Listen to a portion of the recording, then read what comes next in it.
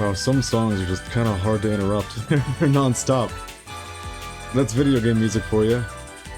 How's it going? Welcome, welcome. To another classical Salmon Run stream. I won't lie to you. This is an hour later than I was, like, prepared to start. I got really distracted making the album art today. Which is, you could probably tell it was done in a bit of a rush. You won't believe me when I tell you this.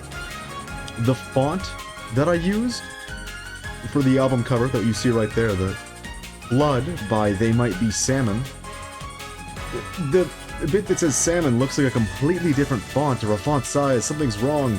It's the exact same font. This is just something that happens occasionally when you go to make a thing like this and you have to get your font identical to a different font. It just doesn't work out all the time. That's just how it goes. But it's fine. I'm okay with it. I'm sort of happy with how it came out regardless. That being said, that album is, it's Flood by They Might Be Giants, which is one I very much recommend if you haven't heard it. It's got a little bit of everything. It's one of those albums where, like, it has songs that kind of take themselves seriously, deliver, like, an emotional premise, while also having songs like Particle Man, which are as much of a joke as you can get. But it's a really good album. Highly recommend it. But some things have changed. For one, in between now and last stream. For one, I'm actually starting this stream on the couch, so it should take a lot less time for me to switch between this window and the actual game window. It might still take a little bit, like 10, 15 seconds, but that's better than like a minute and a half, you know? I dig it. So let's go ahead and get started playing some Salmon Run. It's probably going to be another 4-hour stream, which I said last time too, and it turned into 7 hours. You can never tell with me. But I'm gonna get up and switch the sources. Give me just one moment.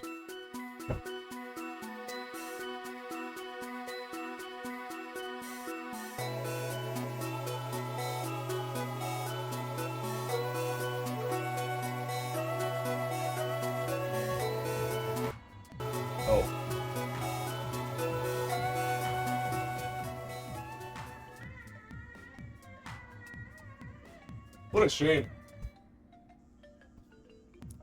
Only getting to hear the first, like, 10 seconds of that song and not the actual melody. Sky Tower from Mystery Dungeon, what a good one. It's so shameful that I'm holding my head in shame. Clearly, that was the intent. We've got some good Salmon Run today. It is currently almost 11? Yeah, almost 11. So we're not too late. We're a little late. I won't lie to you. This is the rotation right now. It's Marooner's Bay. And it's not great, but it's not bad either. It's kind of got everything you would want in a rotation. I'm honestly quite a big fan of it, even if Hydra has a little bit of an issue with getting run down, and Blaster is Blaster. But it can get a lot of stuff done. Almost everyone on this team comp can do the things they want to do. But after it's done... Oh no! God damn it. I was looking forward to the all-random rotation, only to find out it's spawning grounds. Aw. What a pity. Why did it have to be you? Why spawning grounds? Unlist spawning grounds from the game. No more. We hope the mic is doing a lot better today. Thing is, the last time we did a Salmon Run stream, did we get a DC? Time to go to work! It was not, in fact, time to go to work. That was a lie. Give me just one moment.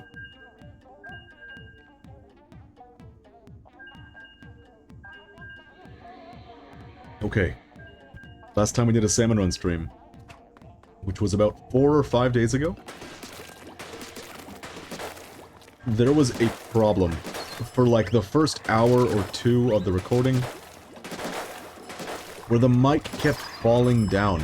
Not like falling over, but it would slowly move closer and closer to the ground. It's on one of those arms that's like connected to a stand.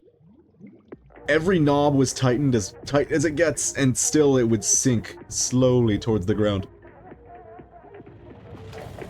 And I was gonna stream earlier today, and I noticed it was still doing that.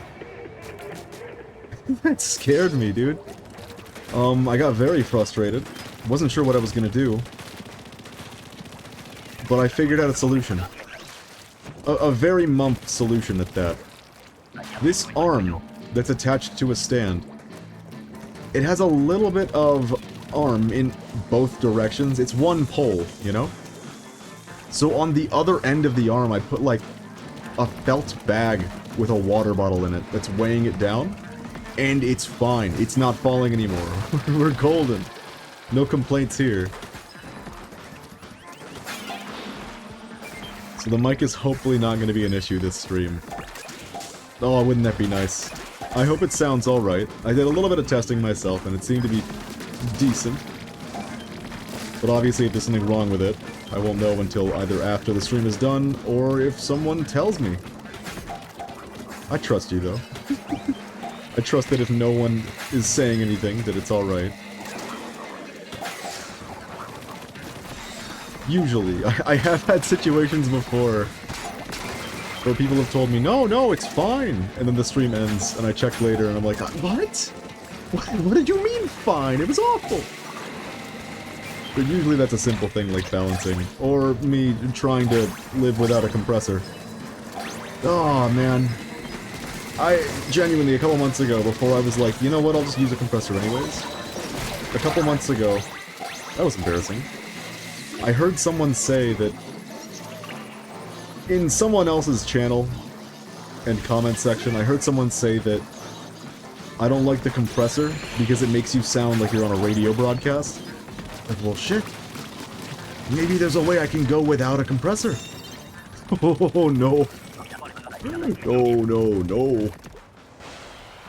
Obviously, no one likes hearing compressed audio versus uncompressed, but if you make your compressor very light, you won't be able to hear too much of the bad that it causes, and that is seriously outweighed by the good. If you don't know too much about the nitty-gritty of what a compressor does, is it takes your lows, your quiets, makes them a bit louder, and takes your louds, your highs, and makes them a bit lower. It is the best kind of tool that we could have asked for as people that record our audio. One of the best things to be created by a human being. Compression.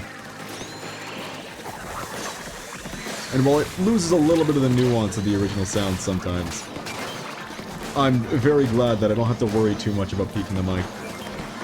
I still worry a little bit about that, because my compressor is very, very lightweight, like I've said. Please stop shooting missiles at me. I would like to walk around and stuff. This is looking bad. I'm gonna walk over there and use the crab. Or I won't, because I can't do anything. No, I wanted to ride him, but only damage him a little. Oh, lordy. Okay, I was practicing the mic setup, which I guess isn't practicing. I guess testing the audio setup a little bit, doing things that seemed like they would be very useful. Holy shit! I got some awful themes. Freaking Salmon Run. I was just having such a bad time. Like 3 fly fish show up at the very beginning of a match and just nobody does anything after some guy on the team proves that he has Tri-Strike, uses it one time, he used it the first time just to get rid of a single scrapper and nothing else. The very next wave we get 3 fly fish and he does nothing, and we lose. Oh my god, I cannot tell you how frustrated. That was after a bunch of rounds of just, what is anybody even doing going on? But I will say, these weapons are pretty cool. I do like them. Okay, that was neat. There's another one. Okay, we're good. These guys are a little more on it than that last team was, which is wonderful. I'm glad to have people that can trust.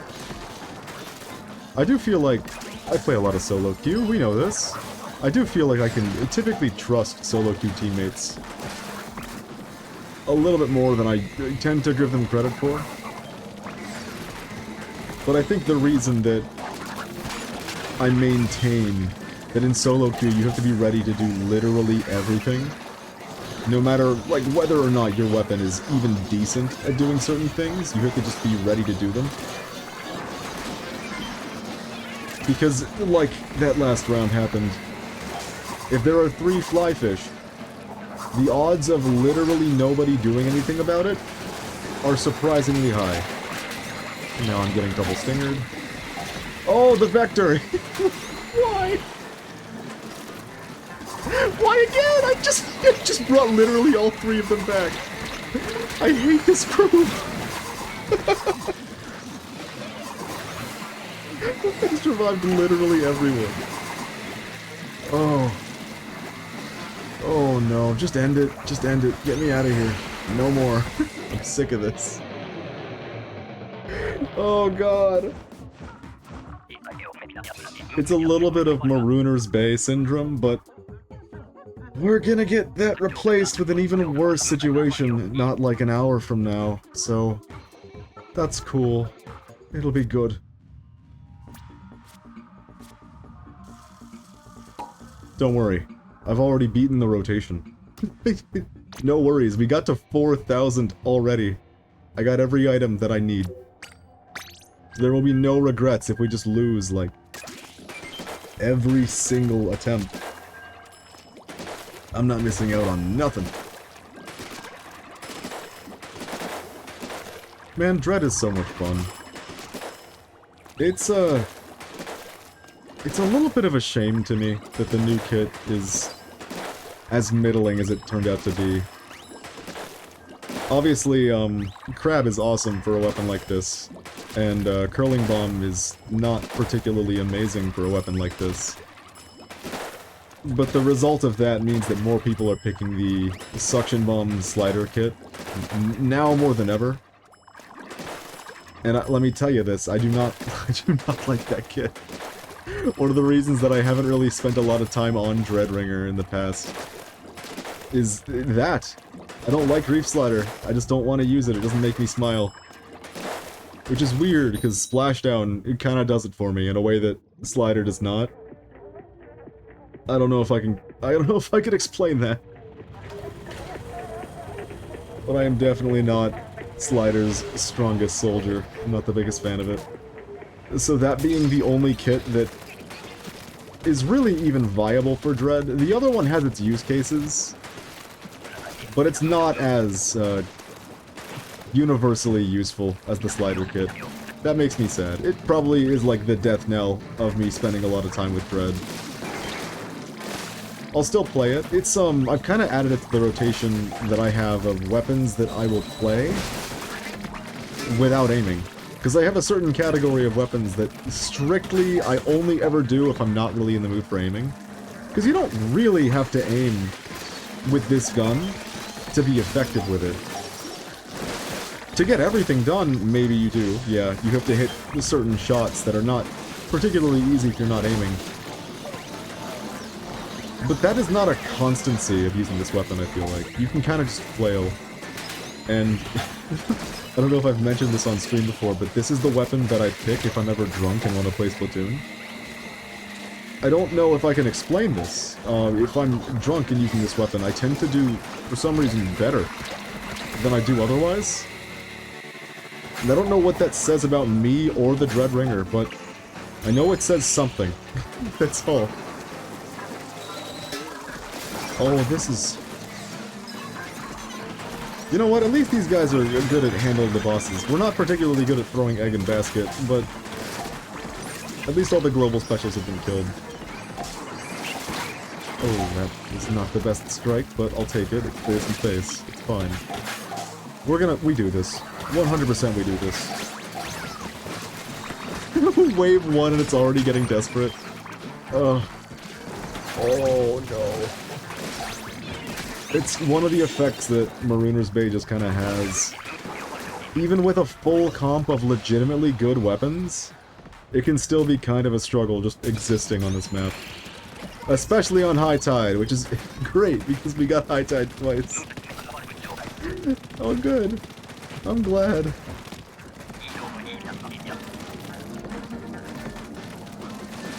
So I don't tend to play weapons that don't require aiming all the time, but there are definitely times when I find myself just not wanting to aim whatsoever. Like, but I still want to play Splatoon, I just don't want to have to, like, you know, do some aim training and turn on, like, the improvement mindset. That's not an all-the-time thing for me. Sometimes I just want to play Splatoon and, like, think about the game. And not my aim. I'm doing this. No, you saw, my cursor 100% made it to the stinger, and then the game just didn't care. That's the big weakness of Killer Whale. I'm dead for this. Oh, that was really sad. It's a good thing someone else got him. That's one of the big weaknesses of Killer Whale, is that sometimes it'll lock onto a target that you mouse over, that you move your reticle over, and then that's it. It does not want to move again. It's done. I'm gonna have to use another Killer Whale. Which is really unfortunate because I'm the Hydra, so getting into a good position to use it, where I can actually target all three of them, is not gonna be easy. Oh, someone's doing it! Someone's doing God's work out there! Way to go! Oh no, I'm dead! That was a lie. I've lied to you, stream. I am not in fact dead.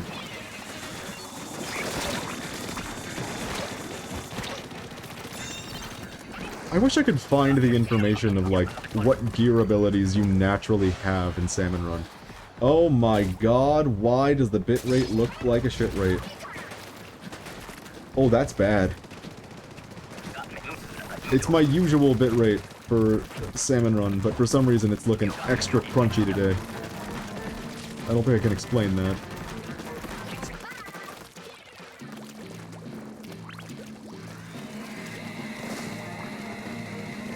This guy's name? I can't read the yellow on the yellow, it's horrible.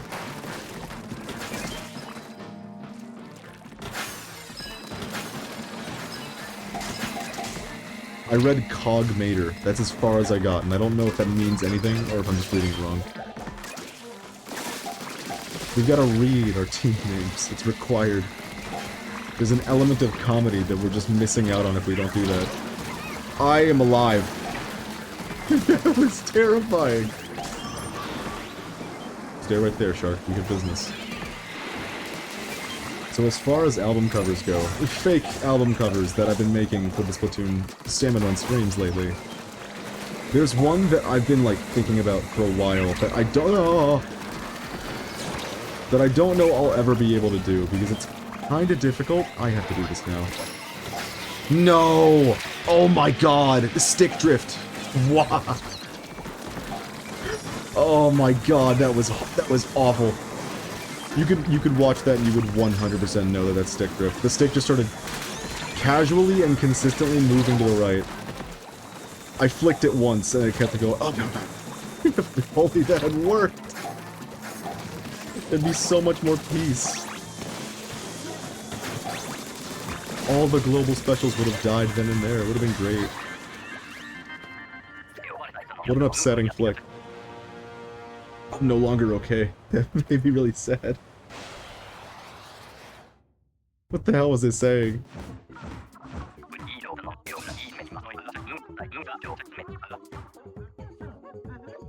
You know what? A, it didn't matter. That's one thing, but B, I should probably talk about this rotation before it goes away. And why I think it's actually pretty solid. Might as well start with the Dapples. And a new team. Even though I kinda got carried, that's fine. Perm.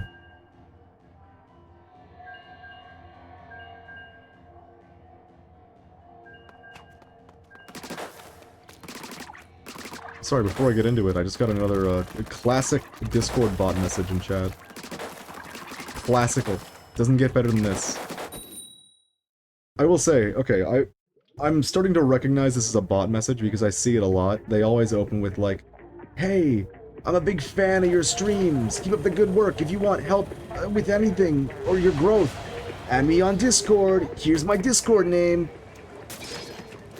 Obviously that's not a particularly cool thing, but to add insult to injury, they follow your channel.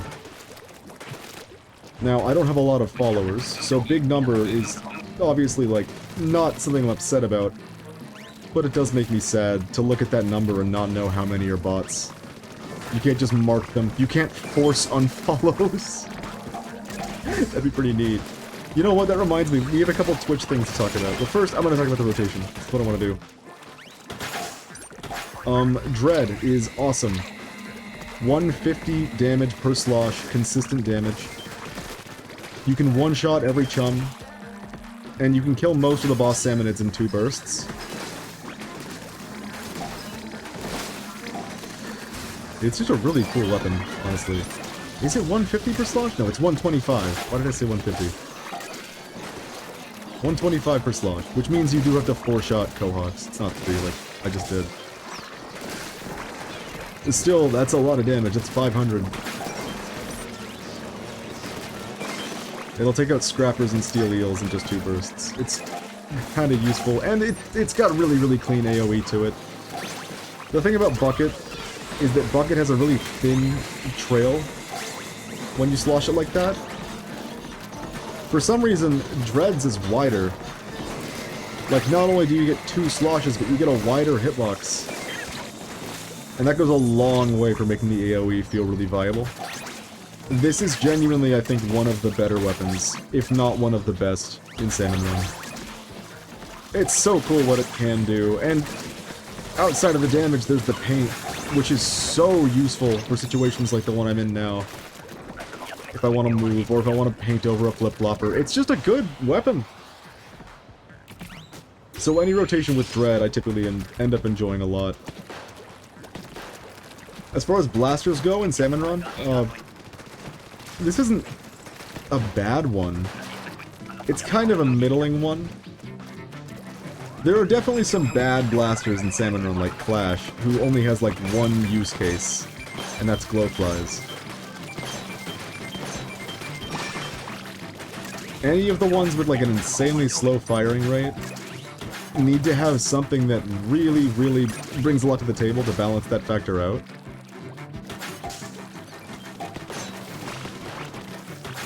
And this one's balancing factor is not one that really helps much with Salmon Run. It's that it's faster than any other blaster at going into the ink after shooting. Its fire rate is still quite rough, and the damage... It doesn't have, like, S-Blast privilege, where S-Blast can just one-shot a Steelhead. That being said, it's an AoE weapon. AoE is always nice against lessers, and a lot of other things, like, Fish Stick. It has a lot going for it. But it is still a blaster in Salmon Run, which can be a little difficult. There's a conversation I want to have with the Splatoon community at some point, about a concept that I learned in TF2 called Specialists versus Generalists, and I'll just sum it up really, really quickly because it's easy to do. In TF2, there's 2 different kinds of class design.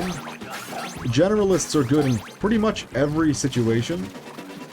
They don't exceed in every single situation, but they're reasonably powerful in any environment you could possibly have them in. You could probably have them in an environment, but I'm talking possibly. And then there's specialists. Specialists are, well, specialists. They're really, really good in very specific circumstances. Classes like the Engineer and Heavy are specialists, whereas Soldier and Demoman are generalists, because their AoE damage and mobility makes them, you know, really good in almost every situation. The question then would become, does Splatoon have specialists and generalists?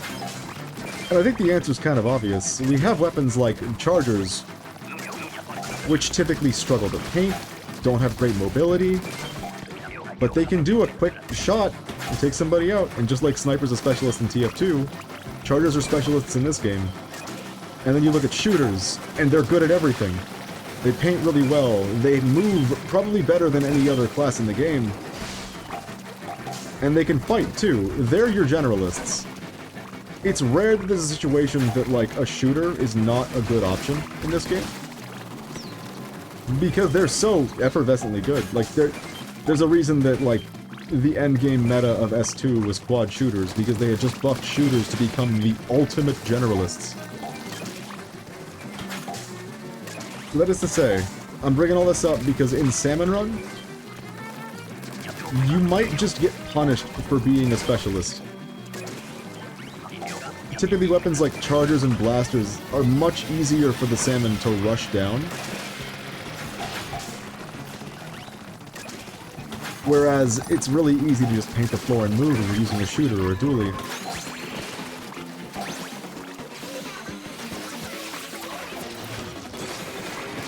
And that's, I guess, something you kind of have to keep in mind when you're using, like, blasters, because, I mean, regular blaster, obviously, it brings luck to the table, but it is a specialist at the end of the day, even if that specialty is in fighting and fighting hordes. So it's really good in those environments, but still, it is a specialist. So it struggles with a couple things, like moving.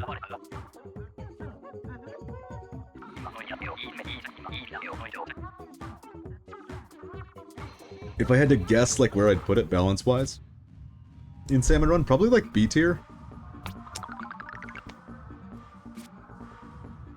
It's hard to say. There's not a lot of weapons that I just find, like, detestable in Salmon Run. There are some that I really don't like to use, like Flash Blast, but even those have, like, a use case, you know? So we've talked about, like, in other streams, how good Sploosh is in this mode. Doing 45 damage per shot at a crazy fire rate, even if the range isn't so good. This one does 40. At a really good fire rate. Especially in turret mode.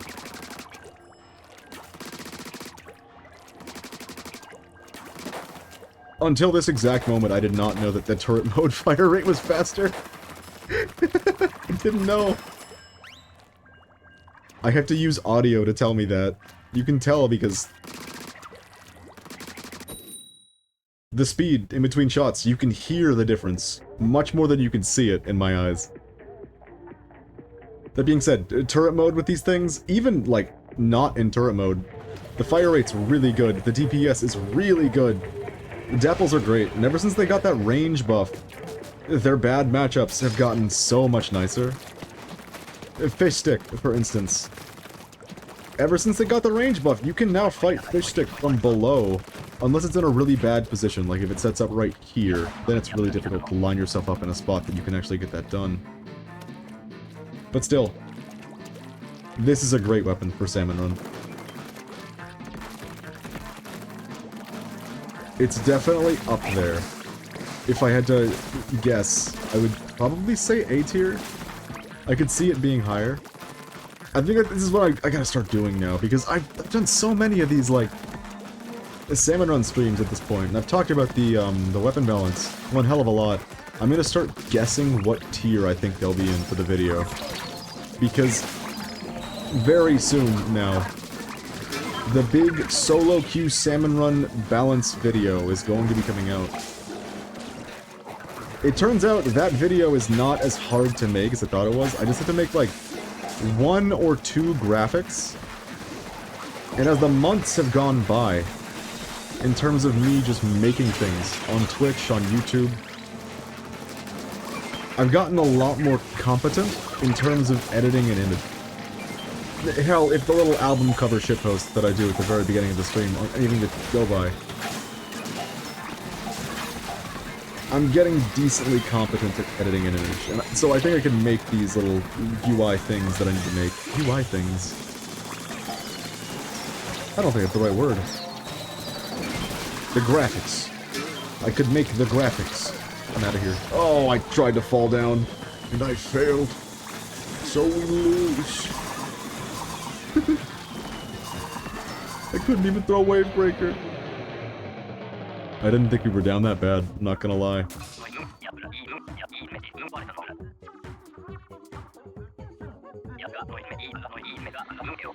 Man, I don't know. I'm looking at the bitrate, and it does not look good. But I haven't changed it since the last Salmon Run stream. We're not dropping frames or anything. I don't know what's going on. Oh well. It's a good thing that I can just upload this to the VOD channel. And so it'll be clean. So that's 3 good weapons in this comp. All that's left is the Hydra. I like to believe that Splatlings are more generalist than specialist. But obviously, if they can't swim and fight, that makes them a specialist in this game. God damn it. Yeah, I'm looking at the screen in the second monitor, and like, it's fine, and then suddenly it's horrible, even in situations where there's not too much going on. Did OBS change my bitrate settings? Is that possible? After this run, I'm checking. There's no way. There's no way they would just do that. Doesn't make sense.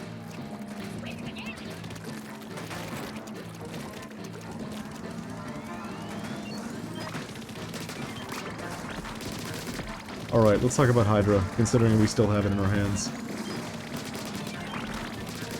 I am of the belief that Splatlings are really, really good in Salmon Run.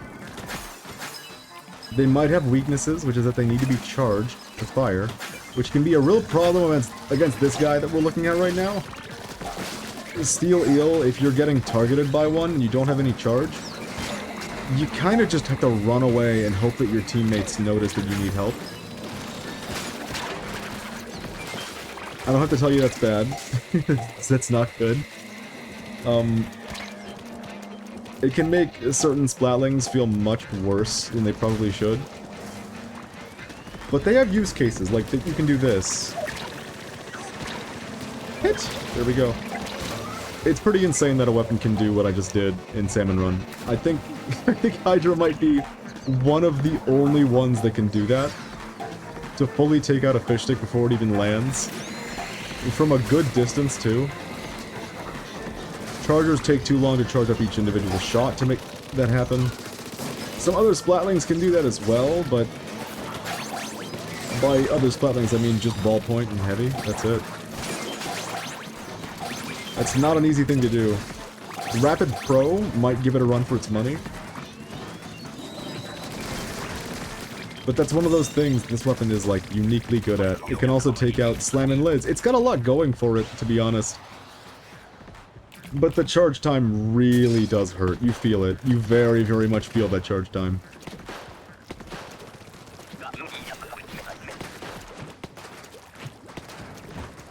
I need to move the pop filter a little bit. Okay. I've been keeping the mic fairly close to my mouth recently. Because I set the filters up in a way that will prevent a lot of other sounds from getting captured on it. So I have to be close or I start to get quiet. Why am I bringing this up? I have a pop filter on the outside of my mic. 2 of them, in fact. Which is something that... It works for me, goddammit. I'm not the only one. I do still feel particularly unhinged for rocking this setup, but it's fine. 2 pop filters, it works. One goes over the top of the mic, and the other is the one that you probably think of when you think of pop filter.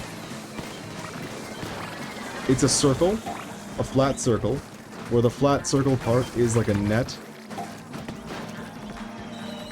So, when I keep the mic this close to my mouth, that little circle tends to just block the screen.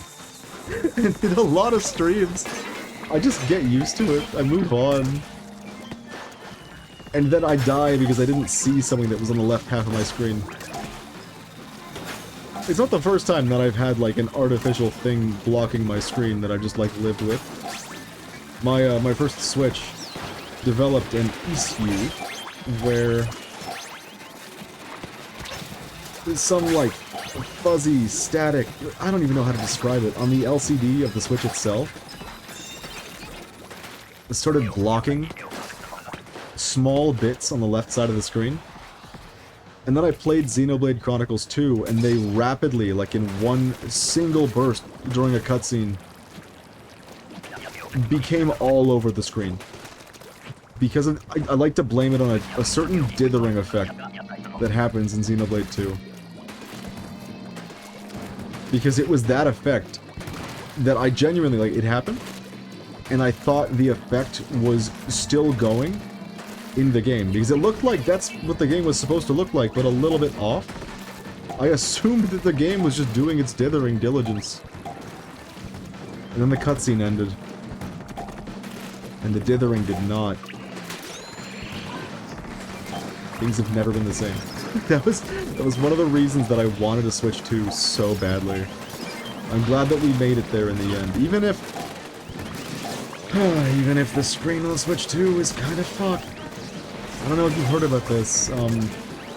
If you're a Switch 1 user and you want to Switch 2 and you want to play in handheld a lot, you might want to wait a little bit until the hardware increases, because there's this weird, like, ghosting effect that it does. Only in handheld, only with this weird LCD, you can kind of see the last few frames that happen as an opaque layer on top of what is currently happening in the game. That sucks. For a console that is ostensibly $500. $500. A console that is ostensibly $500 bill. That's a really sad thing to see. Oh, these guys are cooking.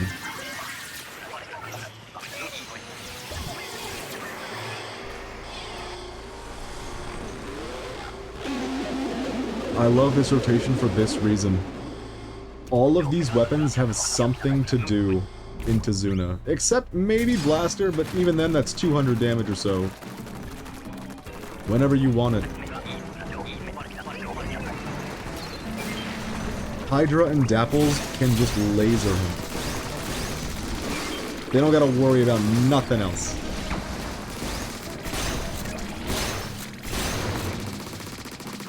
So maybe I should be leaving the eggs for,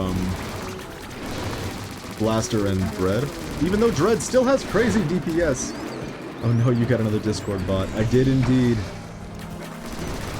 I did indeed. Although the thing that bothers me is what they do. No, not the whole posting of chat messages. That they then follow your channel and inflate your follower count. Oh, it makes me so upset.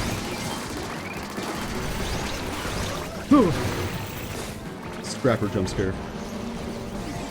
Welcome, Cass. Welcome, welcome. We are doing a little bit of the Marooner's Bay rotation where all the weapons are good, and then it's all random, all spawning grounds for the rest of the screen. I was looking forward to it so much, until I realized it was spawning grounds. Forgot to use this again. My bad, team. I have to check if the bitrate is, like, lower than usual, because it does not look good on my screen.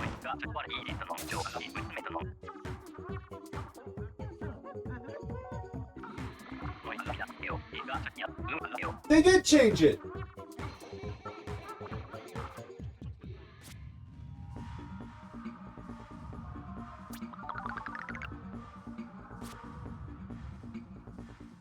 Why would that have happened?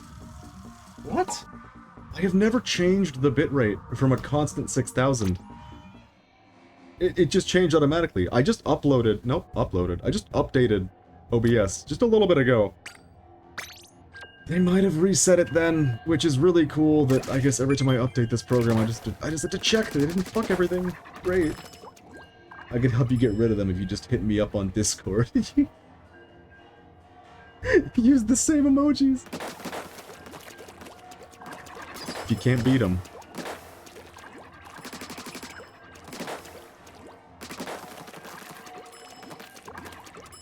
Well, I guess I'm glad I'm not, like, going crazy, because I was looking at the screen and I was thinking, this does not look normal.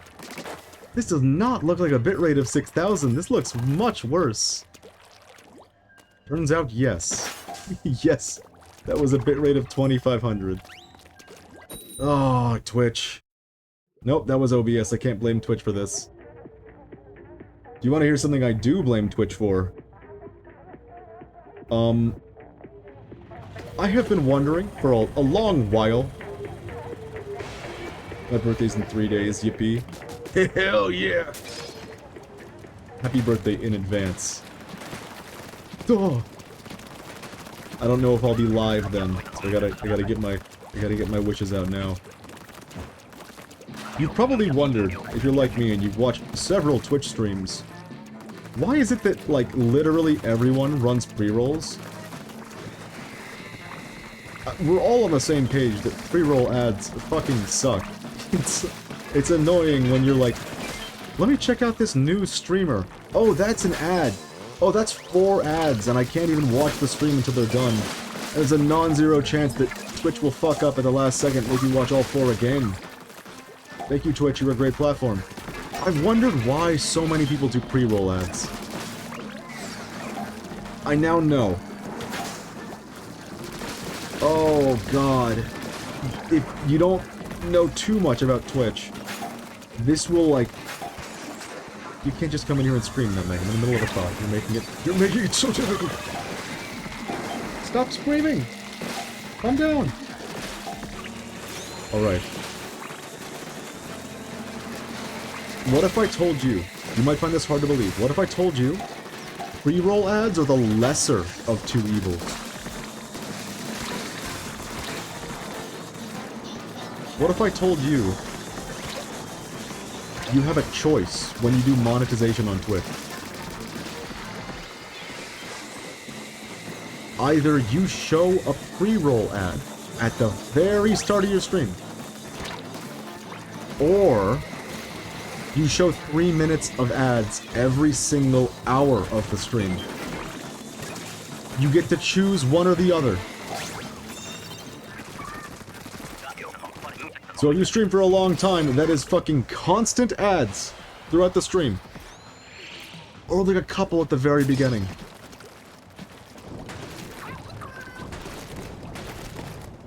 It's just like, oh yeah, I can't wait to watch my favorite streamer. Oh, that's 20 ads. Oh. I hate that effect so fucking much. This platform does not work well enough for me to trust that the ads will, like, actually end at the end. It's just happened too often that the ads will end and then they start right back up. Lately they've been doing a thing where you can't mute the stream when the ads are happening. It'll just pause the ads.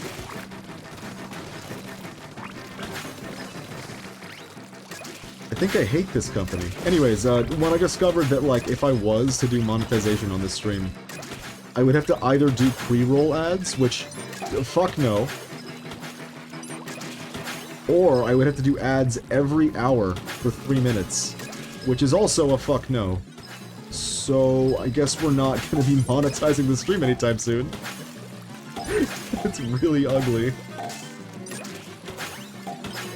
Although I guess I am glad I know better now, because at least now I can understand how we got into this state.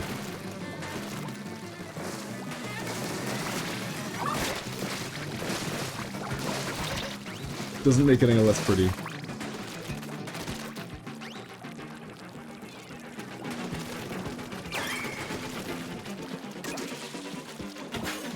Lately, I've been having particularly bad stream experiences as a viewer of, every 10 minutes I'll get an ad.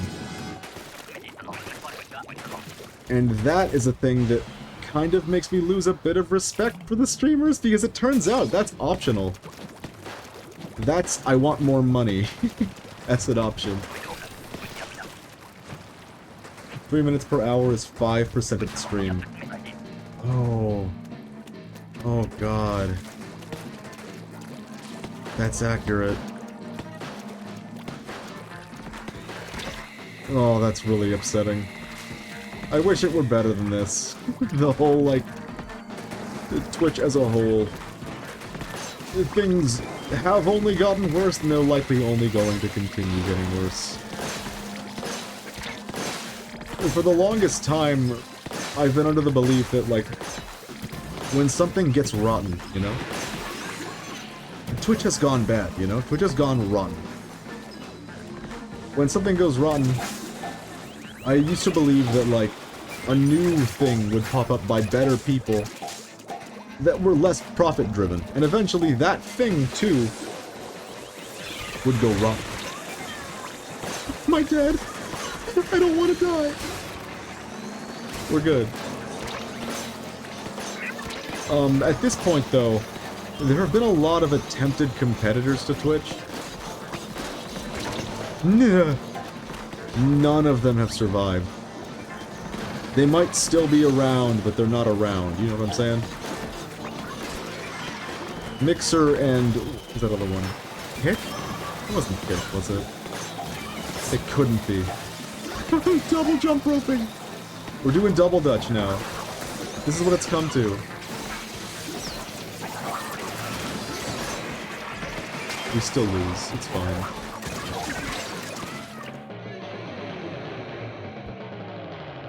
Anyways, I don't see this getting better, because obviously Twitch is just gonna get worse.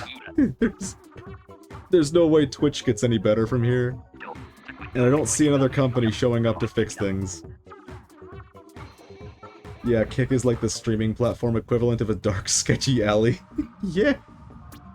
That's apt. That's apt. Oh. I don't see us getting a new, better streaming platform. The only, like, alternative right now that's a little bit more user-friendly than Twitch... I'm gonna bite my tongue while saying this.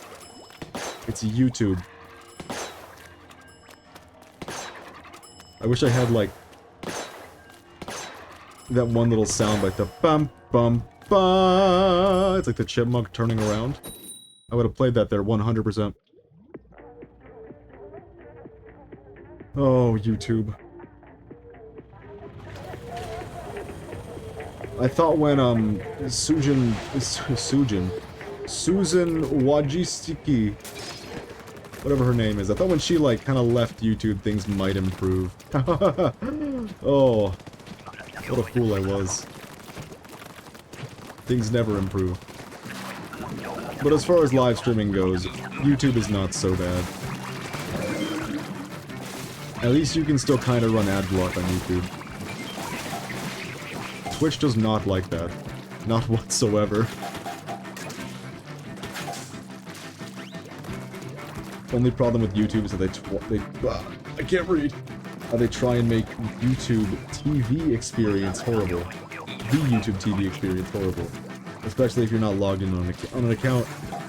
Yeah. Yeah. They're not particularly good for that.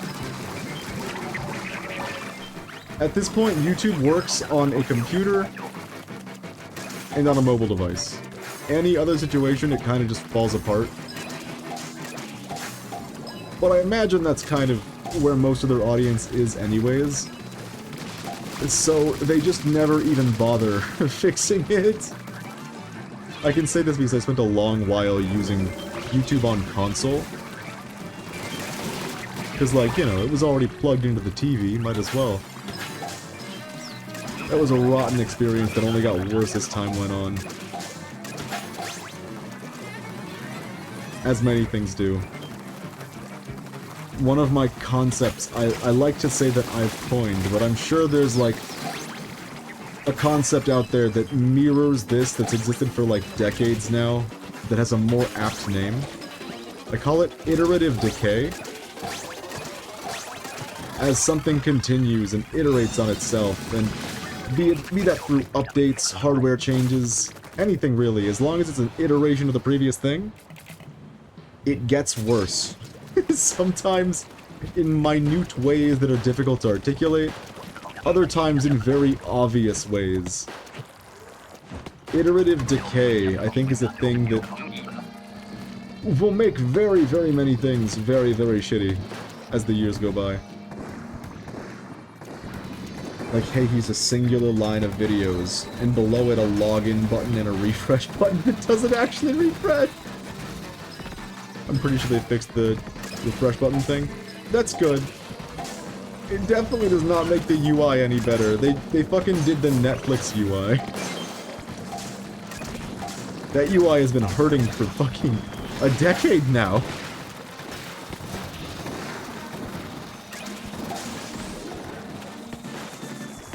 Although I guess it's better than the TikTok UI that Twitch is currently using on its mobile platform. Thank you, Twitch. Everyone likes TikTok.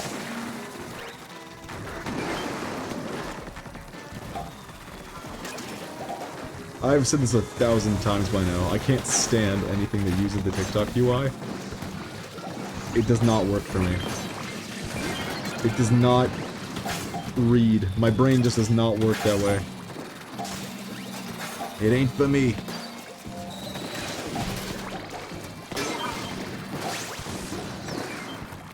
But it's too many platforms now that do it, so I don't care. I'll just not use those platforms.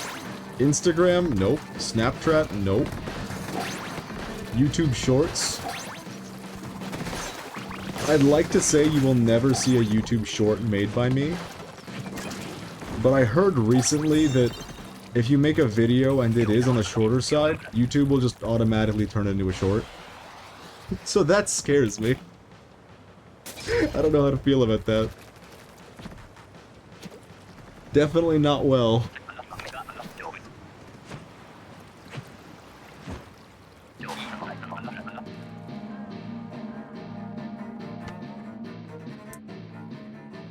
Oh god, I've been not drinking nearly enough water today.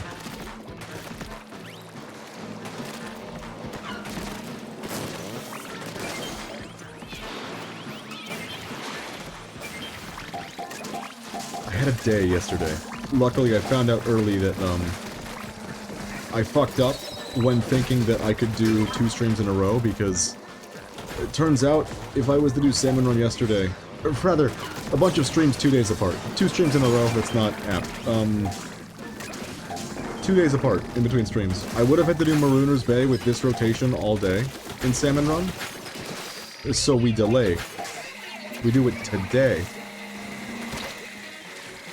I ended up staying up for like 30 hours yesterday to fix my sleep schedule a little bit. I didn't realize I had a doctor's appointment until like the end of the day, so it ended up being a lot later than I thought, or than I was hoping to stay up. I was falling apart, and I had mowed the previous day, so I was sneezing constantly. It was a rancid day, just not a good one. So I'm really glad I didn't have to stream that as well. I would have been so unfun. Also, there's a bug that's been found where multi-hour video essays on paint output get accidentally turned into shorts. I would fucking cry. Spend like 2 months working on a single video. It's a short now! Oh, you made chapters for your video? Too bad. No one can scroll forward or backwards. Welcome to shorts.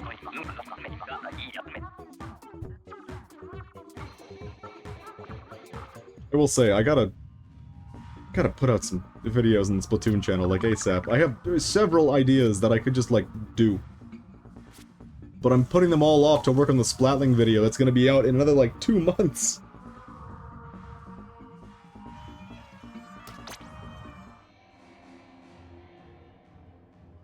I don't know if you've seen this, I did finally finish all of my weapon fits. They're all here.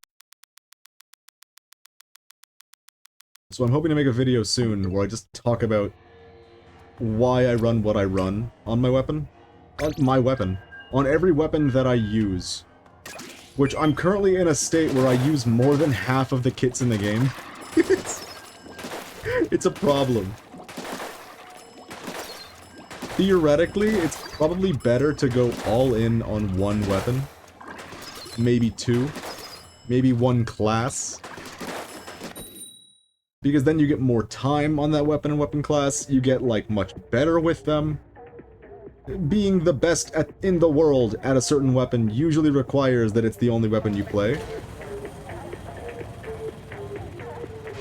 I play way too many fucking weapons. There's just too many that are, like, really, really fun. It's so hard for me to just say, like, no. No, I won't play that one. It's been a while since I've played Splatoon. I've gone through phases, personally, where I just am not in the mood to play Splatoon. Lately, it's been one that I can just kind of keep coming back to. We talked about the whole, like, phases thing a while ago. I think it can be good to have a game or two in, like, this transient status. Where, like, even when you're in, say, an RPG phase or a racing game phase, you still have that one standby that makes you smile when you play it. Right now, for me, Pokemon has always been in that slot. But this one is, like, kind of working its way, Splatoon 3, it's kind of working its way into being a weapon. A game that I play with regularity, even when I'm in the mood for other games. It's got such an alluring quality to it. I have been putting way too many eggs in basket. Nobody's gonna kill those flyfish, I'm calling it now. We have 40 seconds left. Nobody's gonna deal with them. I've got Reef Slider. No! Somebody, please! Somebody! Yay! Someone came over to help me. We did it! Teamwork. I can't believe it. I can trust that guy. Kill a bee? Is that his name? Yep, Kill a bee. We trust Kill a bee on this stream. Right now I'm mostly playing Balatro, Clubhouse Games, Worldwide Classic, and Celeste. Clubhouse Games, I don't know if I've talked about this before. That game has like an insidious way of creeping into the cultural zeitgeist. So many people have got Clubhouse Games 51 Worldwide Classics. So many people have got that game and recommended it to me. They're like, yo, it's got Mancala, man. It's got it all. And I've no choice but to believe that there's something to it. That's 3 global specials and I have a Reef Slider. Why did it have to be Reef Slider? Not another global special! Oh no! But you're in kind of a card game state, if I could guess. You might enjoy Slay the Spire. It's not for me, I recognize that, but I also recognize that it's a really, really good game. That was a really sad elevator ride right there. But if you're in a card deck builder kind of game, kind of state, I can't imagine you could go wrong with, Slay the Spire. I'm still kind of hooked on Slice and Dice, which is... it's a deck builder, but you use dice. I don't know why I'm so hooked on this game, I can't seem to get away from it. I have it on mobile, so it's just so goddamn playable. We do this, come on. Egg and basket. We were 1 away! We could have done this. The music and pause menu are really similar to Mario Party Superstars in Clubhouse games. The worst Mario Party. That is kind of a surprise, though. Yeah, I'm thinking of Superstars, right? Am I? Let me find out. That's the wrong button. Slight detour. The thing about the Mario Party games on the Switch is that they all have such similar titles that they all blend together for me.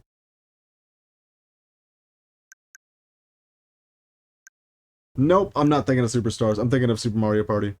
Super Mario Party was the fucking worst. I hated that one. Balatro is just one of those games that I'd play no matter the phase. It's transient! You could do much worse than Balatro being your transient game.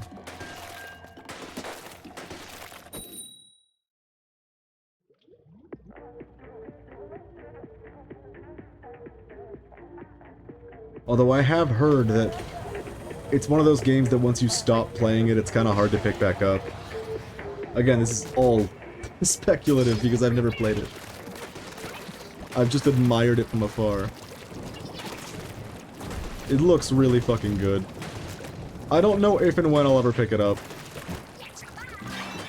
Because I might lose myself to that game.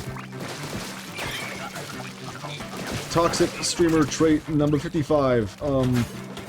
If I get really, really into playing a certain video game, I might just, like, not do anything else besides play the game until I feel like I've, like, done what I wanted to do with it. That includes streaming. It includes a lot of things. It's happened before.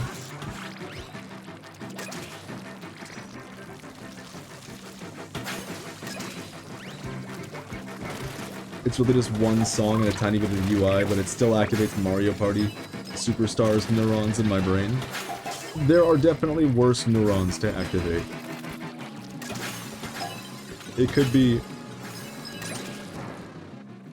Super Mario Party. Did I read you saying Mario Party Superstars as Super Mario Party? Because that would be really sad. I've slandered your message.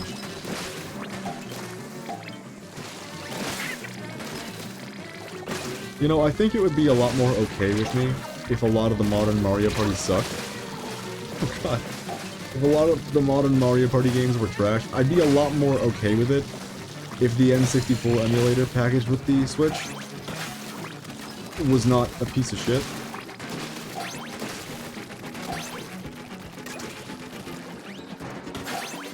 Running Mario Party on the Switch N64 emulator is just a miserable experience. It does not work so well.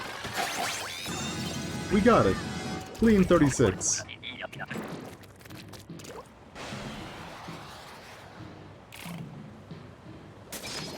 Jim Squid, Schmori, and Trump. That's our team right now. He's here. We talked about him so much last stream that he decided to play the game. And now he's hooked. The rest of the game mostly activates the neuron that yells rigged.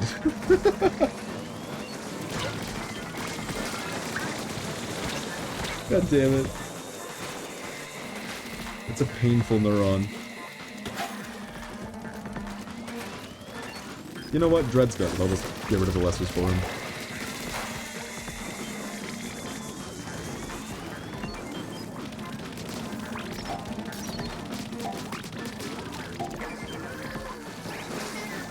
I'm not gonna lie, I feel like my eyes are out of it today. With the, how do I word this? With the mic covering a third of the screen with its pop filter. Good. Oh good, Trump got him. Way to go, Trump. There was no way out! With the mic blocking a third of the screen, and the tablet that has the chat being far enough to the right that I, like, have to really go out of my way visually to see it. I'm falling apart here. My eyes are darting all over the place and everything's looking blurry. Although, randomly blurring vision is a side effect of the medication I take for my leukemia. However, that might no longer be the case. I went to the doctors yesterday. We might be changing meds. Who knows what sort of evil this will bring.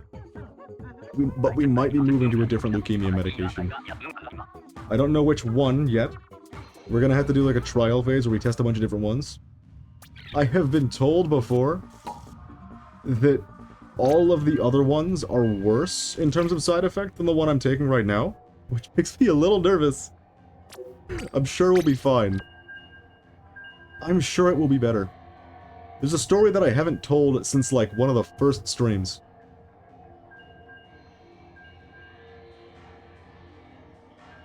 If at all. When I first got this medication... You know what? I mentioned this in a Risk of Rain stream. That was the one.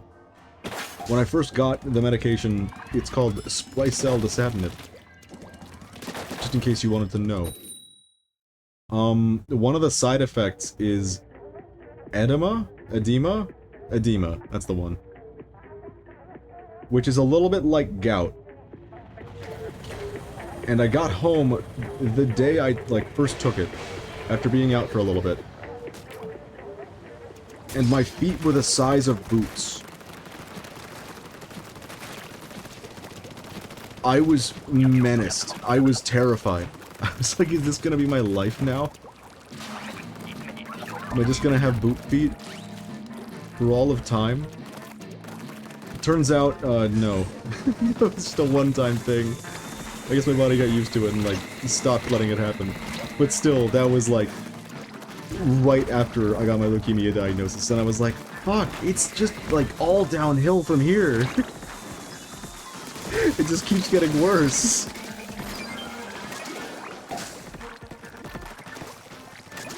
Now the side effects that bother me the most are, like, I get, artificially induced tinnitus, which is a cool thing that can happen, and randomly blurred vision. Medication. Shit's fun. But I mean, it is leukemia, so it's not something you can just not take the meds for. Oh, that really didn't go in the basket? That's cool. And it's also not something I imagine you can make a medication that successfully addresses it without creating some sort of problem in the body. Are we gonna be okay? No one seems to want to do anything about that missile man. Oh my god, I got stacked up on by the flyfish and the stingray. Speaking of medication, I'm really happy because I'm gonna be able to talk to someone who will help me get HRT. Okay, I read HRT as hurt. Someone who will help me get hurt. What do you mean? Oh, it's really cool. Not the getting hurt, but that you can get access to HRT, because that is something that is not always reasonably accessible.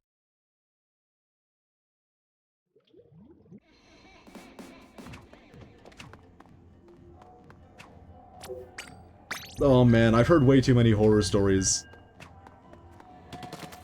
of trans people just getting, like, denied the medication. I've heard way too many horror stories.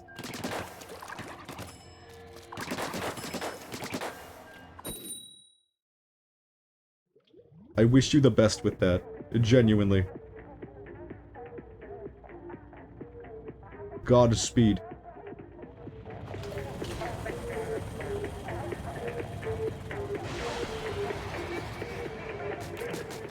On a completely different note. I don't know why saying Godspeed brought my mind here. I have been rewatching a show lately. A couple streams ago I mentioned that, like, there's not a lot of shows that I rewatch. There are a couple that I would like to have rewatched, but I just never got around to it. I'm currently rewatching Star Trek: The Next Generation, and I'm having a fucking blast of it.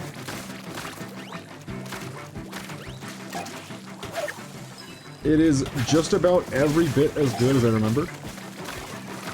Although there's one difference, and this is my second time watching it. And when I watched it the first time, speaking of which, if you've never watched Star Trek ever, I highly recommend TNG. It's just fantastic.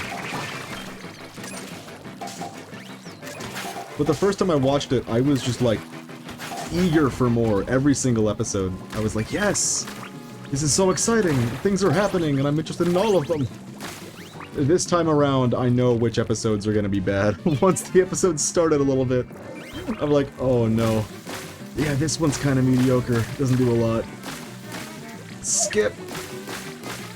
My watching experience has been better for it. Wait, the rotation changed. We're in the all random now, and I got the bow.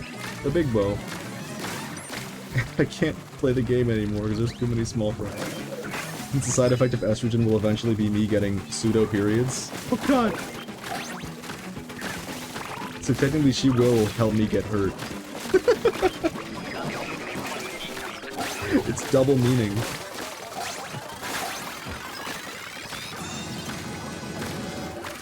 I had no idea there was such thing, and that's, like, menacing.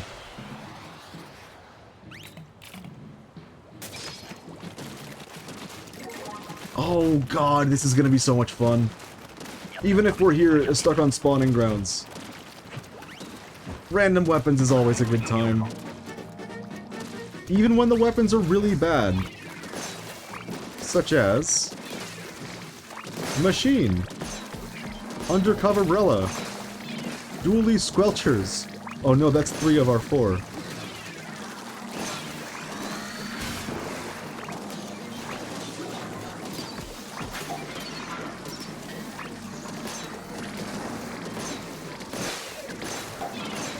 We have to go.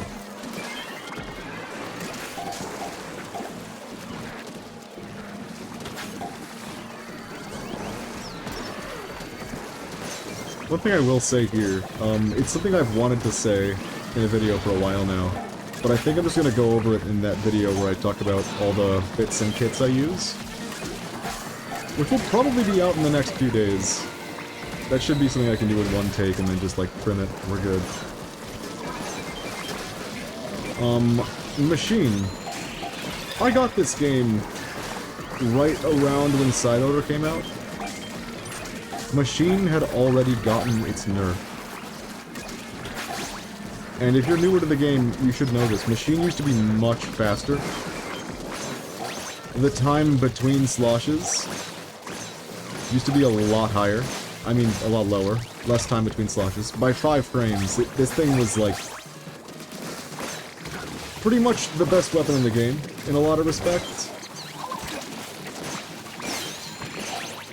But because I didn't experience that, I've only seen the weapon in this state. With a 220p special and, like, a really low fire rate. I get it twice in a row! That's good, I get to continue my thought about the machine with a machine in my hand. Thank you, random weapons. Even though I've only known this weapon in its nerfed state, I've still always seen it as really powerful and fun to use. It's got its issues, and that low kill time can come back to bite you with the low fire rate and all. The 220p special especially is fucking annoying, but because I never got used to the 5 frame faster sloshes, it's always felt just right to me, you know? It's never felt like, oh, this weapon's too slow. It feels just fine. Personally, I think random is better than good weapons because it can be anything. It can even be good weapons. Pretty sure this is a reference, but I don't know a reference to what. Okay.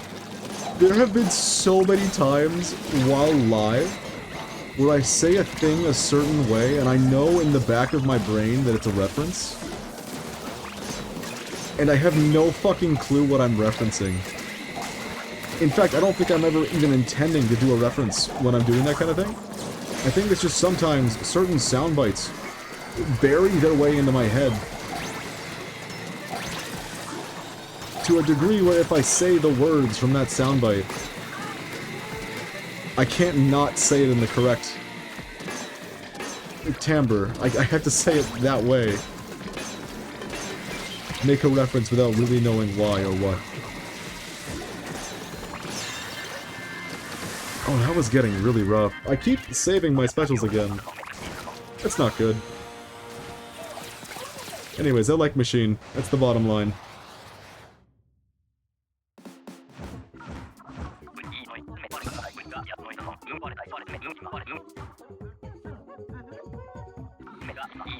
I've heard it in a Balatro stream and heard that it was a reference to something, but the something remains unknown. That is the worst. Okay, like, you're saying something some way because of a reference, but it's a reference that you yourself don't get, and you might never get. That is, finding out what the hell you're referencing and why a certain thing being said a certain way is in your brain can be a Gordian knot. That can take an eternity to untie. It can be an experience. You may never know.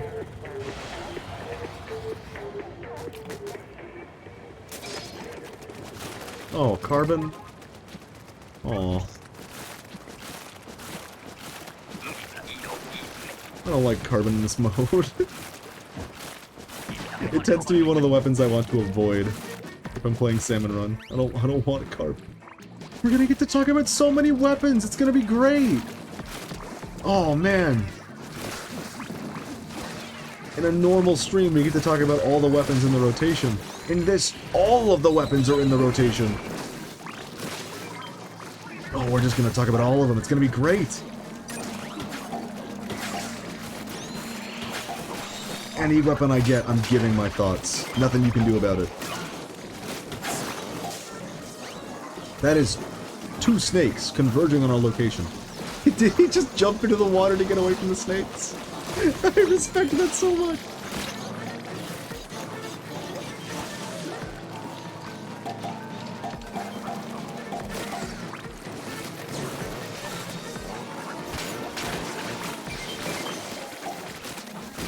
Oh god, someone needs to get this thing better damage in Dam and Run. It's not looking good.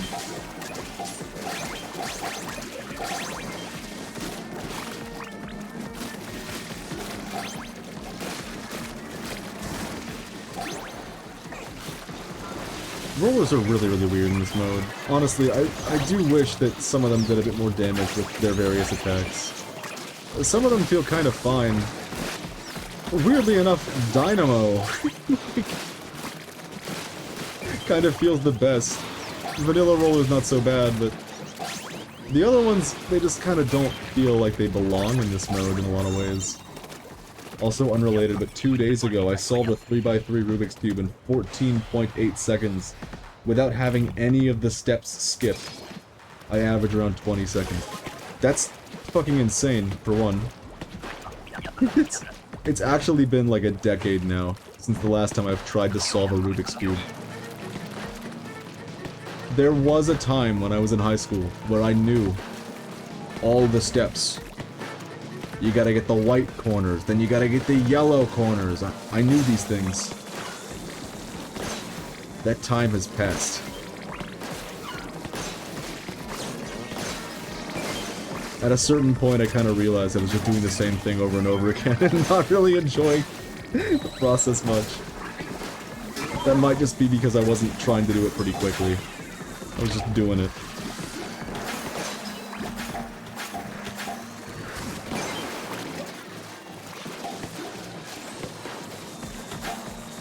Although I will say, I didn't know until you put it in the chat that, when it's a Rubik's Cube race, it's called speed cubing. I think that's really fucking cool. It's a fitting term, and it's a cool term, too. Am I gonna die to this thing? Yeah. I'm somehow practicing more than before my competition. That's the motivation that doing a competition comes with. Wait, you were doing corners first? I was definitely not, but it's all I remember. That's it! Those are the steps I remember the most.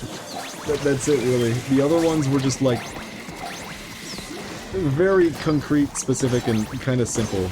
The corners always gave me a bit of a tough time. I'm surprised we made it through that.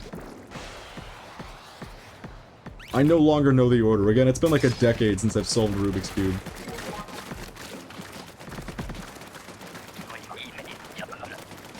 Well, we're dowsers now. Lucky for me, I fucking love the Dowser dualies. It's okay because there's a method that starts with Kronos, but it's pretty old. Shit. Maybe I'm not misremembering. I'm just old. It's much worse. I should mention, I'm not a big fan of dually squelchers in this mode, and you might expect that to mean that Dowser's is not very good either, by my metrics. Dude, please, let me live. Okay. I picked a really bad position, I should have just left. So, I'm a big fan of my weapon becoming kind of a laser that can just gun everything down. Oh, really? Are we doing this? And when Dowsers aren't in spread fire, they can do that. Really, really well, in fact. I can't believe I just pulled that play out of my ass. That was great. We have to kill the missile man. We have a job to do. Anyways, Dowsers being able to do that with their roll is really cool, but when they're not in their roll, they don't have crazy DPS, but they can still do the thing that Hydra does with a fish stick, which is really cool. Being able to shoot a fish stick from below is always a nice thing. We got close. I think what happened there is we got some pretty bad spawns on high tide and all over the place. There was just like Missile Man on both sides of the screen at all times, no matter how many times we got rid of them. They just spawned again and again. I recently fell in the rabbit hole of looking at the list of methods on the speed solving wiki. I might do a video on them. Hell yeah! A history of routes to Rubik's Cube solve. That's the... okay. I think I was on to something with the title, and then I think the word routes was the last competent word I said. I think it all fell apart from there.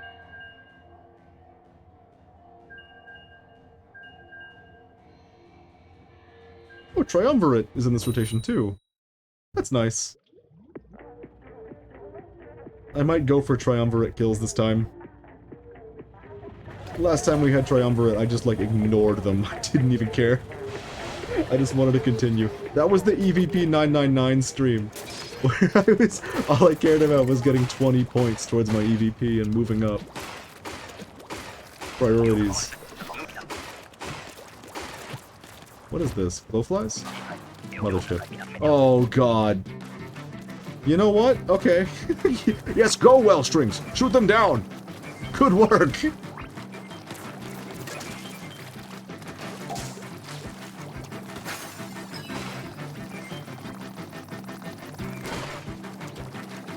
I'm just kind of wondering if I make a channel for cubing and one for games, or just put them all on one channel. That's, in a lot of situations, a difficult question to answer. I'm personally of the belief that if you can sort your ideas that have completely different things to different channels, I prefer that. But I think that might be personal. Obviously, uploading things to multiple different channels can hinder your growth a little bit. But if everything on one channel is themed around the same thing, it gets a lot easier to expect that the next upload by that channel is one you'll want to watch because you're already interested in the other things they upload. Like, as a Splatoon example, when Prochara uploads a video and it's not a Splatoon video, I'm a little sad, because I followed him because I want Splatoon video. But when he, like, streams a game that isn't Splatoon, I watch it. I'm not necessarily against people doing other things. But I do like it when things are organized in different places.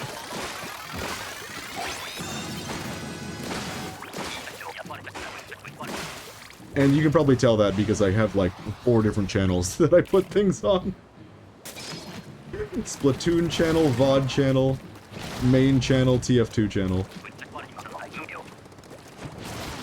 when you have enough things that you want to make about a particular thing, like if you have like 20 videos in mind about Rubik's Cubing, is it even called Rubik's Cube anymore? Is that gone? Rubik has left the building? Anyways, if you have a bunch of scripts about that, it might be helpful to make its own channel. But if you only have a couple, it might be better to put those on, your all-purpose channel. I'm so glad we got Grisco Roller. This just is all dopamine. All I've done is kill sharks by running into them. I fucking love this.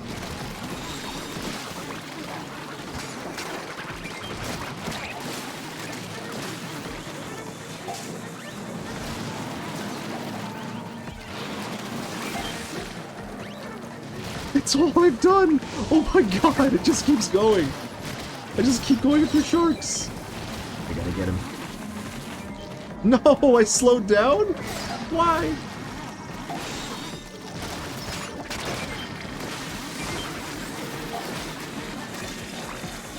Alright, I gotta carry this team to victory real quick.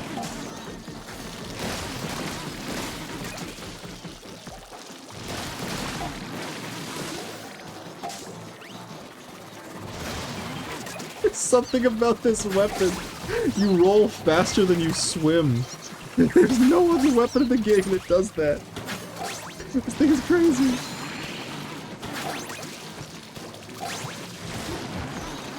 Okay. That was nice. If I end up posting on my YouTube channel, people will be able to see how I am the human embodiment of Jack of all trades, master of none. Fun fact, that's not the full saying, it's actually Jack of all trades, master of none is still better than a master of one. That's interesting, honestly. I feel like there's different situations in which that is and isn't true. Like, if you're the best in the world at playing Melee and not particularly good at much else, there's a very real place for that kind of person. I'm also wondering if I go with the hip and trendy iceberg, or if I just ramble. I think the rambling approach seems more fun, TBH. Alright.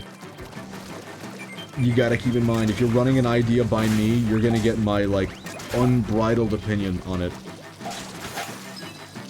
I fucking hate iceberg videos. I hate them.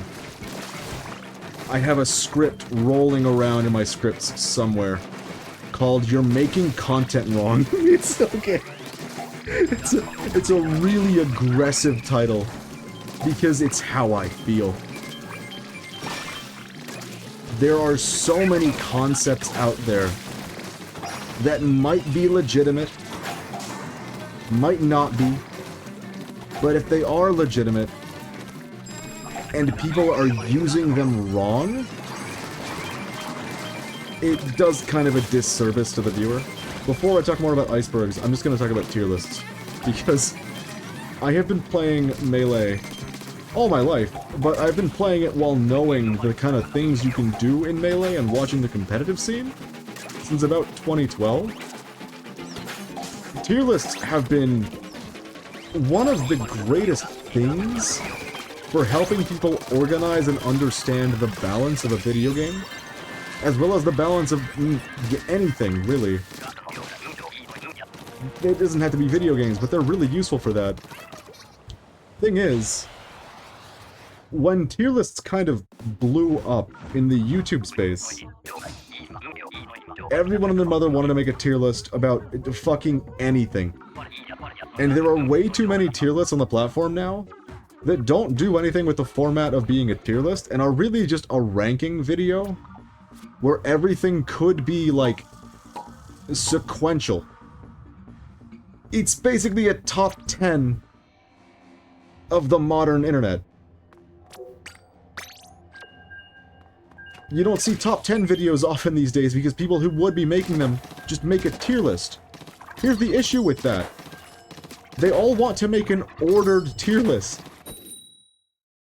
The thing that's useful about a tier list is that it clearly illustrates the divide between certain tiers. It's not inherently bad to have order in your tier list, because sometimes that can articulate things beyond the tier gaps. But typically the point of a tier list is that Everything in this tier is relatively competitive with the rest of everything in its tier.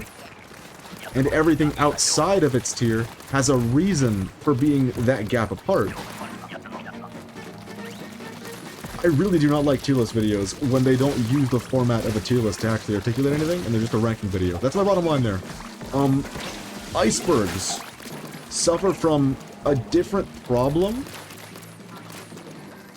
that falls under the same umbrella of, like, you're making a video wrong. There's also the other sayings where the second half is just scrapped to change the meaning, like, curiosity killed the cat, but satisfaction brought it back. What? The customer's always right in matters of taste. Holy shit! We just forgot all the important bits.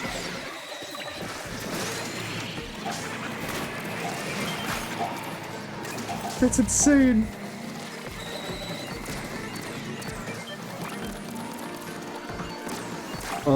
Shit. Icebergs. I actually I like tier lists as a format.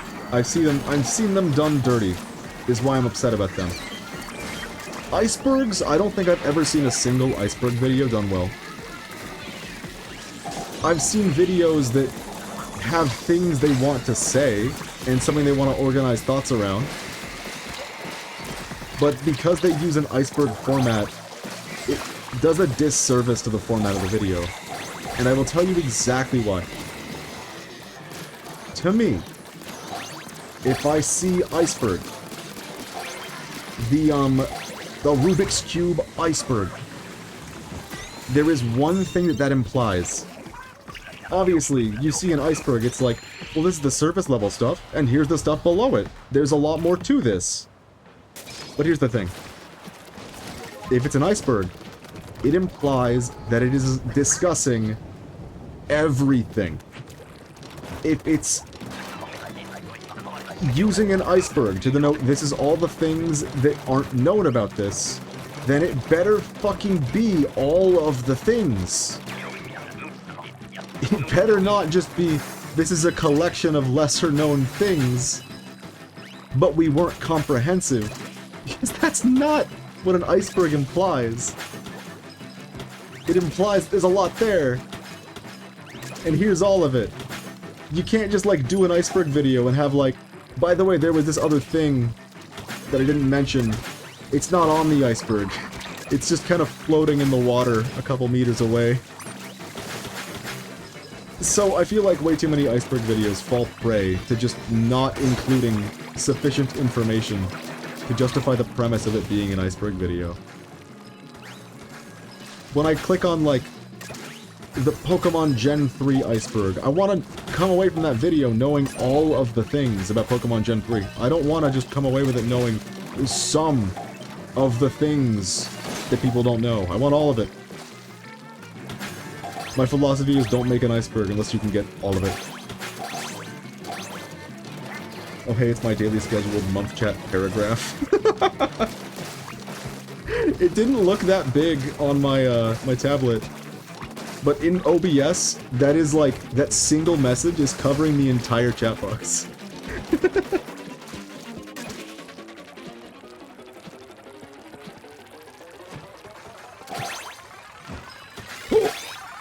I failed. I'm out of here. I threw, team. Forget about me. Leave me in my fate. Anyways, you probably know by now, I do not mind big blocks of text in my chat. Although, the result tends to be I don't read the entire thing on stream because it's just... At a certain point, if you go back to the same message enough times... Oh no, he's dead! Tricks are for kids! Get back here! At a certain point, it gets kind of hard to remember where you were in the message when you're just glancing at the chat. So especially if you're, like, in a game, it can get difficult to read the whole thing. Doesn't mean I didn't try.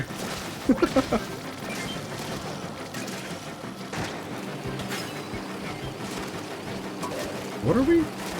Oh no, this is gonna be tough.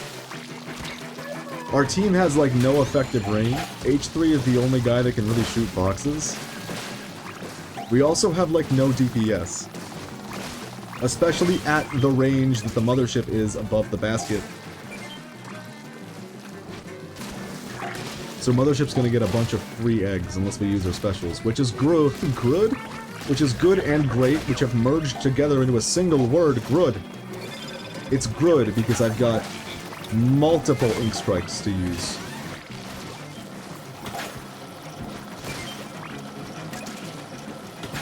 And here they are. I missed with 2 of them! I missed with all of them! That's so sad. Put that egg in the basket, please! We got there. It's good. Oh man, that was a challenge. I've gotten, on stream in the EVP 999 run. We had a team of like 3 Grizzco Splatanas versus Mothership. We just lost guaranteed. That's a guaranteed loss right there. What can you do? That was at like EVP 600 too, so we didn't have our specials by that point. It was bad.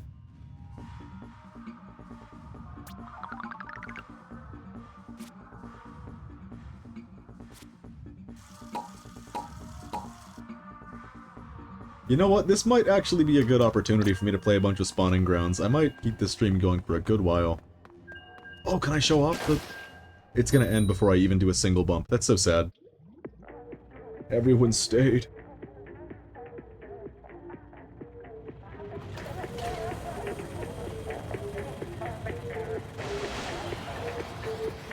My number in spawning grounds, my EVP checkpoint, I guess, is still at EVP 40.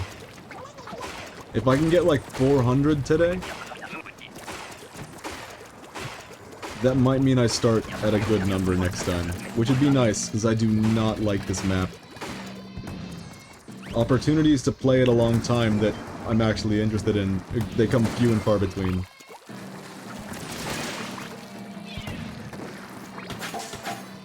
Mention Grizzco Splatana, immediately get Grizzco Splatana.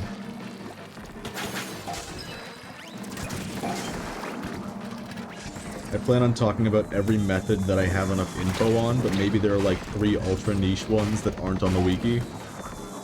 I know at least one I'm stupid. Who's stupid?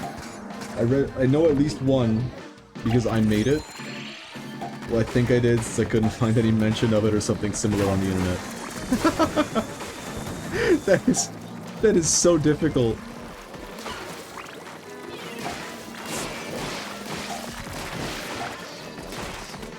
I did this. I cannot count how many times I've thought I was like the first person to mention or create something when in fact the discussion has been around for long enough that the thing has a name that's well accepted. It's like...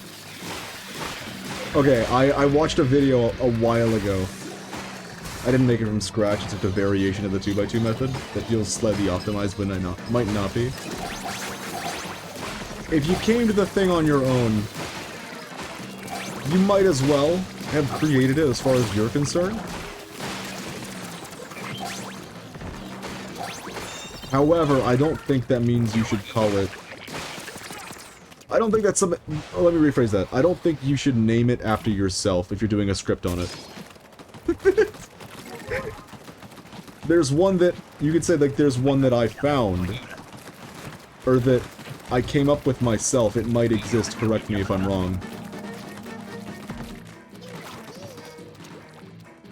It's just like there's also this method, source, I made it up. See, that works. Here's the deal. Here's what I'm getting at. There's a thing in TF2, and I'm sure in other video games as well, called a sync. S-Y-N-K. Yep, S-Y-N-C. I can speak. And what it is, say you're using the sticky bomb launcher, which is the weapon that most uses syncs. I love you, Glugas. You saved my life. I gotta use more Gloogas. This is like, I don't like to play dual wields because of how often you have to flick your mouse. You have to flick your reticle. I'm a big fan of Gloogas. I'm tired of pretending like I'm not. They're good. I gotta use these things more.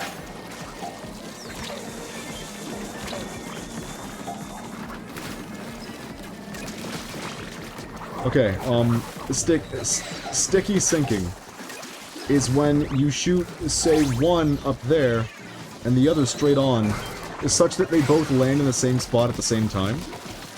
That way you can detonate multiple bombs in one spot, simultaneously, to get what is effectively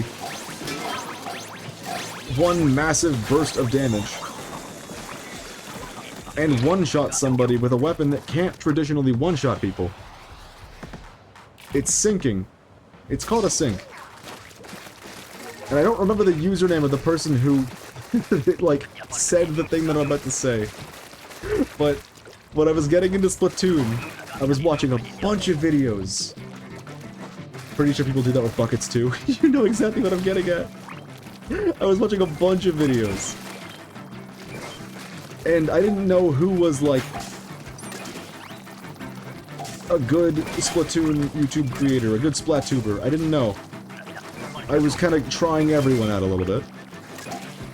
And there was a dude who did the slosher sink. And he fucking named it after himself! Oh, that's the David 603. It's like that. I was like, you didn't invent this! This wasn't you! You can't just claim ownership of this. This has been around before Splatoon. You can call it slosher sinking. You can call it that. That's it. You can't name it after yourself. It made me laugh so fucking hard. It made me laugh and then click the don't recommend channel button. I no longer trust this guy as a source of information. And when you're new to a game that has, like, a competitive side, and you want to know a lot about the competitive balance of the game, you don't want to be trusting untrustworthy sources. You have to be very careful with that, or you'll buy into misinformation.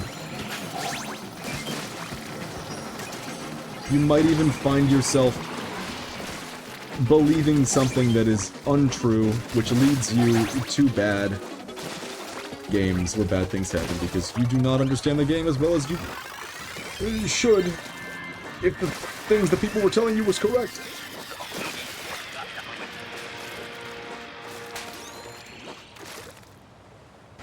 I don't know. When you're trying to learn a game,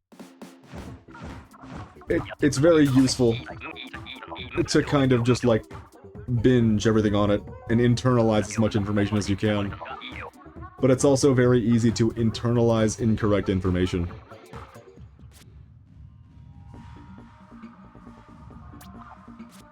God damn it.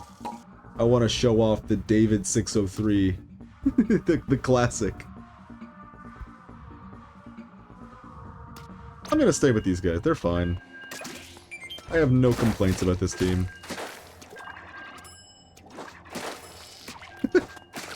God damn it, you could tell. You could tell it, like, impacted me, that video, because it sticks with me. It sticks with me so fucking hard. It's one of the most ridiculous things I've ever seen. In the first, like, 2 weeks of playing the game, I discovered that you could do that with Slosher. I thought it was really cool. I didn't say it was mine. I didn't name it after me. No, sir.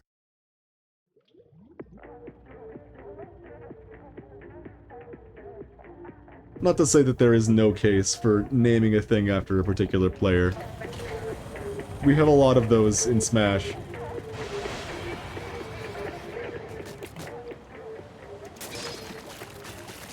Ah, shit. Check this out. Oh, Switch 2 feature. Switch 2 feature. My favorite one. My favorite Switch 2 feature. Normally, if I got a weapon like this and I wanted to change my bind, I would have to home out and get disconnected. No longer. I now have a different control scheme. I just changed the buttons in like 3 or 4 seconds. And now I have the left bumper on shoot. Genuinely, that's my favorite feature of the Switch 2. there's a lot of them. That's the #1 for me. Ah, shit. It's not gonna reach. Oh, that's really bad. Get me up here. Well, what a waste. If only that one teammate hadn't walked off the cliff in this direction, the missile man would still have been facing me. Why is everyone dead? I threw. Oh my god. What happened? Oh my god. This team. Is our weapon comp shit? No, we've got some good weapons in here, and an ink brush. But most of these are pretty good weapons. Oh, we got some catching up to do.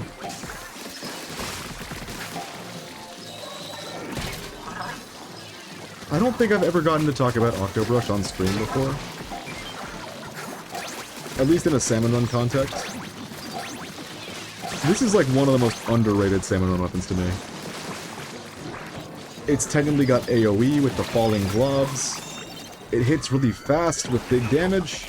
And it has like cool brush mobility. It's a really good weapon.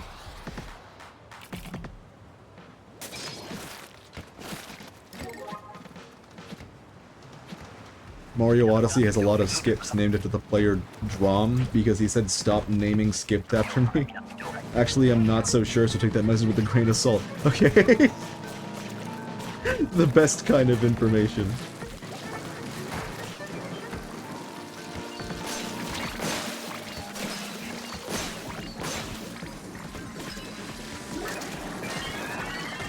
God damn it. I talked a little bit earlier about how I have like a whole category of weapons where you don't have to aim, and that's like the reason I play them is I don't always want to aim. And I learned one thing about myself from that experience. And it's this. I actually really like the brushes in this game. It's a weapon class that I've just outright avoided. But I play every single brush kit that isn't vanilla paintbrush. Paintbrush? That's not a paintbrush. As much as autocorrect might want you to believe that it's paintbrush, it's paintbrush. Except for one weapon. If you've been around for a while, you know exactly what I'm gonna say. I can't play ink brush. It does not work with my hands. I am arthritic. There was never a chance I was gonna be able to use paint. There's ink brush. Fuck. There's never a chance. And the thing that makes me so sad about that, A, I like the class a lot, but B, I've had to record small little videos for ink brush before, and when I do that, I just play the weapon. Just for one game, it's all I can handle. If I have to play it for 2 games, I legitimately, I actually can't do that. I start to fall apart. But I find that I actually really enjoy ink brush. It's a fun weapon that can do a lot of really cool things. When you're playing it, you feel kind of like a manager, you know? You can be everywhere. You can choose, you can be watching the battlefield and see like, I can see that we have 2 people going left, and they're fairly strong weapons. Our one guy that's going right might need a little bit of help. I'm gonna roll over there really quick and do that. The things that weapon can do are honestly really, really cool. I fucking wish that Nintendo would just get their head out of their own ass and do accessibility for these weapons. But if the most recent Mario Kart update has shown us anything, it's that they are not gonna be changing their mind on anything. Ever. Nintendo is kind of becoming that company that hates their players. Again. And to stop myself there. Again. It is definitely not the first time this has happened.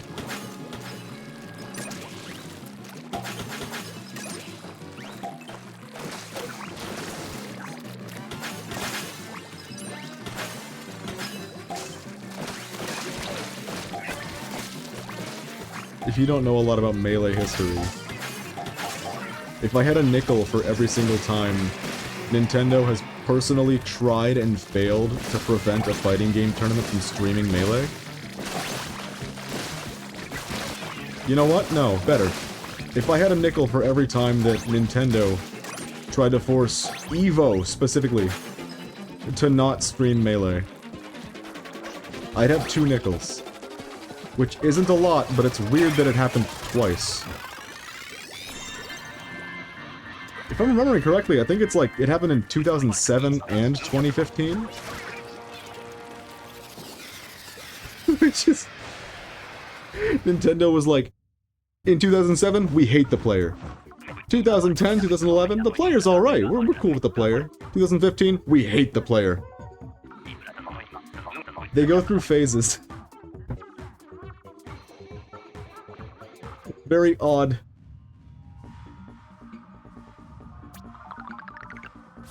They are currently in a we hate the player kind of state, and that's very obvious. We know this. But we stick it out because we know at some point they will not hate us, and we'll get the products that we fucking pay for. Everyone's still here. Nightmare is gone. Well, I'm gonna do my trick. Oh my god. That was a cool variation.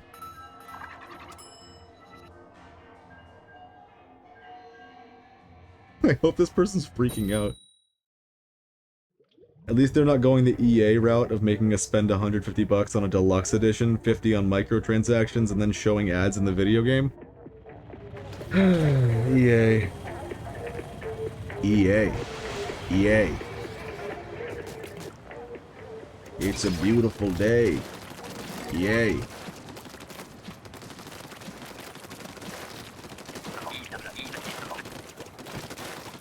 At least I can say that it's been worse, you know? EA has been worse before.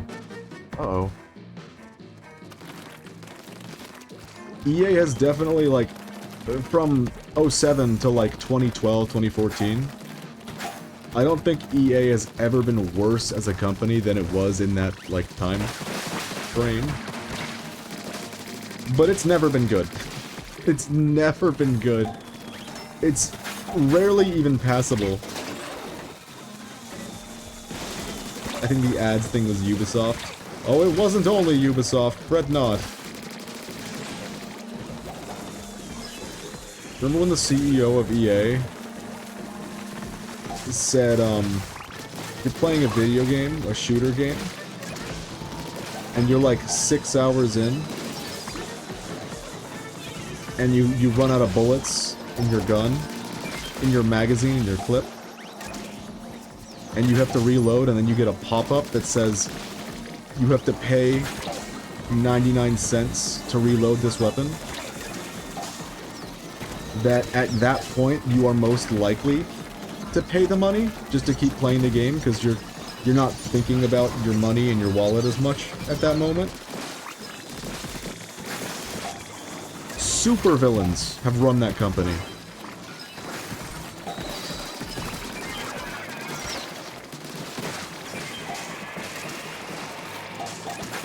You're lucky to let your guard down and spend money when you gotta reload. They figured it out. Ubisoft just announced Just Dance 2026 with a new mode. Wow, that compensates for them nuking every other mode. For every mode other than the regular songs in the last years. I didn't know they did that. I was wondering why, like, Just Dance kind of dropped off the face of the earth. I assumed it was because it was Just Dance, and it was never all that good.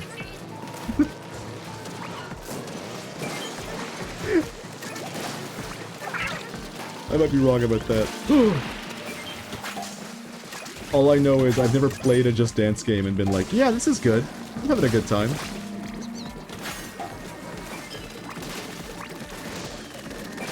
But that might just be me. Fuck. Something that I've learned as I get older is that some video games just aren't for everyone. Not everyone is going to enjoy every video game. Even every masterpiece, not everyone's going to enjoy it. The go-to is fighting games. If losing in a video game frustrates you, fighting games are not for you, because the only way to get better in a fighting game is to lose. Dark Souls. Same fucking thing.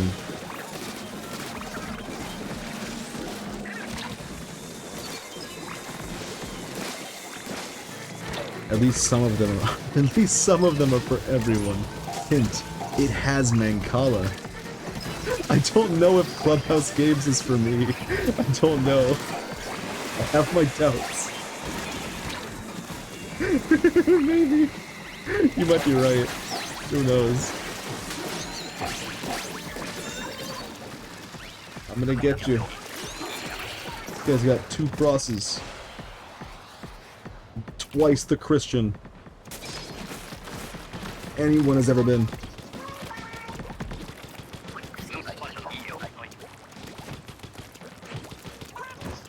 Hell, even this game that we're playing right now is not for everyone. If you don't want to, like... Rather, if you're unwilling to spend a couple days being uncomfortable with the controls because you've never played a gyro controls game before, Splatoon is probably not for you.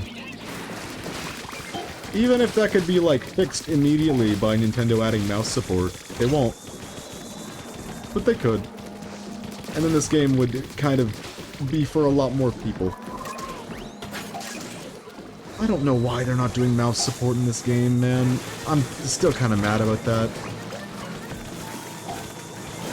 The thing about that is, like, if I'm playing this game and I want to keep playing it but my hands are hurting because I'm fucking arthritic, mouse and keyboard does not hurt me in the same way that a controller does. I could just switch and be playing the game more, I'd be happy. And plus, I mean, you could keep learning, because the fucking... mouse aiming is awesome. Just in general. It's a fun thing to learn, it's a fun thing to improve at. Just like gyro. And I know a lot of people are of the opinion that if mouse aiming were added to this game, it would unbalance the game, and gyro controls and players that use them would be worse off. And if anyone is watching this and needs to hear this, I need to tell people that's not true. That's just, like, kind of inventing the boogeyman. Ask every comp player in the world of Splatoon. They will tell you the same thing. Mouse might be better, but even if it is, it's only by such a narrow margin that most of the comp scene will continue using motion controls. Celeste is also one where you die a lot to improve, but at least the deaths are quick. Speaking of mouse, did you watch the Mario Paint announcement? Does it use mouse? I did notice that Mario Paint was announced for the SNES emulator, but I assumed because it was for the SNES emulator that you would have to use the controller. If it's mouse, that's pretty damn cool.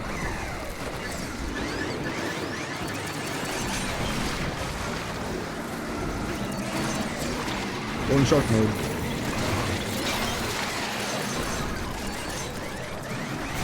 This is going kind of well. It's because we have 2 Grisco Chargers in this team, and one of them is just focusing the Ouroboros. You can connect a USB mouse if you're on Switch 1, but the vid is really funny. I skimmed the recent Nintendo announcement. You know what? I don't think the Mario Paint thing was in the partner showcase. I skimmed the hell out of that showcase. That was one of the most disappointing Nintendo announcements I've ever seen, for being honest. Anyone who watched the partner showcase knows there was nothing in that video. Fucking nothing. Even the things that I'm excited about, I'm not excited about. I love Final Fantasy Tactics. That game is great. We won! We just beat Triumvirate. Is it the first time I've done that on stream?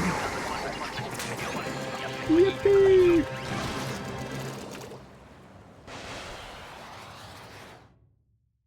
I remember a comment on the partner showcase saying my wallet will be happy with me. Dude isn't spending a cent. It made me happy to see that Final Fantasy Tactics is gonna be there and hopefully gonna get to be picked up by people who've never played the game. Because it's a pretty cool game, all things considered. Even if the only real difference is that they smoothed over the pixelated edges and replaced them with, not replaced them, but also added voice acting to the unvoiced scenes. Which the game did not need, really. The game is perfectly fine, because it already has voice acting in a couple different scenes. And I'm probably gonna maintain that if you want to play Final Fantasy Tactics, just get it on your phone. It works a lot better with a touch UI than it ever has. And also the monthly Octopath Traveler part of the Direct monthly. Okay, I need to complain. Every single, like, Nintendo Direct that I can recall has ended with them saying, alright, that's just about it. But before we end, we've got 1 or 2 more games to go over. And they did that this time, and I was like, okay, 2 games. They said 2 games. Surely at least one of them I will like. Those 2 games were a sequel to Octopath Traveler, and then a game that uses the exact same art style as Octopath Traveler by the same company. I could have been like... If I looked away for 5 seconds, I would have thought they were the same game. 2 games. That's the same game. That's 1 game. I was waiting for anything interesting to happen that direct. I was waiting for Silk Song, damn it. We will never know Silk Song. We live in a pre-Silk Song society, and we will always live in a pre-Silk Song society. That's our lot. That's where we're at. I will get this snake. Oh no! I looked at the chat for a second. Oh god, I didn't think I would be walking into an uninkable wall. Uninkable. That's not right. A wall with no ink. I thought I'd be fine. I could see yellow on the walls.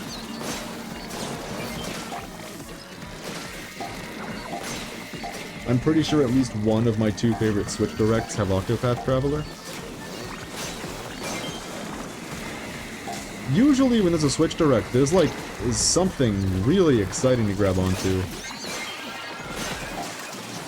I'm like still waiting for them to put Fire Emblem on the GameCube Virtual Console for Switch 2.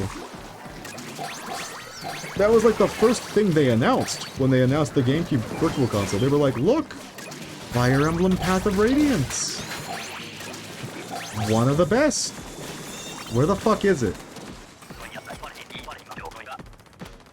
They're the one that had Mario Party Jamboree and the one with Tomodachi Life and Rhythm Heaven. The weird thing about that direct is there was a lot of fluff. But, I mean, Tomodachi Life, Kirby Air Ride 2, some of the most exciting announcements ever. It just goes to show you that literally you can give 1 exciting announcement in a direct, and it'll completely change the perception on the direct.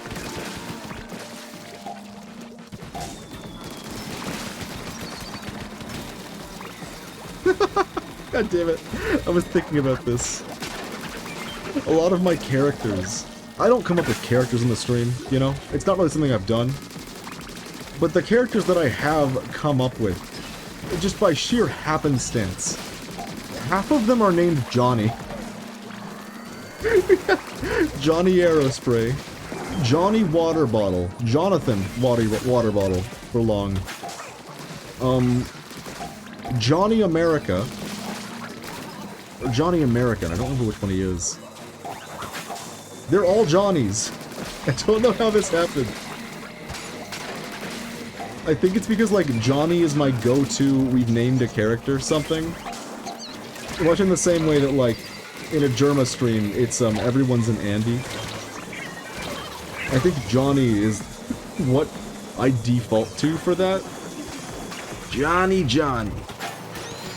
Yes, Papa. We can put Johnny Johnny on the island as well.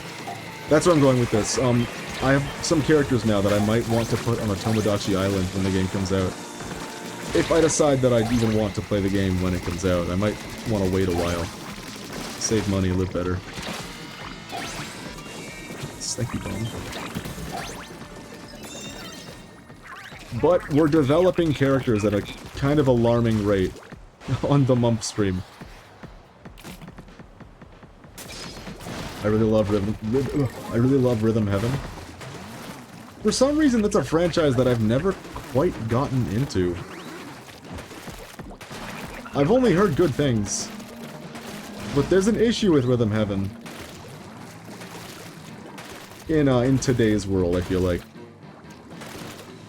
I'm a musician, right? I went to college for music. It's the thing I know very well.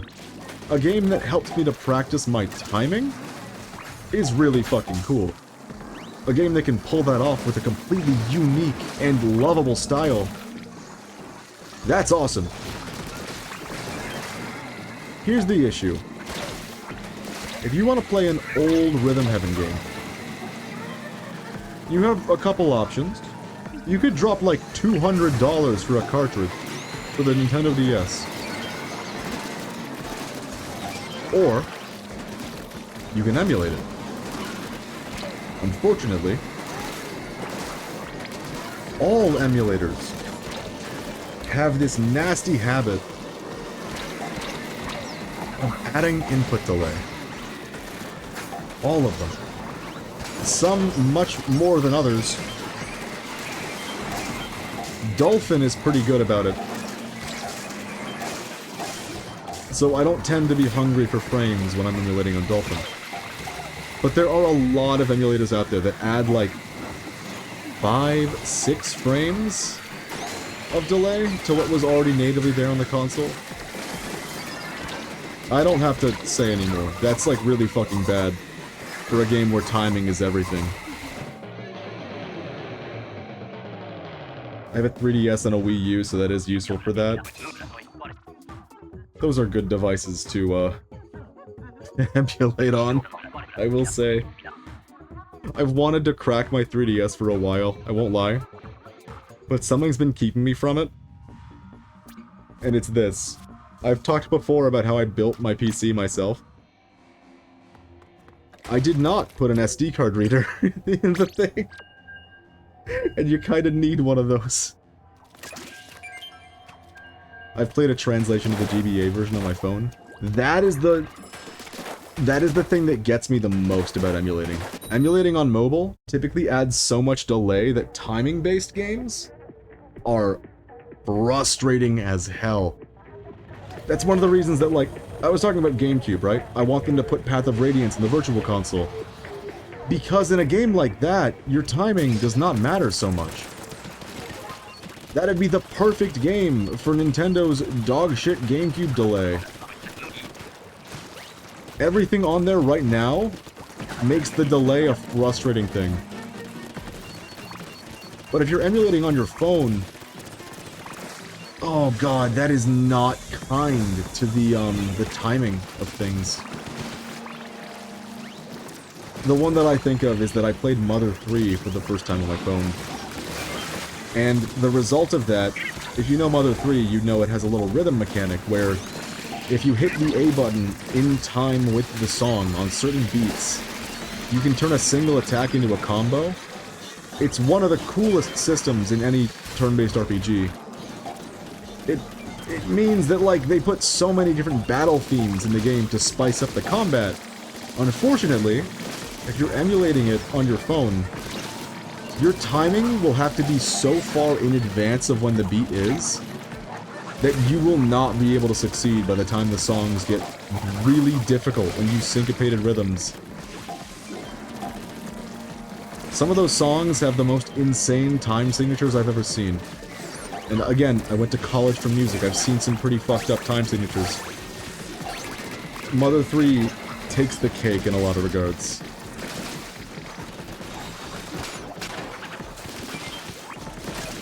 So I do wish these games are more accessible. But I guess that's just kind of a nature. Yeah, the nature of time passing. That it'll be harder to do these on original hardware. Oh. We had that. And I threw. Everything is 4-4 if you brute force it hard enough. Oh no. Wait until you hear the Strong One theme from the second to last fight in Mother 3. Oh my god.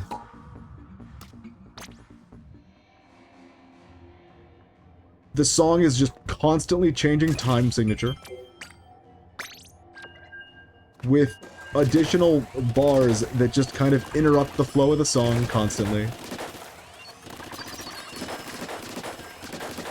It is a final boss as far as, like, the rhythm mechanic goes, and as far as the actual combat goes. But I keep talking about the Mother 3 soundtrack. I need to stop doing that. It's become a new staple of the stream. Have you guys played Mother 3? Every stream. It's like me talking about Randy Borderlands. Randy from Gearbox, that's his full name. It's like me talking about Randy from Gearbox.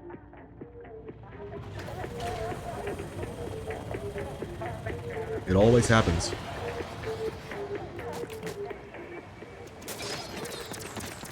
Yippee! I got dapples again. I want S-Blast! Give me S-Blast! S-Blast is a contender for my favorite Salmon weapon, like, bar none. I think I haven't really heard you talk that much about both of those things, but maybe I just forget. I have shown a lot of restraint recently. For a good while, it was literally every stream that I would go on some form of a rant about Randy from Gearbox. The things he's done to Risk of Rain 2. The things he's done to Borderlands. I couldn't get away from it. I couldn't stop thinking about it.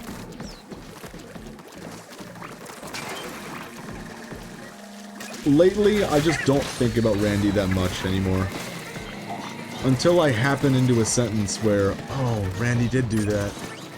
Oh, thanks, Randy. Oh. I've been called out for it before. You never shut the fuck up about Randy from Gearbox. We know it's a Mumph stream when he's talking about Randy from Gearbox. Go! Go!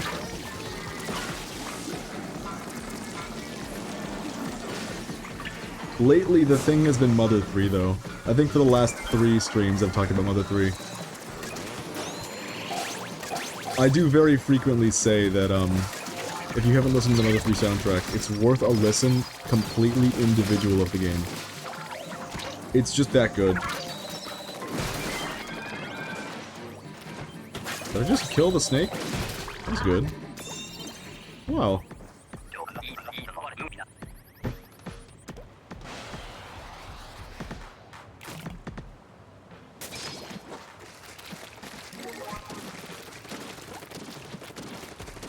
Well, I just punched the microphone by accident. That's cool.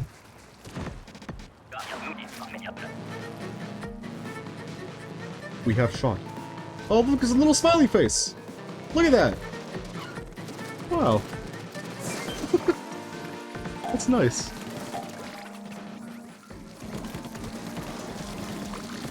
I just remember that it's kind of crazy I went into the Splatoon 3 category on Twitch and found this by clicking a random one. First of all, thank you. Second of all, I almost entirely owe that... Oh! I just teleported. I almost entirely owe that to, Kristen? I got raided with, like, 27 viewers on that day. I imagine that if I was just, like, a normal stream, no raid, Twitch would not be showing my channel to anybody. It tends to bury smaller creators. But when you've got a big enough number actively viewing your channel, it shows people that. On one hand, it makes me kind of feel bad for not raiding people all the time.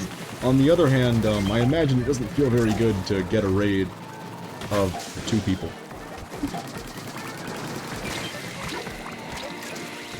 I don't know.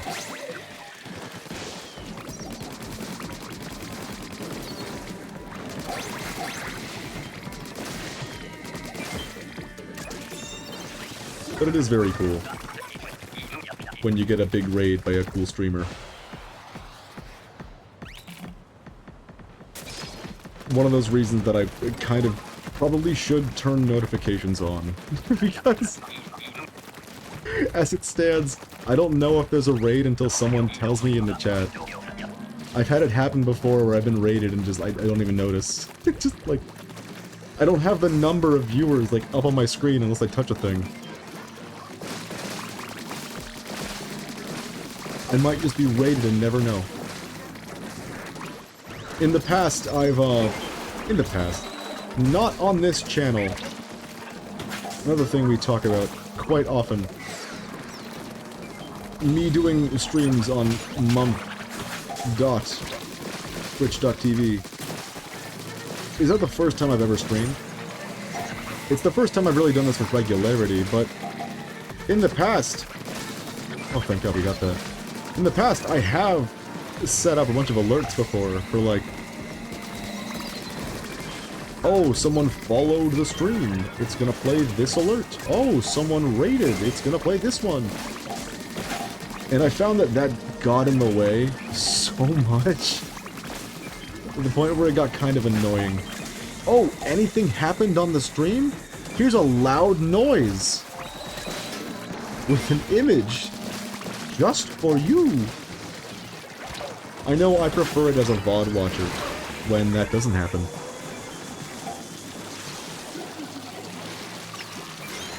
So I will probably be staying this way.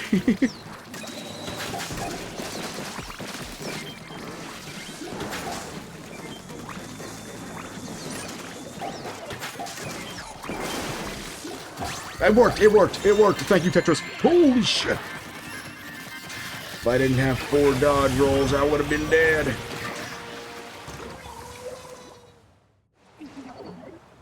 That was awful. That was... Oh, someone else got an egg too. Okay, never mind. I thought I clutched up. I could have just died and we'd have been fine.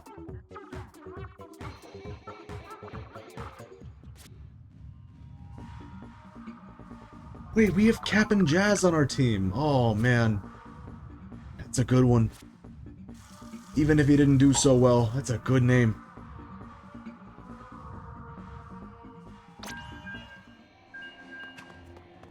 And he's gone. Well, so long, Cap and Jazz. Forever in our hearts.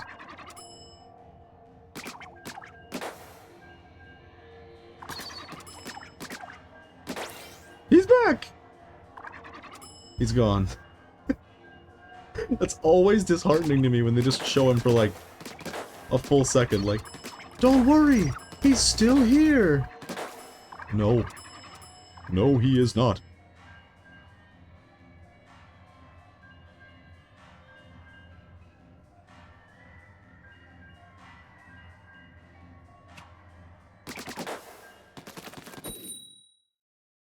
I'm losing it a little bit right now.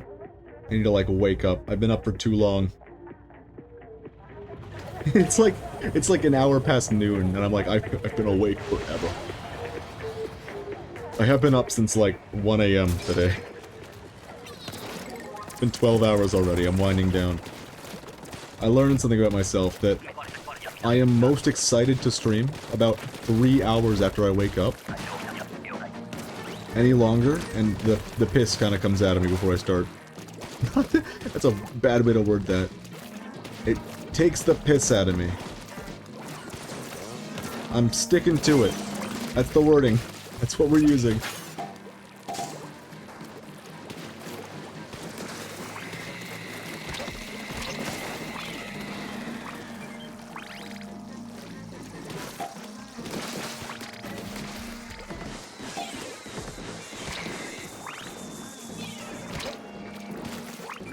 I do feel like, I've mentioned this before.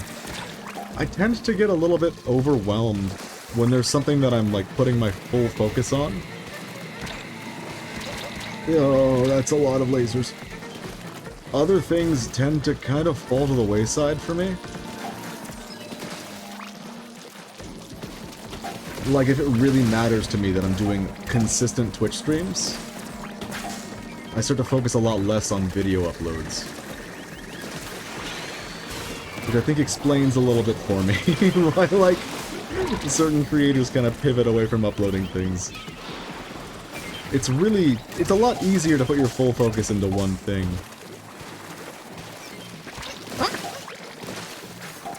I have all these fucking uploads that I want to make. There's gotta be a way to make it work. Are we gonna be okay? Do we do this? We do not do this. We do this? We do this. We do this. It's real.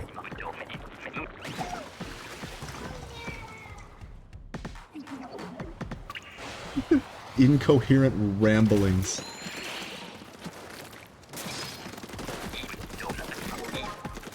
Oh, Nova. Okay.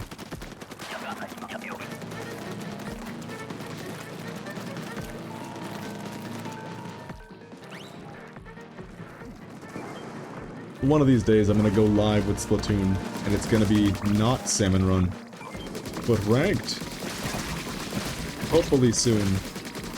I was just talking about how, like, when I get fully focused on something, it's hard for me to keep up with everything else. Unfortunately, it seems that applies to, playing a game well, as well. If I'm focused on doing a lot of streams, I tend to kind of put off the ranked climb. Which makes me sad.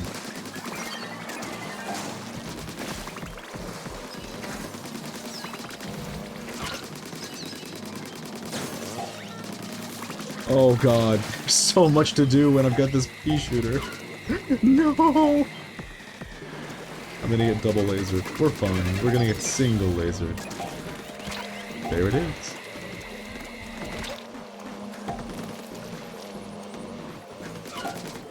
I'm worried. I'm not gonna lie to you. I might have already run out of things to say. That's usually the death knell of a stream, but I'm not quite tired, so I want to go for a good bit longer.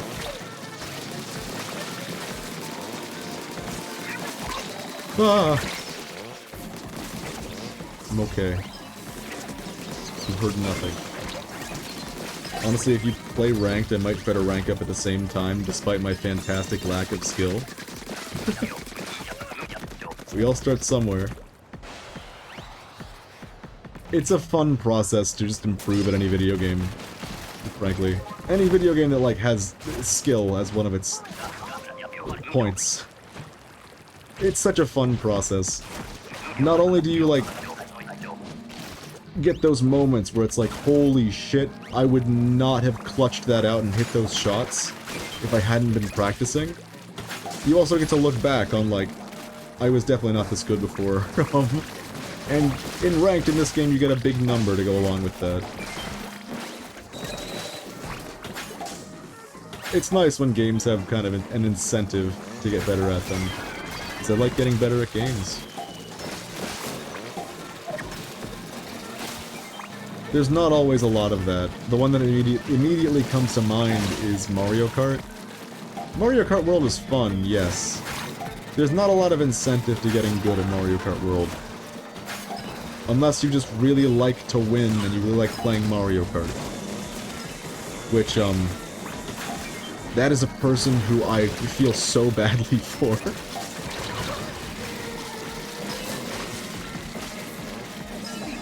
Or 4 hours of turf war. If I could, like, articulate how much time I've spent in turf war, it would reflect so poorly on my character. I'm so competitively minded in the games I play, that the fact that I've played almost, at this point, over 1,000 games of turf war, easily, is not... It's not a good thing. not a very endearing quality of mine. Can we win? We can win. We do this. Easy. I thought about making a video a while ago called Why I Played 1,000 Games of Turf War. Why did I play this mode so much? Because I genuinely do think that there's something to the mode. It goes understated in the community. But I tried scripting that once. And for every, like, good thing that mode provides, there's a thing that it also provides that is equally, if not significantly, worse. Like, the fact that you can be matched up with anyone at any rank when you're in Turf War. You might find yourself in a lobby with a fresh install and a top 10 player. That's really cool, because it gives you practice against everyone at all different levels, which can be really, really good for competition. It means you won't drown in pools, and you won't do, like, garbage against the bad players. You'll be able to be somewhat competent against them, even if you're not the same rank as them. That's pretty cool.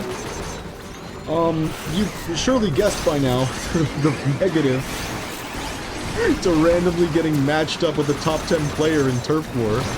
You are now randomly matched up against a top 10 player in Turf War. That's the negative. That's not great.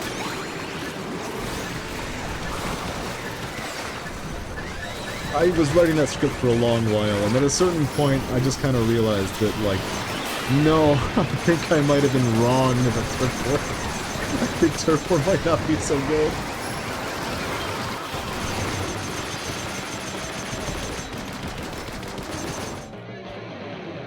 I guess at the end of the day, my reasoning for why the fuck have I played so much Turf War is that it's really easy to do.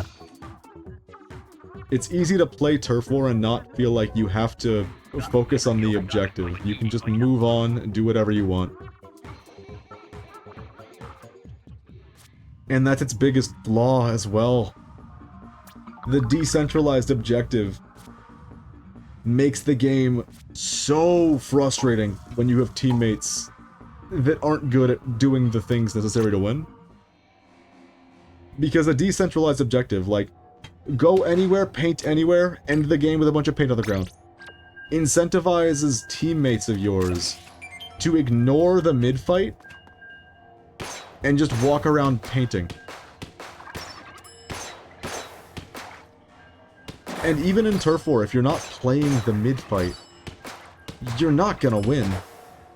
You have to put up a front at some point in the map to prevent people from crossing into your spawn. You have to do that in Turf War or you're not gonna win. But the game actively rewards players who ignore that and go to paint the enemy spawn with the occasional win that they might just think was there doing. So you get a bunch of players like Johnny Aerospray who pick their weapon that literally can't fight. It gets outmatched by every single weapon in the game. And they pick it because it's really easy to use shooter frame data to get behind the enemy and then paint a bunch in a very little amount of time.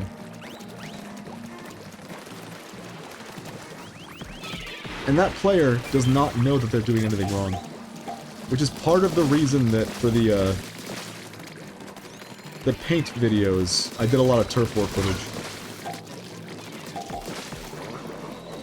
I hope to reach them. I hope to reach Johnny Aerospray. That was fucked up what just happened. I just sat at my keyboard, the instrument, and got reminded of a fun fact about a song in Salmon Run. Is it the one that goes...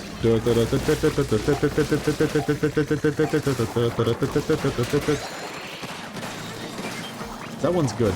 I like that one. That's what I think of when I think of the Salmon Run music. That's the one? Yeah. Okay. I like that one. That's... The music in this mode is high concept. It's all concept pieces. Isn't there a second shark? Oh! That was unbelievably fucked up what just happened. I dodged away from the shark, and that steelhead threw a bomb at me that went off the ledge. But it still had collision that pushed me back into the shark's circle. That is so fucked up. I have way too many clips now of, like, the steelhead's collision on their bomb pushing me into a bad spot. I have way too many clips of that.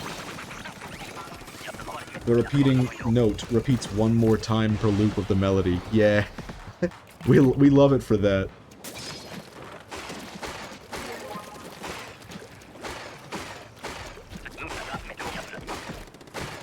We love it for that. It's a good one.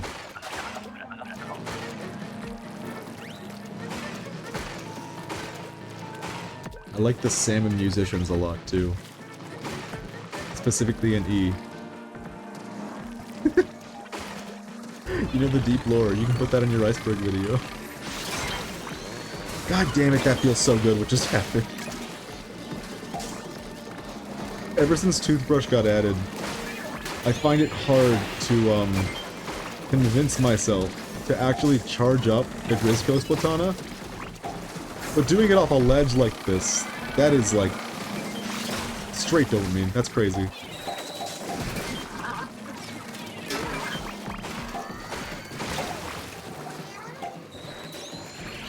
I was looking at the chat. Don't laugh. Yeah, the fact that it's a band made of a cello player, timpani player, and the DJ is really funny. They've got a concept, and they're rolling with it. And it works for them. God damn it. A long while ago, I don't think I've mentioned this more than once. I was, Nutmeg, no. My cat is now licking my face. Hold on, I can't. Gotta go. Nope, you gotta go.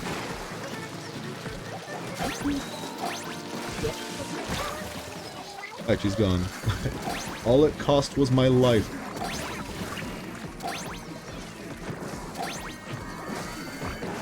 Where the hell was I? Oh yeah, back when I was, like, willing to trust Spotify's recommendeds tab. Which they now just use as a way to shove shit down your throat. So don't trust your Spotify made-for-you playlist. It's not really made for you. It's made for them to maximize their profits, which is cool. So, back when I trusted that playlist, which was in, like, 2019? Maybe 2020? It's been a minute. I stumbled into a band who defined their genre as indie folk. Which is one of the things I heard that... Ah, damn it, my cat. Nope, nope, you gotta go. Nope. Nope, you gotta go. Go away. She just jumps out of my face. No warning. Hearing that it was indie folk is one of the things that told me, wait, are genres bullshit?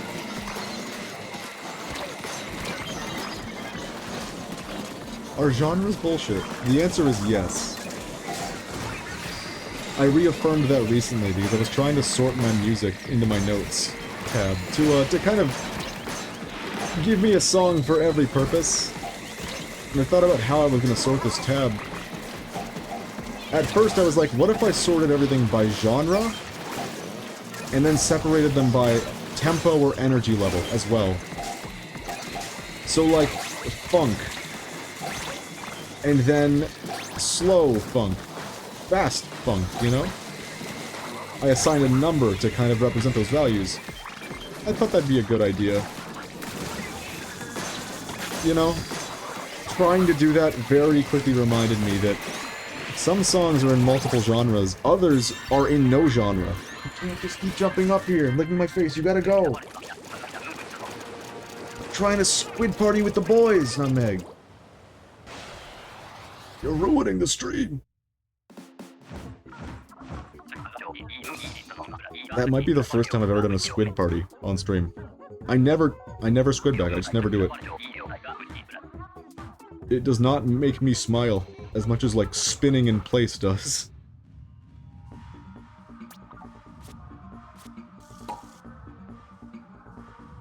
Can you not do that again? Me trying to convince my cat to stop. Unsuccessfully? Last stream we did, we were playing Dark Souls, and I've realized something about when I'm using the keyboard and mouse setup, and it's this. Obviously, the cat, being an idiot, she likes to jump onto the mouse pad and then go to sleep there. That's a bad thing for all the reasons you could imagine. But here's what's notable. If I don't immediately remove her, she will go to sleep. And while sleeping, she will begin to stretch out all over the mousepad to such a degree where I can no longer move my mouse. And that's bad. But here's the kicker. When I then decide, no, I actually can't live like this, you have to go, and I pick her up, she will dig her claws into the mousepad, thus ruining it and forcing me to buy a new one. So, when we were streaming Dark Souls the other day with keyboard and mouse controls, I decided no. No thank you. If she comes up here, I am removing her. The second she gets up here. At one point in the stream, it was every 2 minutes. In an hour, that's 30 times that I have to pick the cat up off the mouse pad and remove her. But I think that's the way we've got to play it. Because if we let her stay there, she will destroy the mouse pad and waste 30 of my precious American dollars.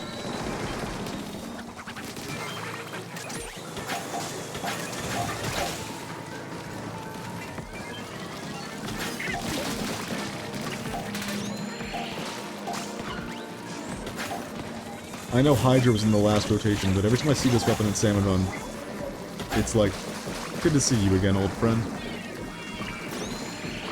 Maketh me smile.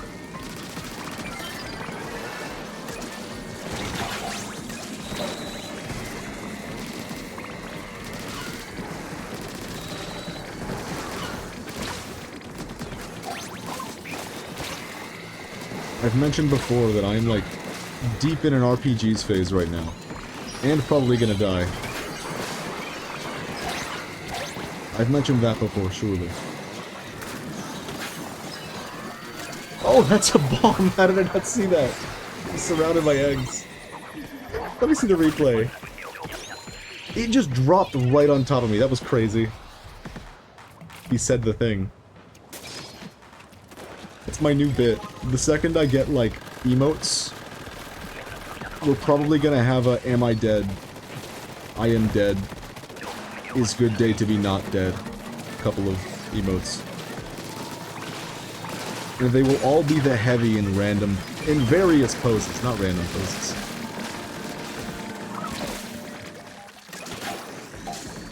Fuck, what was I saying? Shit.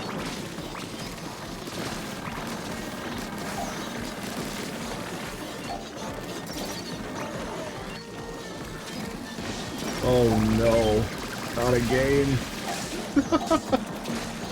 We're gonna be stuck forever trying to remember the thing, and I'll just stop talking to do it, and I'll never get there. Did he just spawn 3 stingers at the same time? That's very cool of you. Thank you, Dark Souls.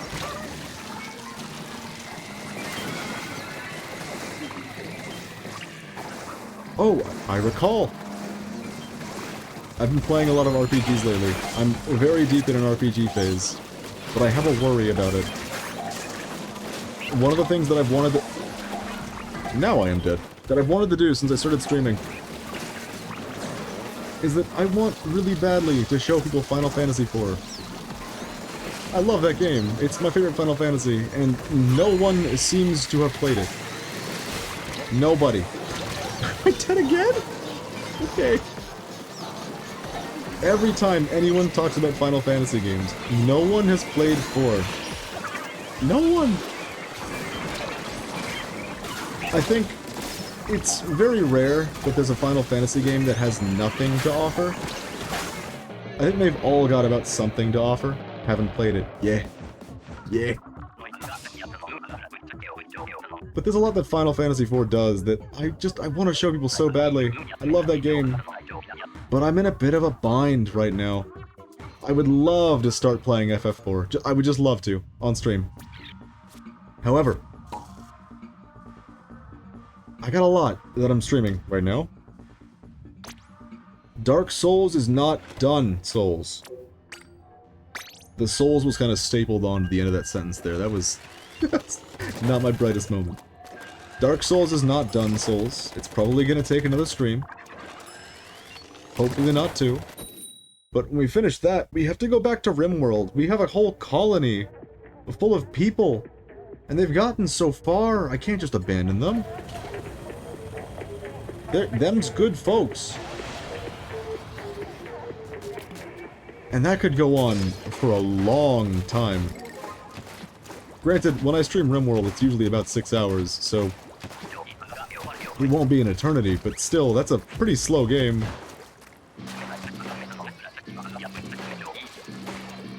And then there's Risk of Rain 2, which I've done like 3 streams of. And the entire time of every stream I was like, this is amazing. I want to play at least every character for one stream.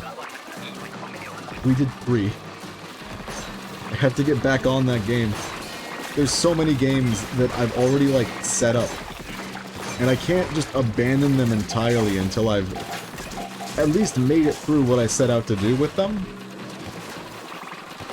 And with my schedule of like about every other day we stream, sometimes a little more than that. I mean, sometimes a little more time in between streams, rather. It makes me like feel like I should not start another game right now. I should wait. So there's a non-zero chance that I am out of my RPGs phase by the time I have enough room on my schedule to play FF4. That makes me quite sad. Don't come up here! Why did he come up here? Why did he do it? Keep thinking. So hopefully we get through that anyways. Holy shit! That was bad timing. Hopefully I get to show that game on stream one day, because genuinely, I adore that fucking game. I really want more people to know about what it has to offer. It is one of my favorite stories in games. It's kind of weird to say this, because what really hooked me was the voice acting, which is exclusive to the DS version. I guess it's been ported to other things since. But the voice actors really fucking sell what is going on. They do it goddamn fantastically. So we'll be playing that version instead of the Pixel remaster. I hope we can do that soon, because there's a non-zero chance I'll be done with my RPG phase in a short amount of time.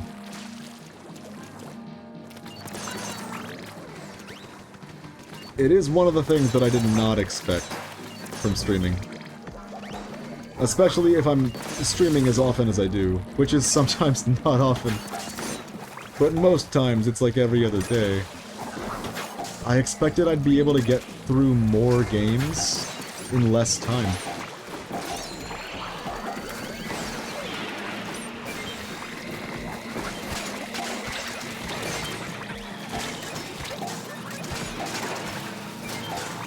We're gonna be jumping rope for the next 50 seconds. I don't think anyone's coming to help.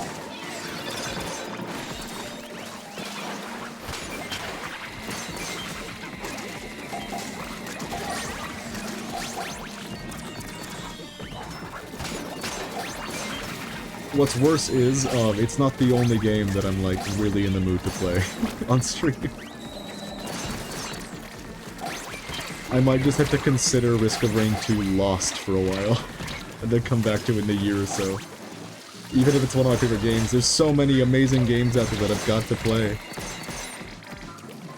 Wobble Dogs is still around the corner. It's been that way forever.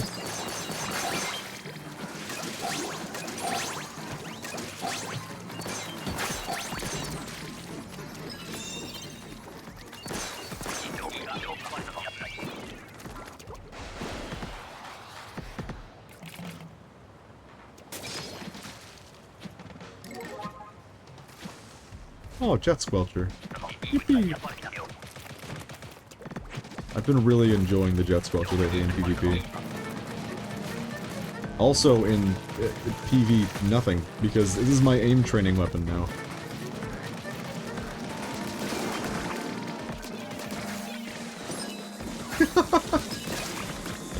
I'm just flicking between targets now. This is... the muscle memory is taking over.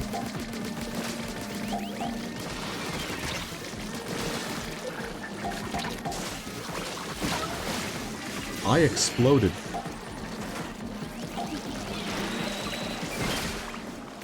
Unfortunately, Jet Squelcher is not particularly good in this mode.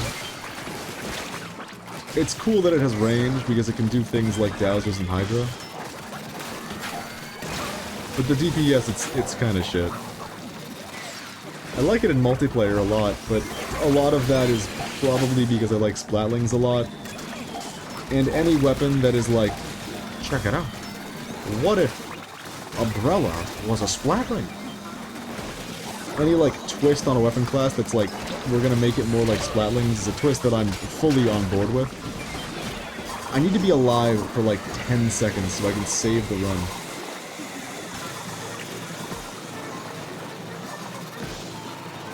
You've got to do it, Inkbrush. It's all you. Get up here. Save the run. He did.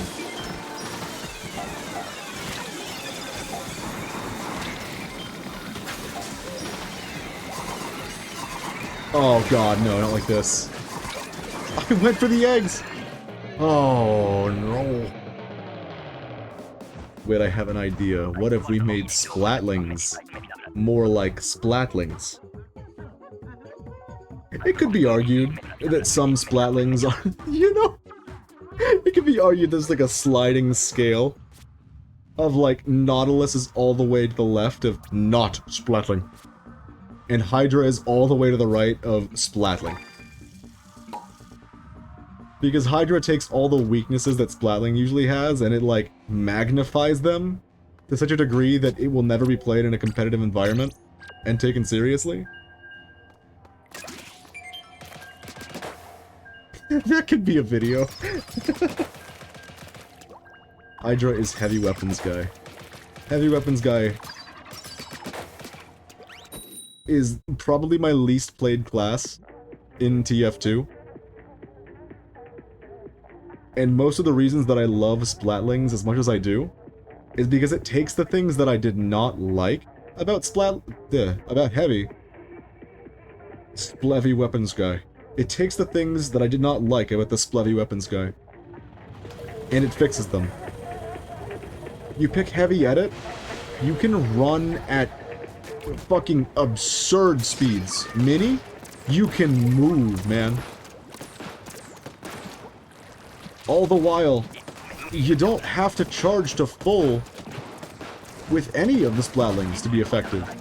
They're good with partial charges, which means you're no longer revving your gun for like a full second before you shoot, like you are in TF2. Most of the mark of like someone who's good with Splatlings is that they can use their partial charges well. That's the thing that heavy just doesn't even have an option, doesn't have the option to do.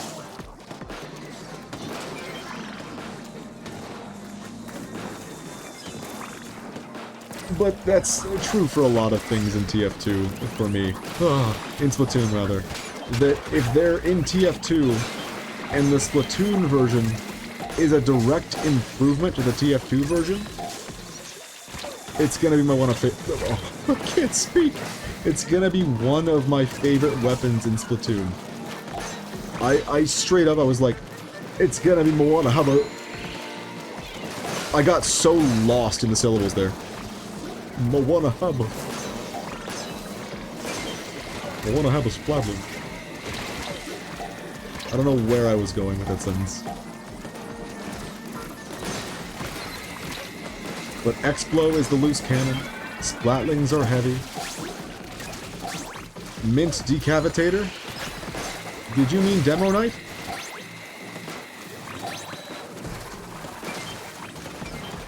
It really is incredible to me how much this game has in common with TF2. But to be fair, every team-based shooter kind of shares TF2's DNA. They all do. Overwatch, Valorant, it's all just TF2 to me.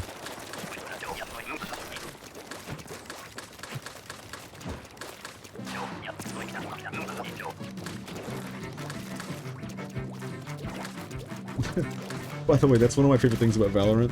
No one just calls it Valorant. Everyone calls it Valorant. I don't know why. It's just something I've noticed. And now I've contributed to this. I guess it's because the Valorant, it's just too soft of an enunciation on the A. But what you're saying maybe gets lost a little bit? I don't know. But point stands.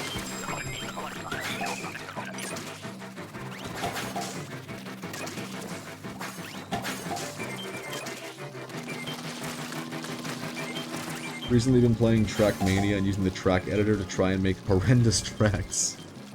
But they're actually kind of fun. I don't even know what Trackmania is, and that gave me a chuckle.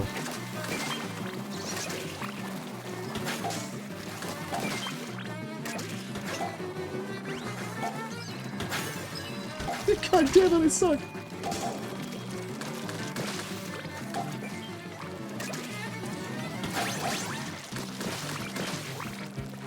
I feel like I've heard the name before, though.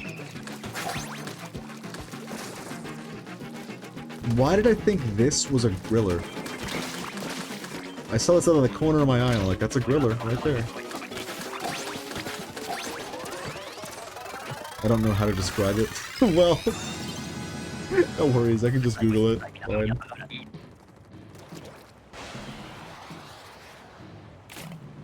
Which I will do, right now.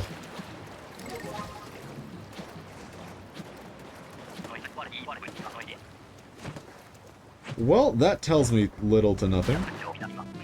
You can make tracks in this? That's kind of insane. Like Formula 1, but with a track editor?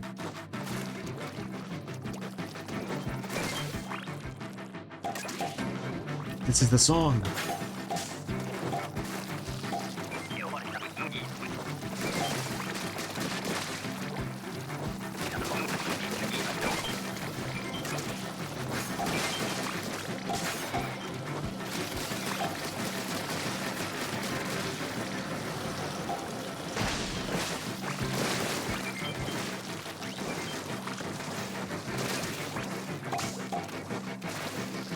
God damn it. I wish Paintbrush got a buff. Like, the last buff, it's nothing to sneeze at. It's not bad. It's pretty cool that you can swing faster.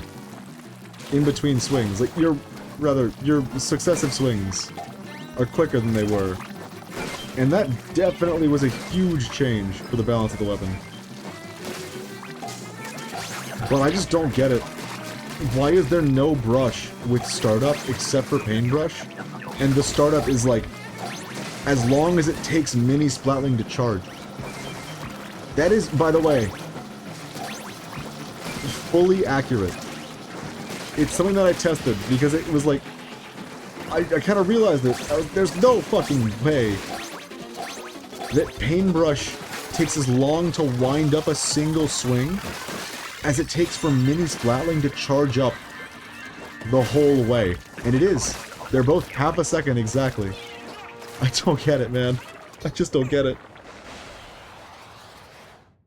Alright, I've got a couple things to do real quick. I am out of water. I need new water. And I need to address the cat. So, I'm gonna do a quick BRB. But then we'll keep going for another hour or so. Why the hell not?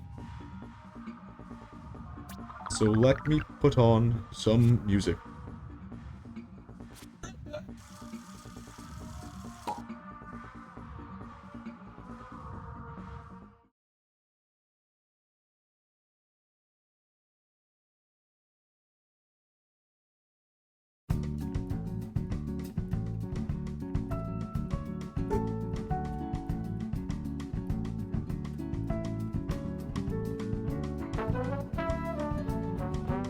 muted. Shit.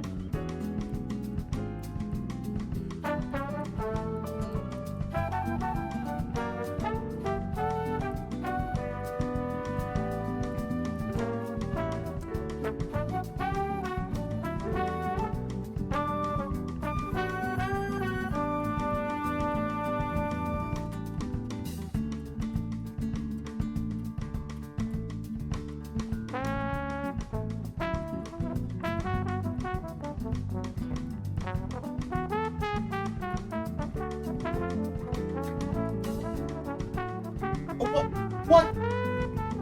Doesn't he do a trombone solo without me? Are you kidding? That's fucked up.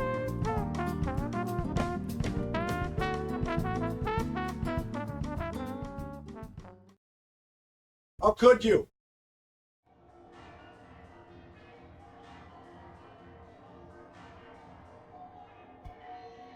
How could you do this to me?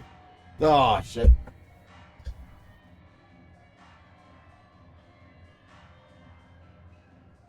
So many buttons to push in between, like, getting up and not getting up now. We are back, though. Welcome, welcome. He says to himself. Welcome back, Mumph.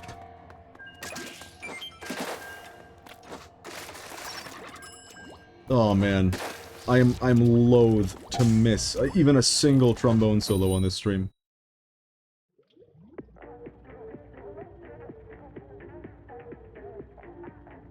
We could have talked about the changes. He was hitting them. He was also kind of like doing some weirdo shit. There's so many different like approaches a trombonist can have to the tone and style that they're gonna approach a solo with. Genuinely. You can almost tell a trombonist's background by just listening to their tone, how they approach the sound of making sound on a trombone. You can tell a lot about their background that way, I feel like. Although that might just be because I've been a trombonist for so many years. Like, that I recognize. Although I feel like it is pretty obvious if you're like, oh, this guy has a DCI background, you know? This guy plays loud and unashamed. Whereas this guy plays soft and his name is Bill Watrous. You can tell. If you want to hear some, like, wacky shit, by the way, just a trombonist hitting some of the weirdest things you ever heard. Bill Watrous is a name. My god. That guy has some of the softest trombone playing. While simultaneously hitting all the notes. Crazy dexterity. But I'll get off the trombone talk. It's something I think about too much, but if you go to college for trombone, I mean, that's an inevitability. I did do that. Speaking of going to college, oh shit. A thing has been happening lately. I have mentioned before that I'm returning because a music degree is not a particularly useful degree. It does not roll in the dough, as it were. It doesn't do that. After all, I didn't go to college for music because I wanted to, like, make money being a musician. I went to college for music because I wanted to understand why certain notes are chosen, why certain chords are chosen, why certain chords sound better when they follow other chords. I wanted to know. But lately, we've been reapplying to colleges. We're accepted. We're about ready to continue. But there's one issue I've run into. You see, when I was in high school, I took Calc 1 and 2. Because when you're going to a college, you can't get very far unless you have certain credits for mathematics. And because I took Calc 1 and 2, I didn't need to do, like, stats. I didn't need to do a couple different classes that were just, like, more math. Hell, that was the reason that I took Calc 1 and 2 when I did. Because I wanted to just, like, sprint and be done with math forever. No more math, please. That was the goal. Unfortunately, my new degree path requires math. Rather, it requires stats as a class. I had to take statistics now. But I've run into an issue. Because I did all of my math in high school. I'm so sorry to that guy. There was no helping him. Because I did all my math in high school, we lost the run. And it's my fault. When I'm applying and trying to register for courses, and a course has a math requirement, I need to send in my high school transcript.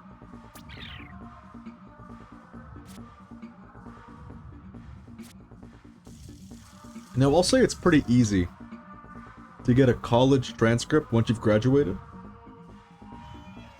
I graduated high school almost 10 years ago.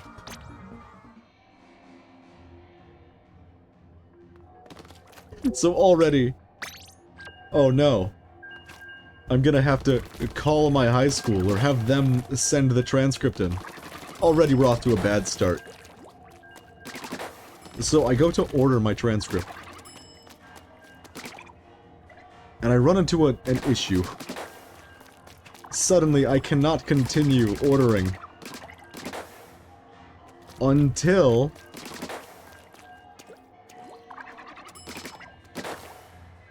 well, I guess... I'm being prompted to pay for it. But it won't even, like, start asking me for my payment information until I provide my student ID number. Oh no. It's been 10 years. I threw away all those documents. Because I would never need them again. Why would I keep my high school ID number? I threw that away. So I made a guess, right? I'm like, you know what? I know the first 3 numbers. Let's see if I can extrapolate from there, or if my muscle memory just remembers what the numbers were. So I put in a number, got denied. So I'm thinking, oh god. I can no longer... I can no longer do this. I'm gonna have to call the high school and get them to give my number. So we did that. Nobody answered because, I mean, you really expect someone to answer when you call them in the year 2025? No. Nowhere did this happen. We call. A day later, we stumble into an old document that has the ID number on it. So the call was a complete waste of time, but we got the number now. And I read the number. And my heart fucking drops. Because the number is the exact same number I guessed and was told this is not going to work. We don't recognize this number. I don't know what to do anymore. It didn't work. Nothing ever works.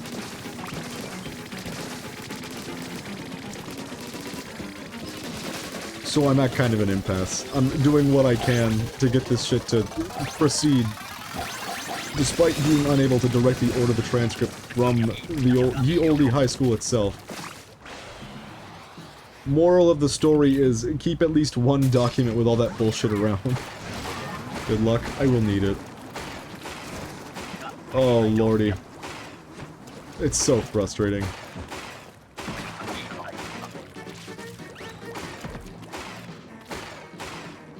I do not have high hopes.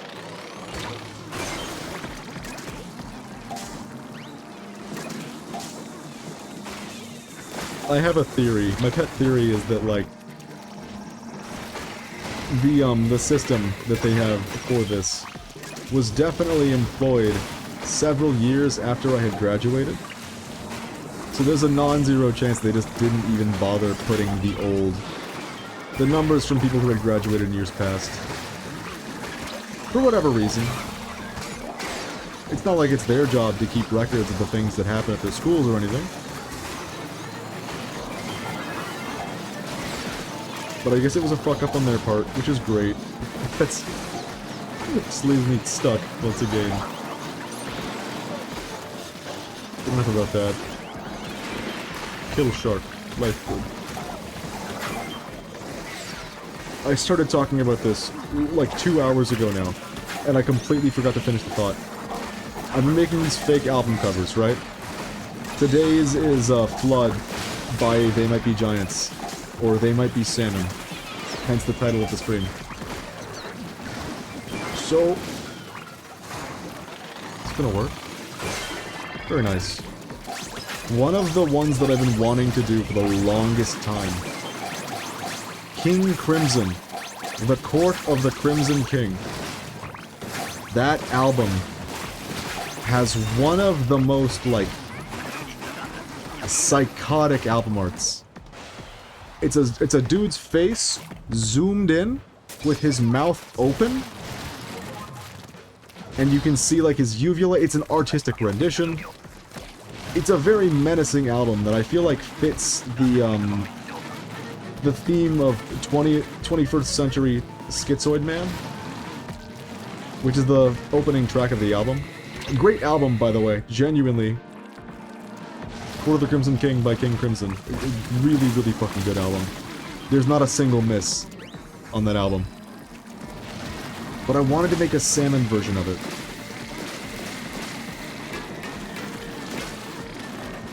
Unfortunately, there's an issue.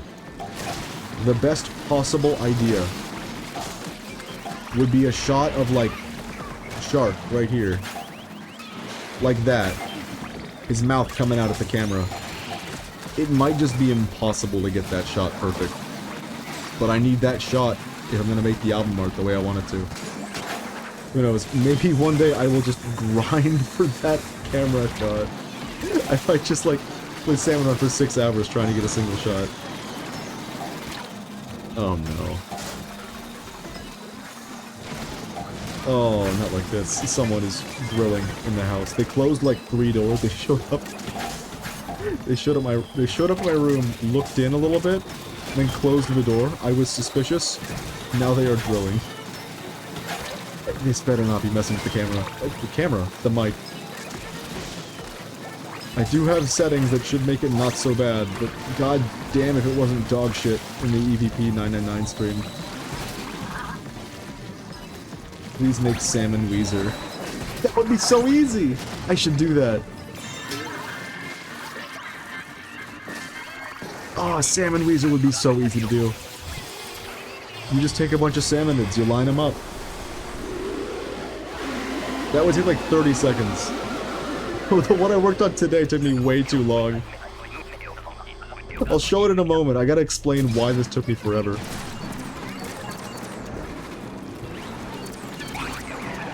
Oh, triumvirate. Where's the... Boris? There's Boris. This is the second triumvirate in a row that I get the Grisco Sniper. Very cool. No, I don't let the recoil aim for me. It's not good.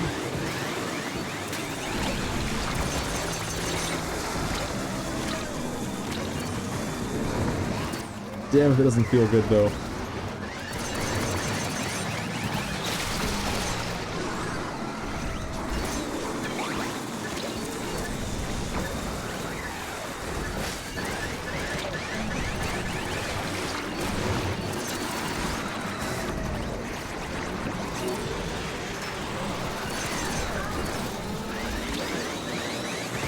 I'm getting chased around by everything on the map. I'm not happy about it. You can have this Booyah-Bomb, Boris. It's for you.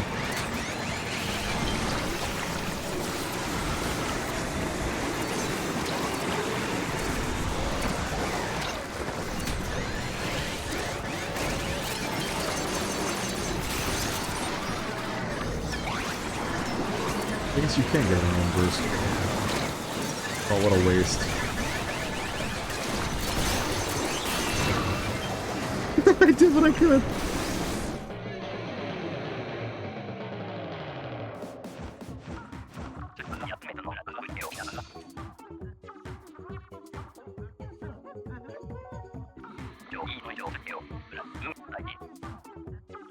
How did we not win? We had Super Gamer on the team. How could we lose?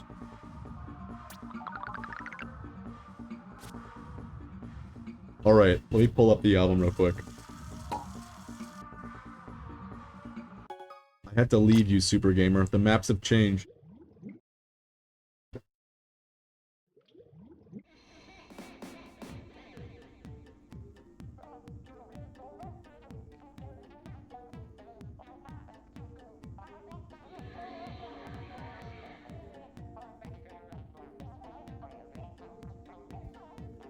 So, Flood by They Might Be Salmon. The entire, like, problem with this was finding a salmonid that I could cram onto the side of the boat who could look like their arm would be wrapped around the pole. That took so long, you have no idea. There was just no shot that would work. Nothing I could find was a picture of the salmonids that would actually hold the thing. Eventually, I got kind of lucky with a chum who I could, like, edit one of his fins to go back the other way. But the thing that still makes me upset about this is the word salmon looks like it's in a different font, but it's not. It's the right font, damn it. The right font size, too. I don't know what happened. I gave up. I'm so mad about it.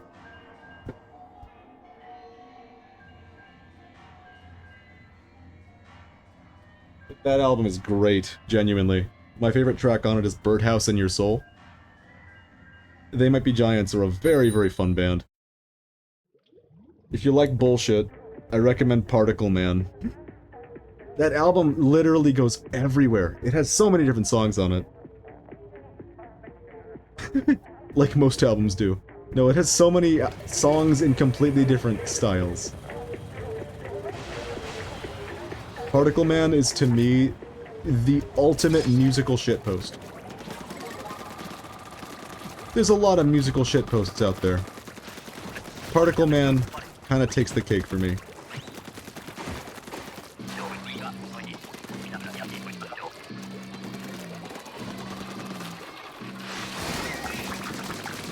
That guy! Oh my god, did he just do the Splatana slide right into the Grizz roller? That's not what that is. Right into the griller! I can't speak! If you want an easy one, there's also the cover album to... Fuck, there's also the album cover to the normal album by Will Wood.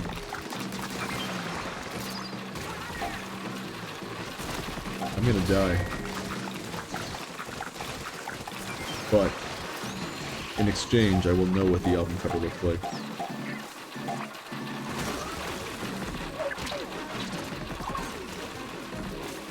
Oh, that one's so doable.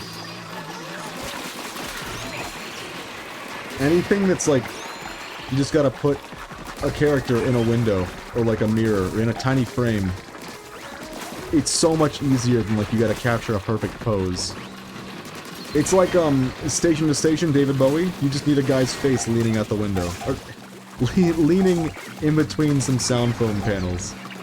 But then, David Bowie Heroes, you gotta somehow put the hands in the spots over the face.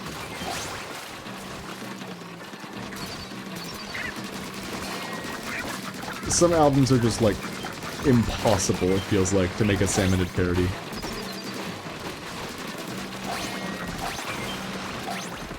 The real kicker for me is that I don't start with, like,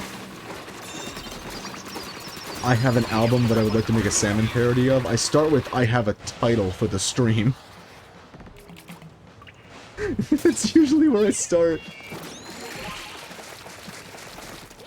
If I can, like, change a song slightly to have Salmon in the title, like V2 Schneider becomes V2 Salmon,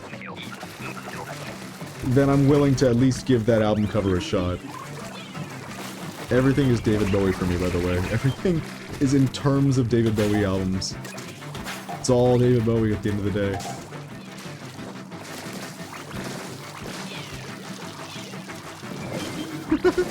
We can just sit here. That's great. Gang's all here.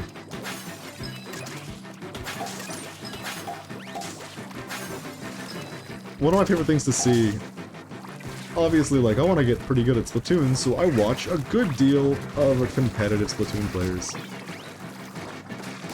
Speaking of which, there's this big tournament right around the corner where the top 8 teams in the Western region, which is everywhere that isn't Japan, and the top 10 teams of Japan are going to be fighting each other in a closed 16-team bracket. Double eliminations. It's going to be really fucking cool, and if you can watch it, I highly recommend it. It's going to be some crazy plays.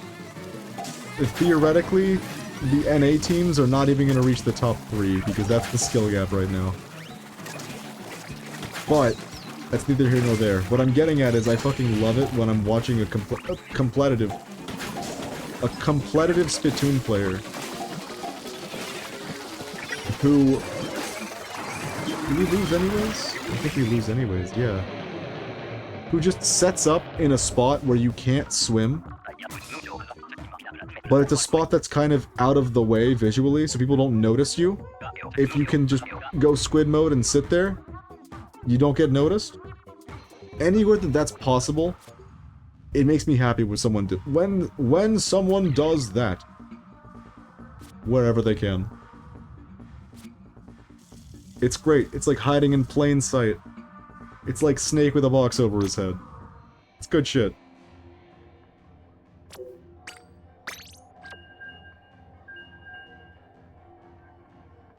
Man, I will say, one of my least favorite things with this control scheme, just so you know, if I put left bumper into the right trigger, the left bumper is now a flick as well. I can alternate between them if I want to, or I can just hit one or the other to save either finger a little bit of effort. So, if you're doing that, and you're in Grizzco, you're probably going to want a different button so that you can open the menu. Especially if you want to check previous rounds to see who you were just in the game with. Granted, in this area, you can just go up here to the statue and start your shift that way. Just like in the main lobby, you can go into the elevator. But I still prefer to just open up the button. Especially if I'm in between rounds, because then you can't go to the statue. You have to open up the menu. Anyways, my bind for that is pushing in the left stick. A thing that does nothing in-game, but out of game. Here, if you push in the left stick, it sorts. You can sort by weapon class, you can sort by sub, by special, and that's incredibly useful. But when I push in the left stick, it just does this, because I bound it to left bumper so I could open the menu. And I use this bind so often that it's been like over 100 times now that I've had to turn it off just to adjust my gear. It's been too many times, damn it.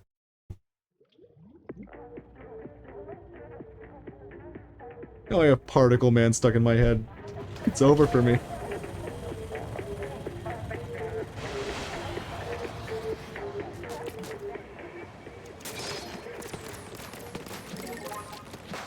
Oh good. Flash Blaster. Thank you, game. I love it. Very good. I will say, I'm pretty used to not having people in the chat room.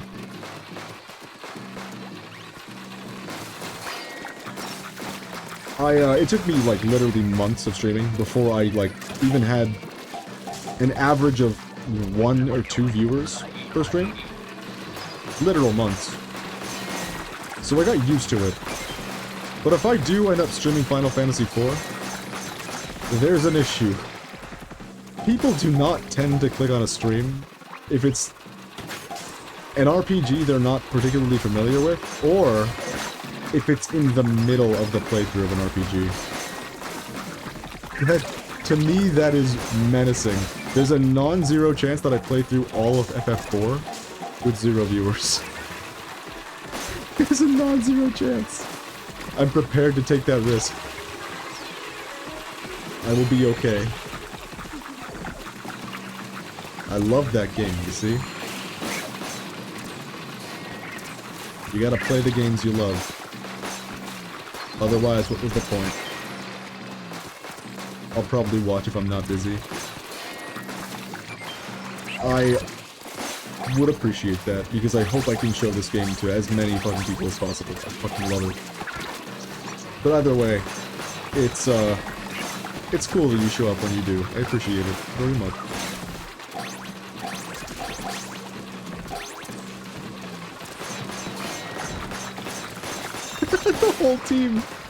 The whole team gathered together. We lined up. I'm proud of these guys. I gotta learn their names. Derek, Dash, with a SH at the end, and Yoshi King, the best Yoshi player in all of Mario Kart World. I can't say Melee, because Amza. He's not going to be beating Amza just by calling himself Yoshi King. That's not how that works. I don't think I mentioned this on any leader rotation, but I actually really fucking like leader in this mode. It can be frustrating on account of you have to charge up to be particularly effective, which means you're kind of easy to rush down. But it's Pierce, which is really nice if you can line up your enemies, which on lots of these maps you can do exactly that. But what's more than that, it can one-shot most boss monsters in the game. And if it can't one-shot them, it can two-shot them, guaranteed. Like, you can two-shot Flip-Flopper through his armor when he's up there. You can two-shot Big Shot.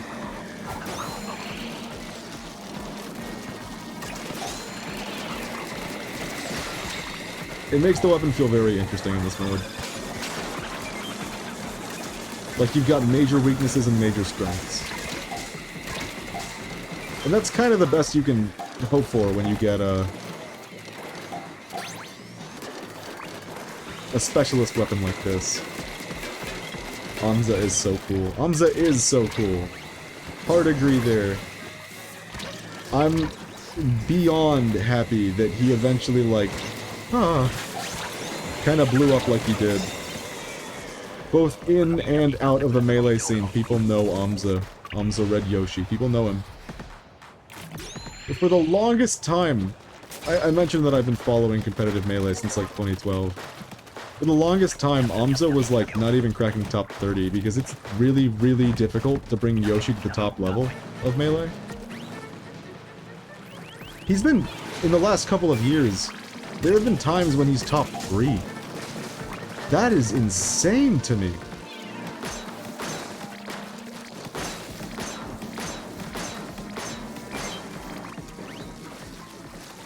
I do feel like there are a couple people learning the wrong lesson from Amza's existence. The post you will see very often from people who aren't very familiar with Melee is that if this guy can win with Yoshi, you can win with any character. They don't know. Yoshi has and has always had the sauce. It's just been really difficult to pull it off. You can't just take a character, a sauceless character, and think, like, if I just get good enough at them, I can win. You can't take the Righteous Bison in TF2 and think that you're gonna eventually be good with the weapon. It won't happen. There is no sauce on this gun.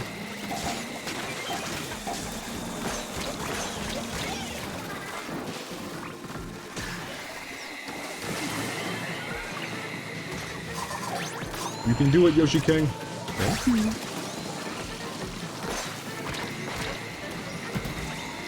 Alright, just survive. It's wave 3. Why am I not doing this?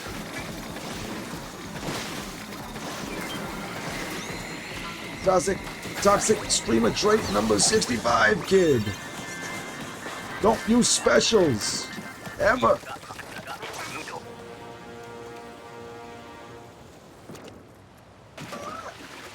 Yippee explosions. I want to play Explo. It's been too long since I've last played Explo. It genuinely... It's been like a month, maybe even like 2. I got the 5-star badge. And since then, I've just been like, that's it. No more Explo. I want to at least once in my life be able to have either lithium or sodium and put it in water. May I ask why? Oh, explosions. I see. I didn't know they did that.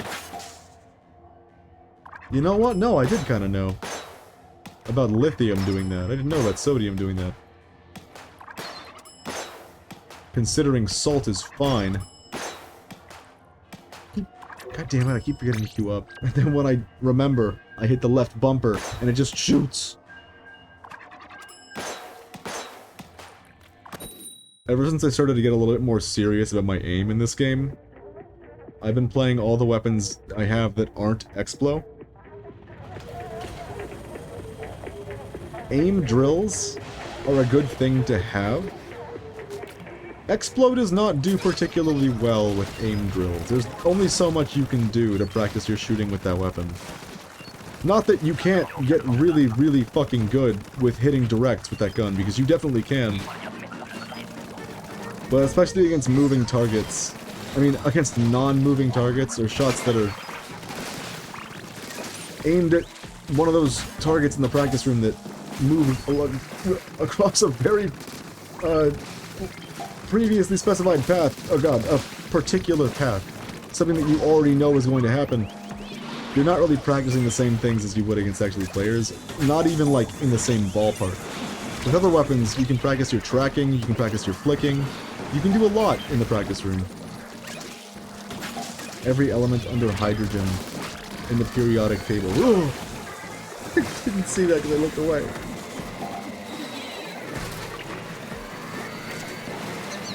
Every element under hydrogen can explode in water?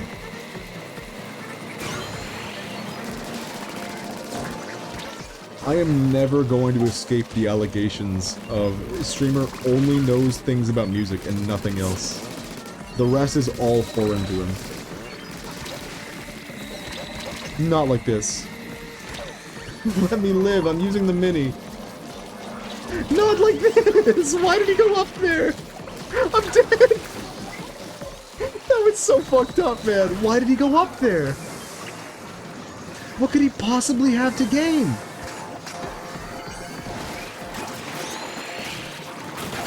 That scrapper predicted my fucking movement!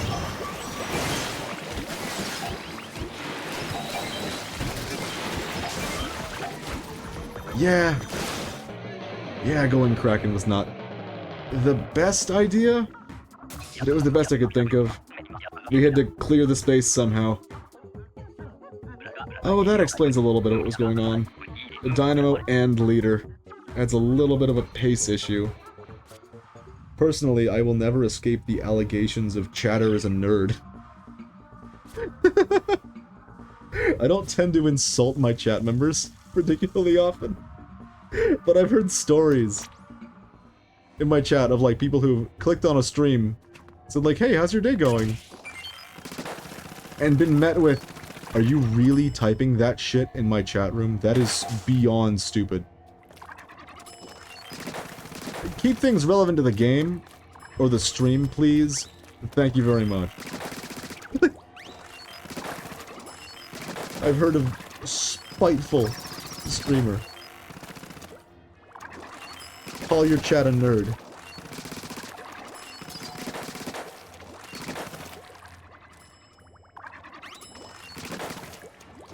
Oh shit. I'm okay. I need water, that ought to keep me awake.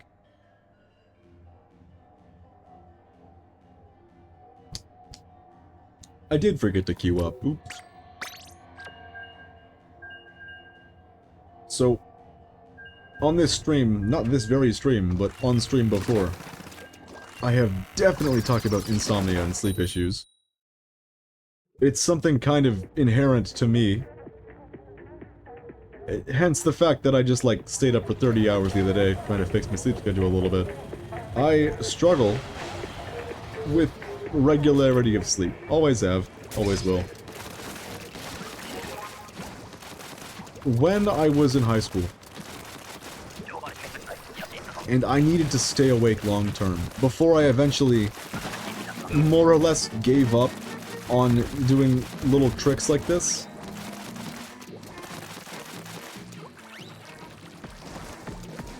I would be desperate to keep myself from falling asleep in a classroom, which is not something I'm usually, like, capable of doing, but if I've been awake for 2 days straight, I'm gonna fall asleep the second my body is, like, willing to comply. And if I'm bored out of my mind because I'm being taught Algebra 2, that's as good a time as any. But I need to stay asleep. Splashing water into my face was one tactic. Unfortunately... Oh, that was targeting the guy behind me? That was fucked up. Didn't look like it. Unfortunately, that only lasts, like... That only keeps you awake for a good minute after you do it. But there is one tactic that you don't have to go all the way to the water fountain to do. You can slap yourself in the face. Unfortunately, that only keeps you awake for like 30 seconds. When I got to college, by the time I got there, I had realized that these little, like, cheap tactics were not going to work. And my brain doesn't really agree with... caffeine. Caffeine has never tended to have the effect of keeping me awake. It just doesn't really do anything for me.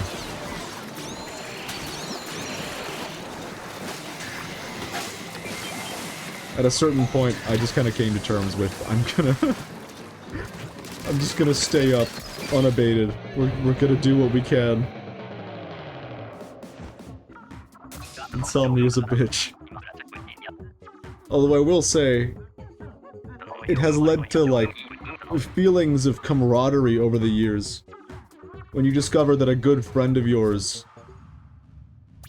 the very previous night, has been up since the other day. It's a weird moment of bonding. You're like, oh shit, you do that too? Hell yeah! We can share our suffering. Yippee! I had a college roommate who was an EMT. Dude straight up had 24-hour shifts. He realized that insomnia might just be a superpower in the right job. He had it figured out.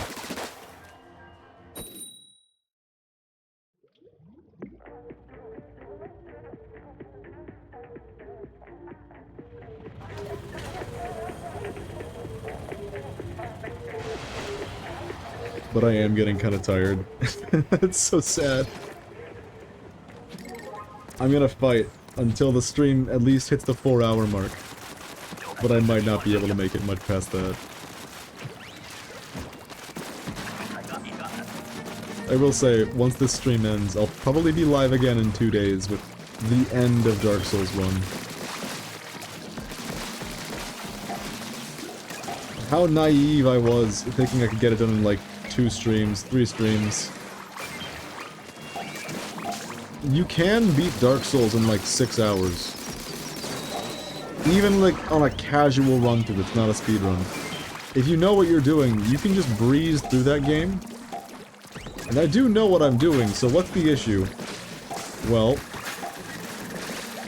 In a game like Dark Souls, I like to see everything. I like to go to all the places.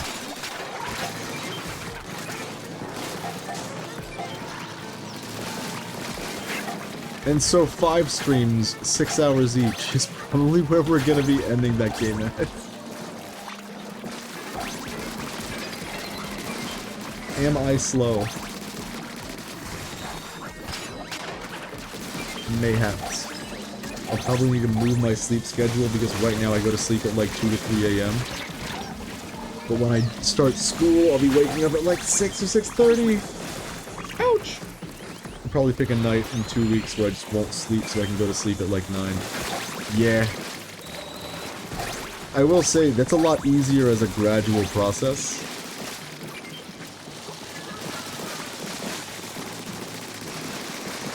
If you're already at like 2 or 3 a.m., if you can push to like 6 a.m. and then 10 a.m., it might be a little easier to go through the process. Just the same, if you can get it in one, you know? If you have the gall, go for it. Because that shit does work, even if it's only a temporary fix, at least in my case. No matter how many times I fix my sleep schedule, I'm like fucked by the end of the week. I'll see what approach I pick. I wish you the best of luck, because that is like... it's impossible to figure out.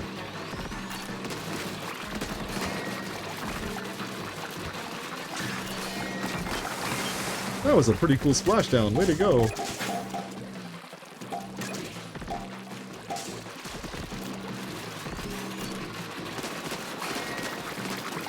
Although, you know what?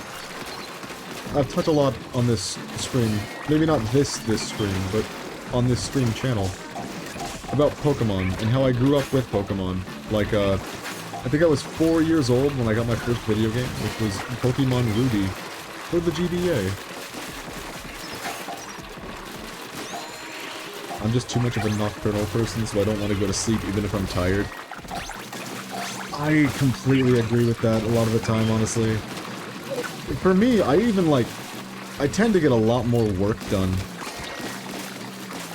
when the night has come.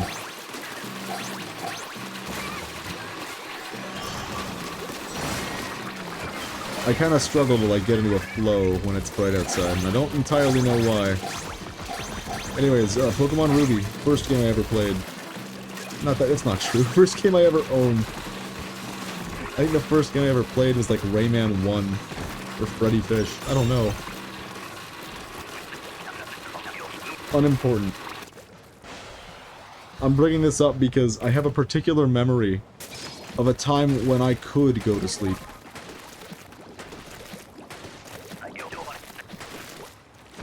And that memory surely is faulty because something happened that I don't know if I can explain. I might have figured out how to play Pokemon at such a young age, and just, like, figured it out, you know? Because I went to sleep without realizing it, with my Game Boy Advance in hand. I had just started the Elite Four, I was fighting the first guy, like his first Mon, and I fell asleep. I woke up the next day on the third fight. I don't know how to explain this. Did I beat Elite Four members in my sleep? Who's to say? That's a lot of missiles!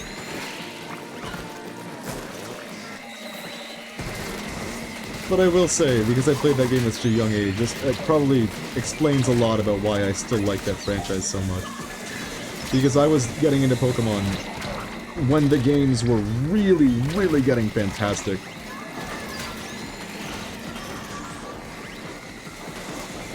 Sleepwalking? Nah, Sleepmon. We call that Pokemon Sleep. Shit! Go, Tri-Strikes, go! Get them! Win the game for us! Please! Please, no! Please don't die! We made it. Oh. We're good. Emergency. I still maintain this, that, if anyone has not gotten into Pokemon, they just, like, they feel like they missed the bus on it. Which is a very reasonable feeling, because it's easy to pick up a Pokemon game and just kinda hate it. That franchise has gotten as wishy-washy as it gets, for a lot of reasons. But one thing I do maintain... Wait! Strategy! Oh, damn, my strategy's ruined. Oh, that was tactful! If we can get another good bounce going, we can win this.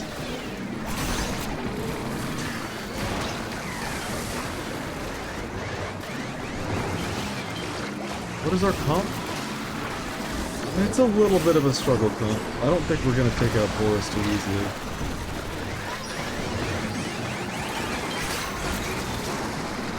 Okay, to finish my thought, if you've never gotten into Pokemon but would like to give it an earnest shot, you're in the mood for an RPG or something,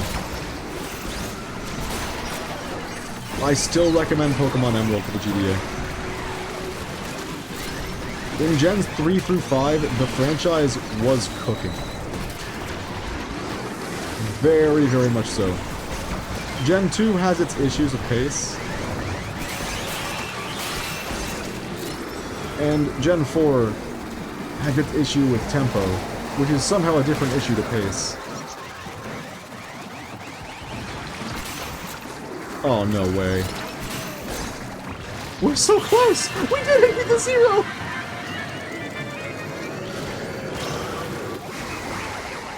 We got the 0 seconds! That's crazy! But I do think the game holds up well enough that you can introduce it to people, even now, like, 20 or so years later. 20-something years later. And it still holds up phenomenally well. Not a lot of games do that.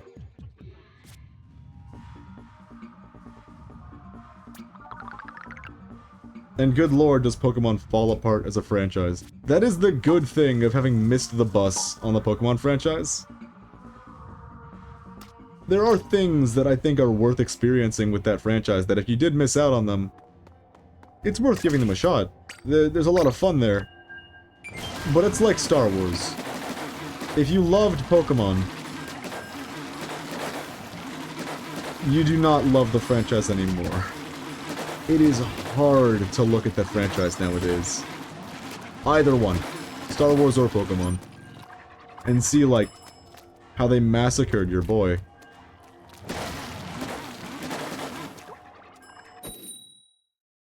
At least the next game looks better. Looks is the key word there. Oh no. Pokemon Zaza. That's the one. Mechanically? You know what? No. Actually,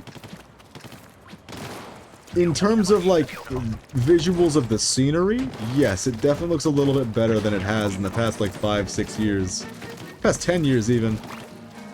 In battle? Obviously, it's the same old Pokemon mechanics, but it does not look particularly good in battle. It looks no better than fucking Pokemon X and Y for the 3DS in battle. Might even look worse. That franchise peaked with animations in Pokemon Coliseum on the GameCube. It's essentially only been downhill from there. Visually, the game just kind of does not hold up. I mean, not Coliseum. That game holds up pretty well visually.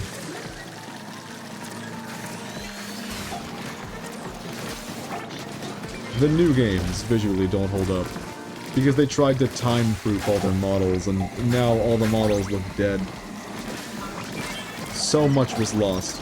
So much. Hitmonchan used to do a cool boxing animation. He would do a little shuffle. Now he stands still and breathes slowly.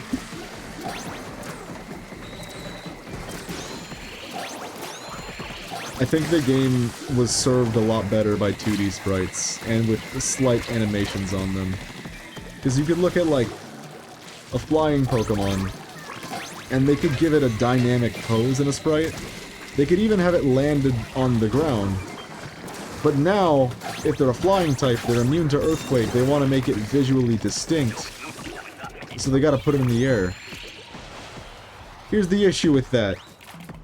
If a Pokemon is floating mid-air, it's not moving, because it has to not be moving around on a Pokemon battle. It has to just be sitting there. Your options are so fucking limited. You can either make them glide and just sit in this unchanging pose. It's really boring, and often doesn't show off their, like, neater part of their design. Skarmory is the example that's, like, so easy to point at. Or, you can have them violently flap their wings in an attempt to stay airborne in place. We have that on a couple Mons, and it does not look good. It looks kinda unnerving. You can land! It's okay! Please land! You're freaking me out! Archeops. If you look up the Archeops 3D model, it's going insane!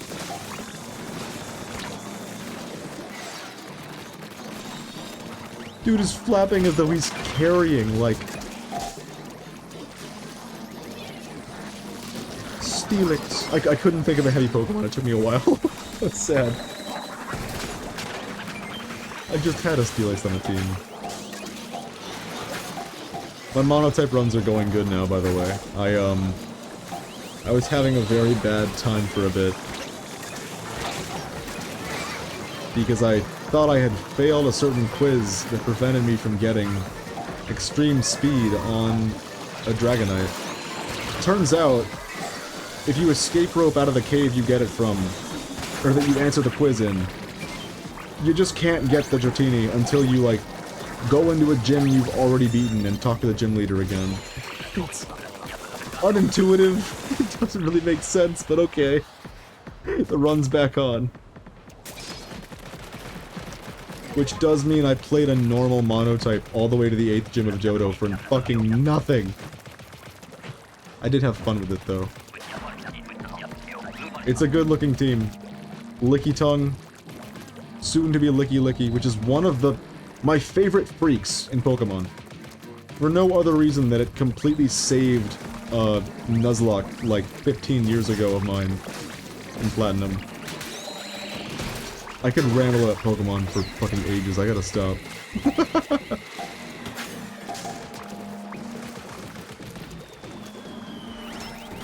This is a Splatoon stream, damn it, talk about Splatoon!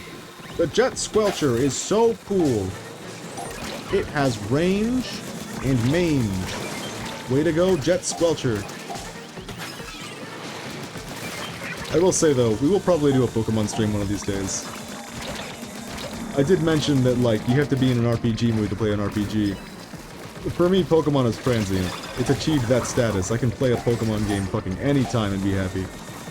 Even then, I probably wouldn't be streaming any mainline games. Potentially ever. There are Pokemon spin-offs that I want more people to see, like Pokemon Coliseum that we mentioned earlier, as well as the Mystery Dungeon remake.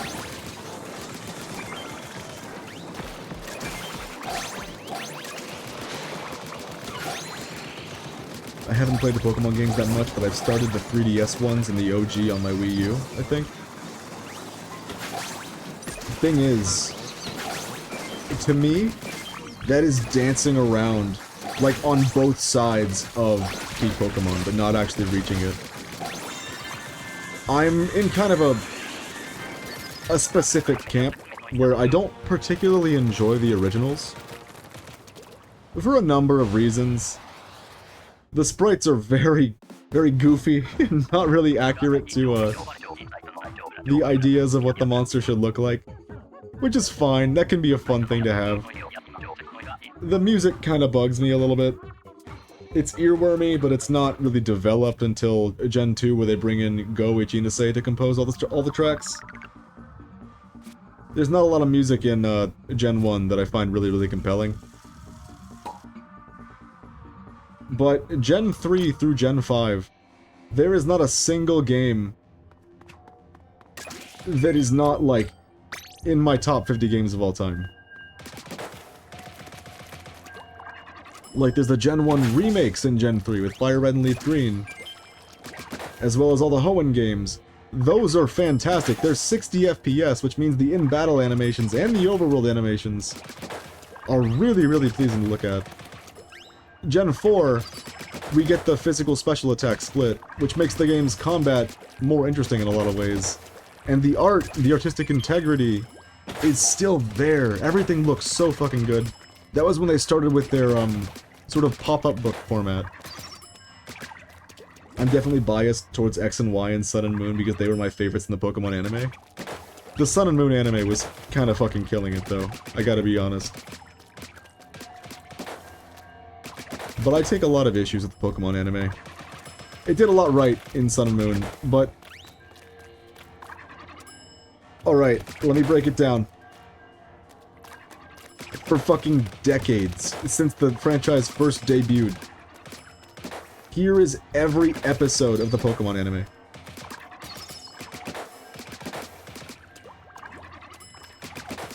Oh, hey, Ash. You've got a Pokemon. I've got my Rattata. Let's have a battle. I challenge you. Pikachu, I choose you. Go. Use Quick Attack! Ha! My Rattata's got really high defense. You can't beat him. Quick Attack does nothing. Oh no! Rattata, kill that Pikachu! Oh no, my Pikachu, he's hurt! Pikachu, are you okay? Pikachu used Thunderbolt! Yeah, you killed him! It's literally, that's every single episode. There is no sauce to the battles. It's just nothing is going on. Everything seems completely incidental. And then the episode ends with nothing having been accomplished other than we fought a guy that has no relevance to fucking anything. It takes like 50 episodes for them to fight a single gym. I fucking hate the anime so much. And I feel like so many of the problems for me could have been fixed by, like, if they made the actual mechanics of the games somehow implemented into the combat in the show. Because there are interesting mechanics in the games. I've played VGC, goddammit. I know there's a lot of interesting things that can happen in the games. But in the... Oh god, I'm dead. In the anime... The battles have fucking nothing to them. Nothing happens. It is so just like, we need to develop tension. Pikachu does a thing, it doesn't work. Pikachu gets injured. Is Pikachu okay? Pikachu do a thing that works. Thing works, we move on. Oh, I forgot. Team Rocket shows up. We're gonna steal your Pikachu. Meowth. That's right. Pikachu, kill them. Team Rocket's blasting off again! Every episode. You get to a point where you're just like, why? Why do they keep showing up and doing nothing? I'm so sick of this. And then with the other end of the spectrum in X and Y, he just fuses with his Greninja for some reason. I don't know why they did that. They didn't have to do that. I fucking hate the Pokemon anime so goddamn much. See, like, if they tied in the actual game's mechanics, you would have instances like Pikachu uses Quick Attack, and then instead of hitting the Pokemon that was actually there, it hits a different Pokemon because the guy was predicting that Pikachu would use that. And then the Pokemon that got switched in, its ability takes effect. Like, say it's Hippowdon. Suddenly a sandstorm appears. Pikachu is now taking chip damage. He switches into a rock type. Now, suddenly, special attacks do 1.5 times damage. They are not hitting nearly as hard because the sandstorm is up. You could have had legitimate sauce to battles, and the reason I know this works is because they did it in Yu-Gi-Oh! Yu-Gi-Oh! Is ostensibly just two people standing across from each other, taking turns in a card game, and it found a way to create tension through the battle itself. With the mechanics of the game, exploring those, and the depth that they allow for. I don't know. I think it could have been really interesting. And I might be in the minority on that, in that, like, I think it would have been more interesting if they stuck to the games a little bit more. For the mechanics of battles. I don't think I've heard that opinion fucking a single time. But it could have been so cool. We lose this round, by the way. I'm gonna be a crab on a UFO. It'll be great.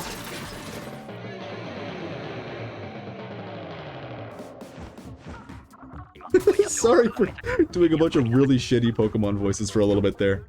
I don't know why I chose the dude Ash was gonna fight to be the Rattata guy who has the same fucking voice as Ash.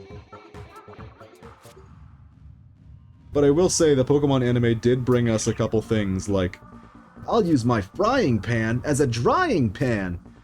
And, I love jelly donuts. Jelly donuts. And he's literally holding a rice ball. Would you like a jelly donut? Oh my god. I saw an interview where the guys that directed the dub for the original Pokemon TV show were asked about the jelly donuts scene. Why did they call rice balls jelly donuts? And their response kind of told me that they thought they were doing something clever. that they thought, like, they still think this, by the way, that, like, you know, this was a good idea, because not a lot of people outside of Japan know what a rice ball is. But, in every European country and the Americas, people know what jelly donuts are. So I think changing it to jelly donuts worked. Meanwhile, here's me with my, like, utter lack of skill in video editing and image editing. I could have edited the scene where they're eating quote-unquote jelly donuts. I could have edited jelly donuts into that scene. I don't know why the fuck they didn't.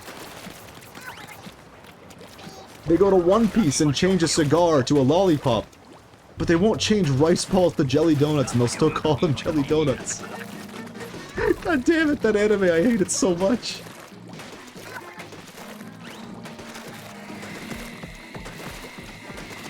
I will say though, the games genuinely have never been better than that spans in between Gen 3 and Gen 5. Which is really convenient, because they remade Gen 1 and 2 in the Gen 3 and then 4 engine. And I think those are the best ways to experience Gen 1 and 2. I could see the argument made that Gen 2, Gold, Silver, Crystal, you might have a better time if you're playing Crystal over Heart Gold and Soul Silver. I could see that argument being made. But every time I think about it, Gen 1 does not hold a candle to Fire Red and Leaf Green as a remake. It's just peak. Speaking of dub, I think there's one single anime where the dub is leagues better than the original. Sure you know which one I'm talking about? Actually, off the top of my head, I do not. Is it Cowboy Bebop? Ghost Stories. Oh! I have heard that before. I have not seen it though. Every time I go through a phase of like, I'm gonna give new anime a shot, anime that I've never seen before, I end up getting burned by something that like, has good ideas, and then ends up dog shit. They have good ideas and all they need to do is execute on it, and then it's horrible by the end. Me neither, I've only seen small bits. I've been hurt before, but I have heard good stories. I have heard good things about Ghost Stories.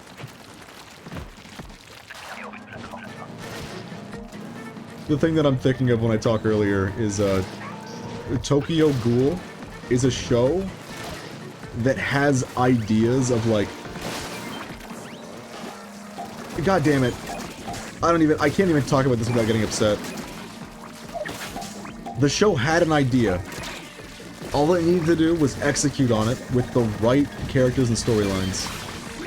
Instead, they changed the idea like every other season to a degree whereby, like, season 3 it's unrecognizable and you're not having fun anymore, and the thing that you signed up for hoping it would happen is a pipe dream.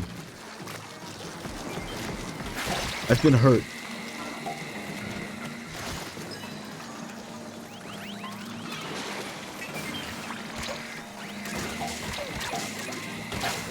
One player left!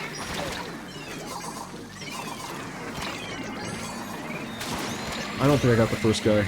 Oh! I exploded.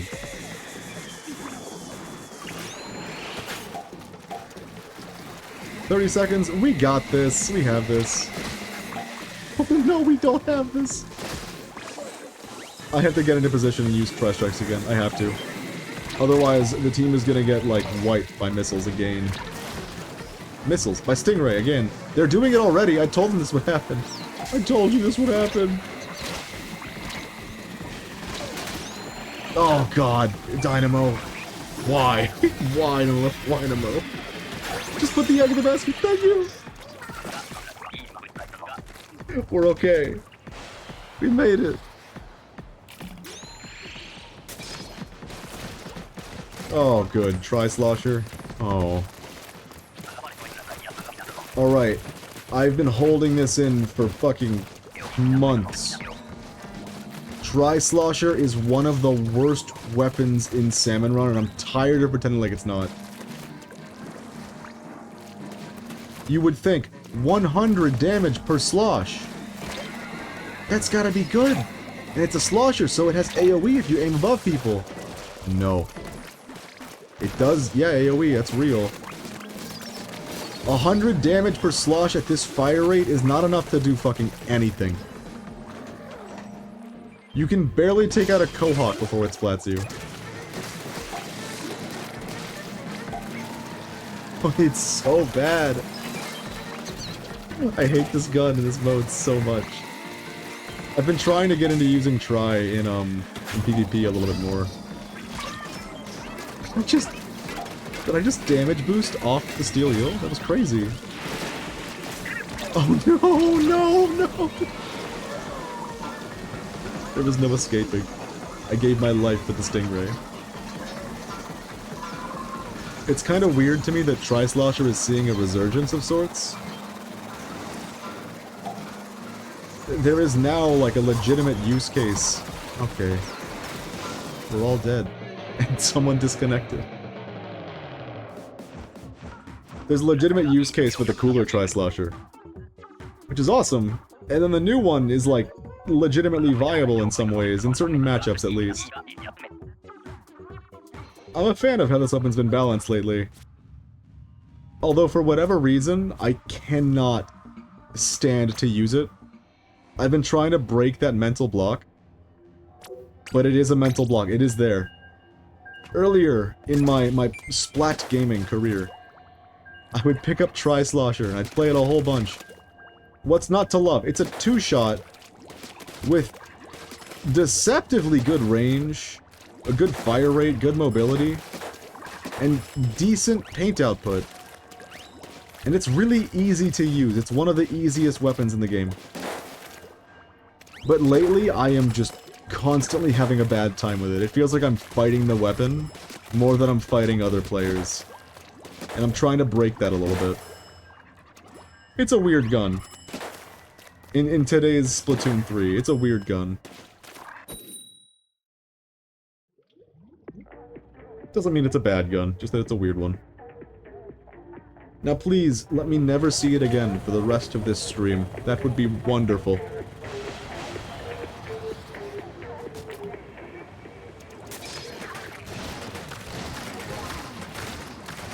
Luna. The better Tri-slosher. Yippee! There was a very, like, real period of time where I was saying yippee too much. It was like right when Lethal Company was blowing up. And I would play with like big groups of friends. And of course, we had the mod where the bug says yippee. Of course we did. Who didn't?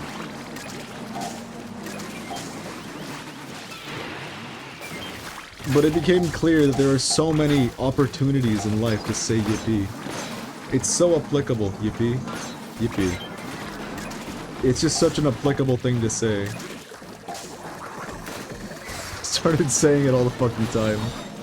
Luckily, this was like a good bit before I started streaming, so we barely dodged the yippee arc.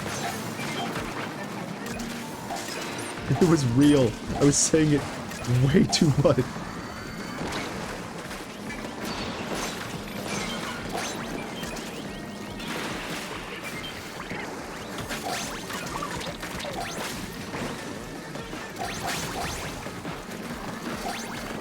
Something about the way that German kid says it in the clip.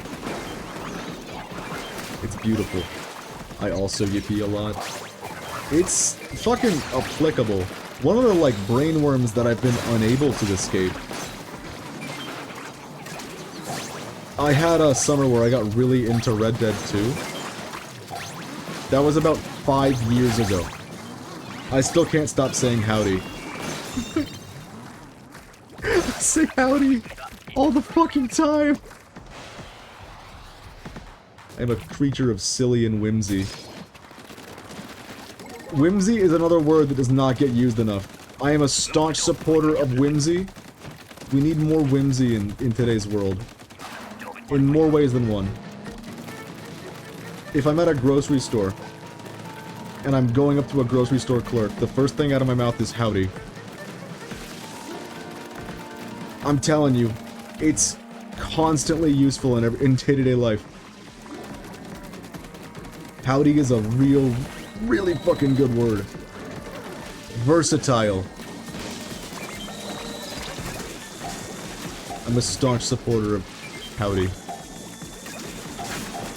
Today's word of the day. I'd say today's word of the day better be whimsy. More people need to use it. It makes me smile every time I hear someone use the word whimsy. Every single time.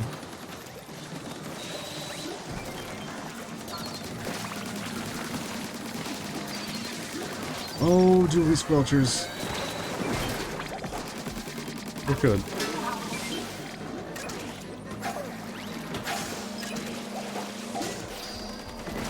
I can't say howdy, I'm Canadian.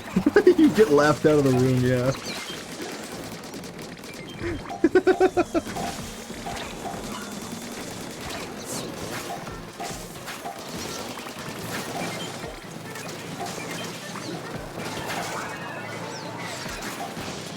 Although I will say, I'm dead. Although I will say, out of all the times that I've said howdy, I can't think of a single time where someone has looked at me funny for saying howdy.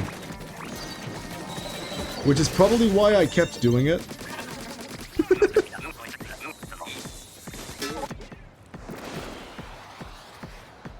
If no one's judging, I'll keep howdying. It's fine. I have yet to show up to a stream and go, howdy, chat. But the time is surely approaching. Heavy edit! Oh boy! On Goldie! Oh, it's gonna be a good one. Oh my god, they're body blocking him with the crab tank. That's crazy. These guys can do it. They have the strats. Oh, it's out here? What if it's this one? Nope.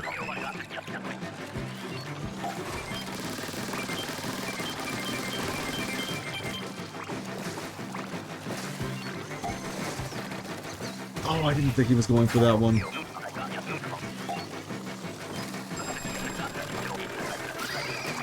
Then again, who would look a howdier funny? Us howdiers gotta stick together. If you play Red Dead 2 for long enough, you begin to develop a southern drawl. It takes months away from the game to go back to normal. I've mentioned before that, like, when you spend a lot of time listening to a certain person talk, whatever accent or vocal tics that they have will start to rub off on you. And when the entire cast of Red Dead 2 is doing that with such aplomb, it's kind of inevitable.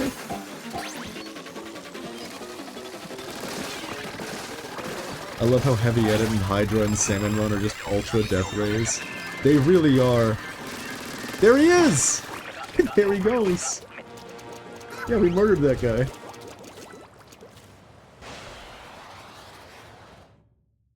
I think Heavy Edit's one of the better weapons in Salmon Run. I'm probably biased. My love of Splatlings in PvP has, like, bled into my love of them in Salmon Run.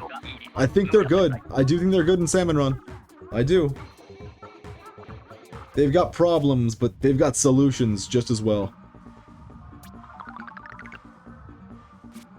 I've probably mentioned this once before at least, but one of the reasons I don't like shooters in this game is that you have to, like, aim at your target and count to 4. You have to hear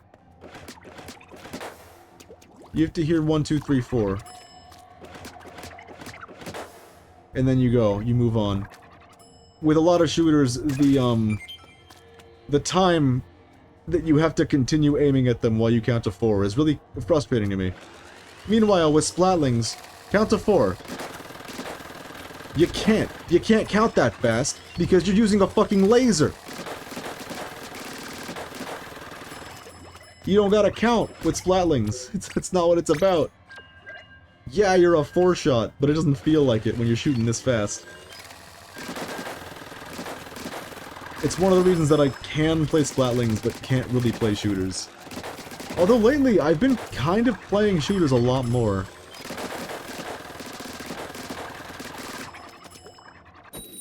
I typically avoid them, but there's a couple that are a lot like Splatlings, and a couple that are just not like shooters at all. The Splatling-like ones would be Jet Squelcher. The not shooter ones would be like 96 Gal. And then Splattershot Pro is somewhere in between the two. So those are kind of my 3 shooter weapons that I've been using lately. I can't stand normal ones. Hopefully I don't get the accent from Celeste and Balatro dialogue.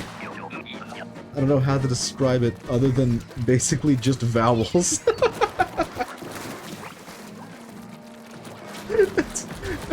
I gotta use that. Vowels.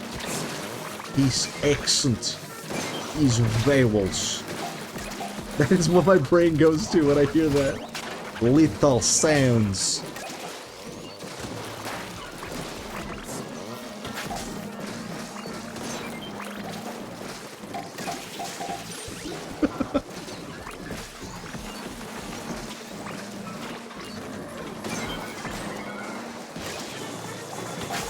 Oh.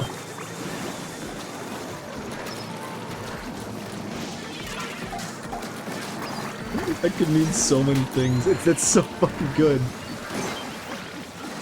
I'm gonna start describing, like, every accent I hear as just vowels. You can apply that so often. Ah, I exploded. Kinda like a sillier version of adults in Charlie Brown, except they have more than one vowel. Yeah, the Charlie Brown adults kinda do just have one, don't they? Womp womp.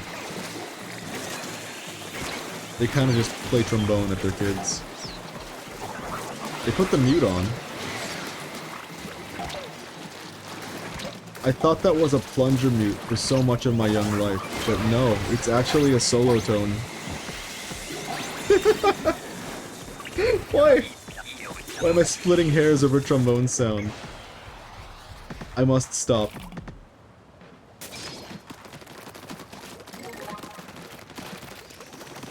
The solo tone mute is the best one. It's the best mute. It wasn't a competition, but the solo tone, it's too good.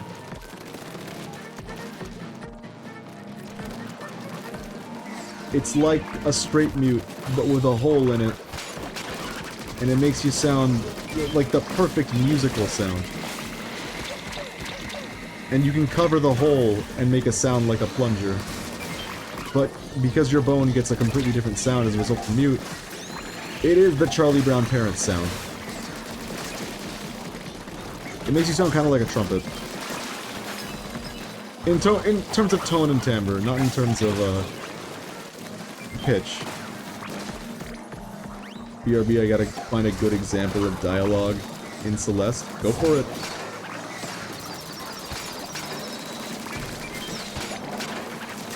Gives me time to yawn. I'm tired. That's good. That means my sleep schedule is just about fixed. Why did I do that?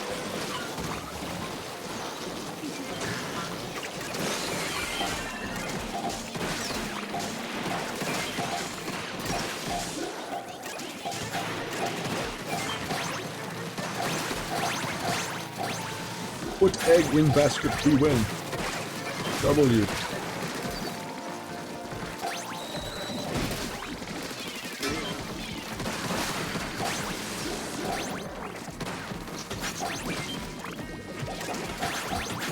Oh, it's good. That was a good wave.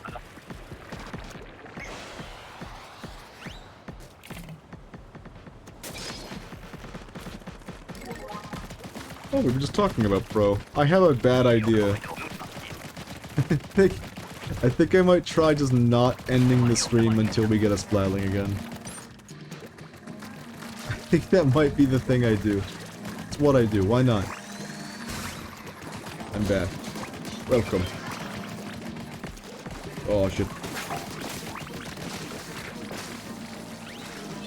Oh, it's so much harder for me to click links from here.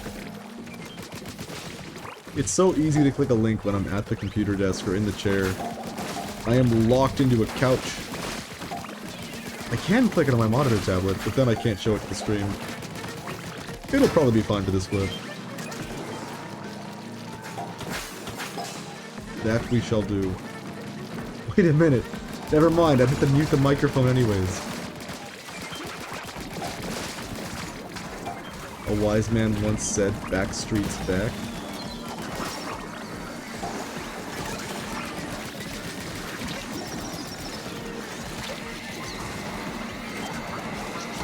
Oh my god, he did say that! And then he said, alright. I was like, what is this guy talking about? No, it's true, he did say Backstreet's back. Alright!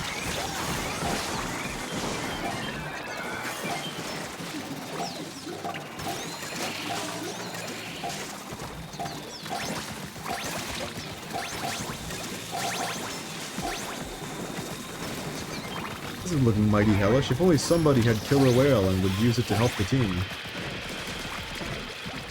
That's gotta be like the third or fourth time in this entire stream that I've used my special. That's so fucked up. Alright, let me click the link. I'll be right back.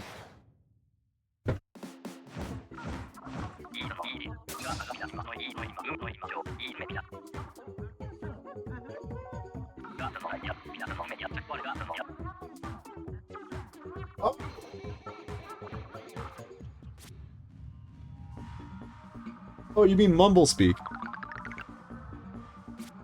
I think that's what they call it. It's what they do in Banjo-Kazooie. Can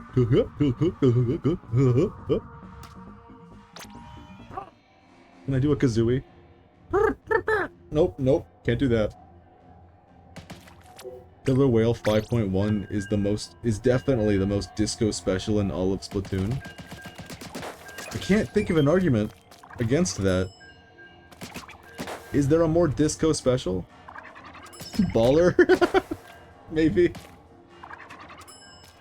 Bubble Blower is pretty disco.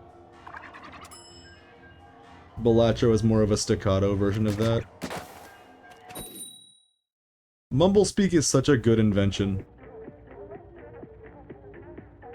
The dialogue, not the special. Yeah, I get you, I get you.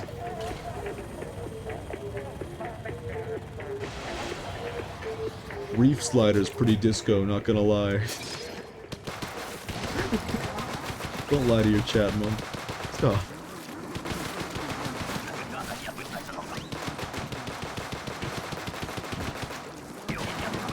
I can't think of a better one than Baller to compete with Killer Whale. It probably wouldn't win in the disco competition. The great disco off.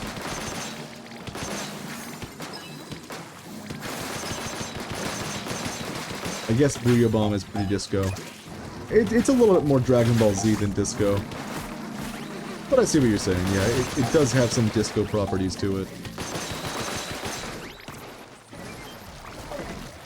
Wow, that fucking shark just ignored me? Damn, my feelings hurt. Which one is Baller? It's the one where you become the ball, and then you ball it up with the big boys. You know what, that actually summarizes it pretty decently. You know those, like, things where the hamster was in the ball that you can see through? It's like that, but you're a squid. You roll around and then you explode whenever you want to. It's like if Reef Slider had options. Crazy. They really fucked with that special, man. They had a good idea and it was cool, and then they said, why not make the speed of the baller tied to the weight of your weapon? There's not a lot of baller weapons in the game. Explo is one of them! So, an Explo is the only heavyweight baller weapon in the entire game. So it just gets a worse baller than everybody else for no good reason. Why? Poor Explo. This poor weapon. It gets nothing. It never gets anything. I like Explo so fucking much. I think cooler Explo would be pretty badass. Though, there are issues with that, to be honest. Explo's biggest issue is gear. Obviously, the ink management of Explo is kind of rough, but you have to run at least 1.1 ink saver main. And no matter who you are, you're probably going to want LVE as well. Which means you've already got 2 mains down.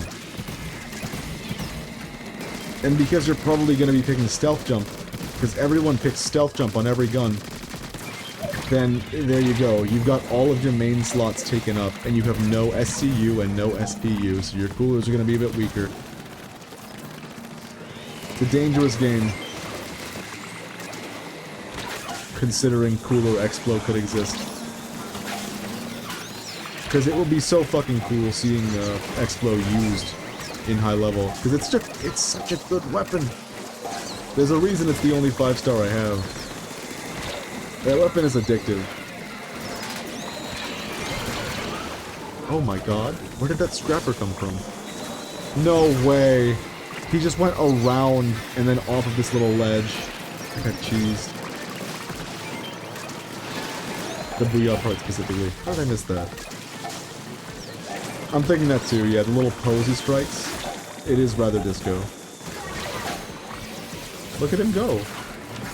I could have just shown that off in the beginning. We get there. We get there.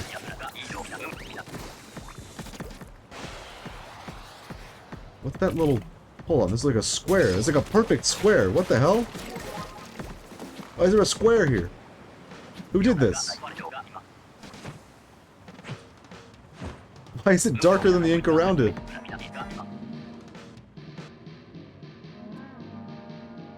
I have so many questions. Alright, we have to move on. It's low tide.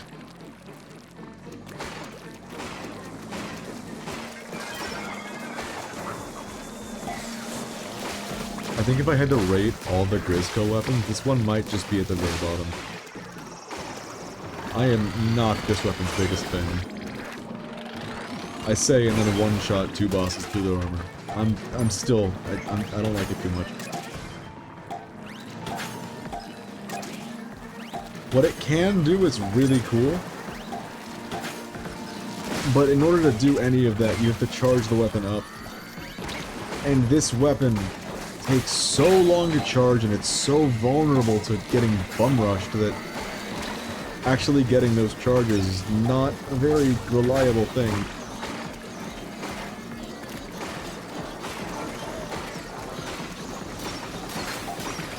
Please no! We live!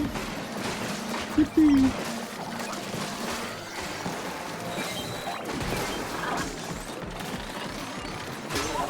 He just watched!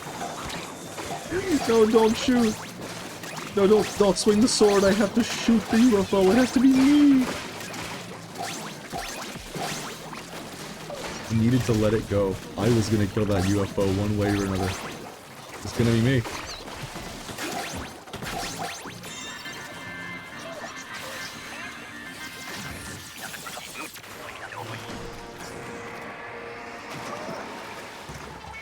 I will say, I like the specials in this mode that have a really quick activation time. And, I guess not just activation time, that are really quick to, like, use and then finish using, you know? Booyah Bomb is kinda rough because it takes a while to start, which can get you killed by snakes pretty frequently. Tri-strikes are a little difficult because, like, you pop them, you are stuck. And it's really easy to rush somebody who's doing tri-strikes. Even for the salmonid. Salmonids, probably. Probably. Probably salmonids.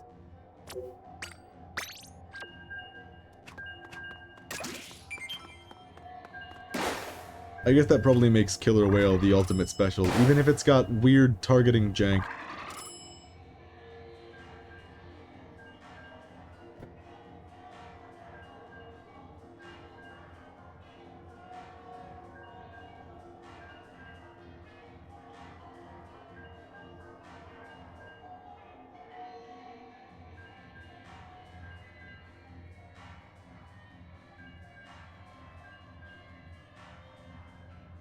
I forgot I was muted.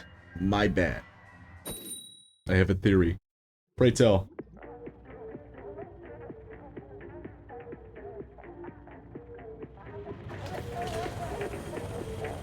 Oh my god, no way! It's bad rando. I can't zoom in on him, I'm lost. There he is! Bad rando. Oh no! That's a really good name.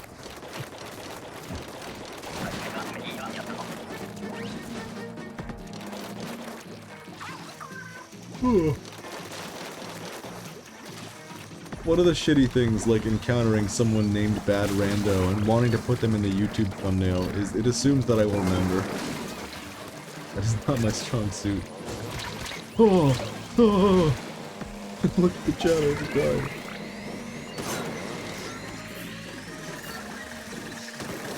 The disco factor of a special might have correlation with how good it is in Salmon, though.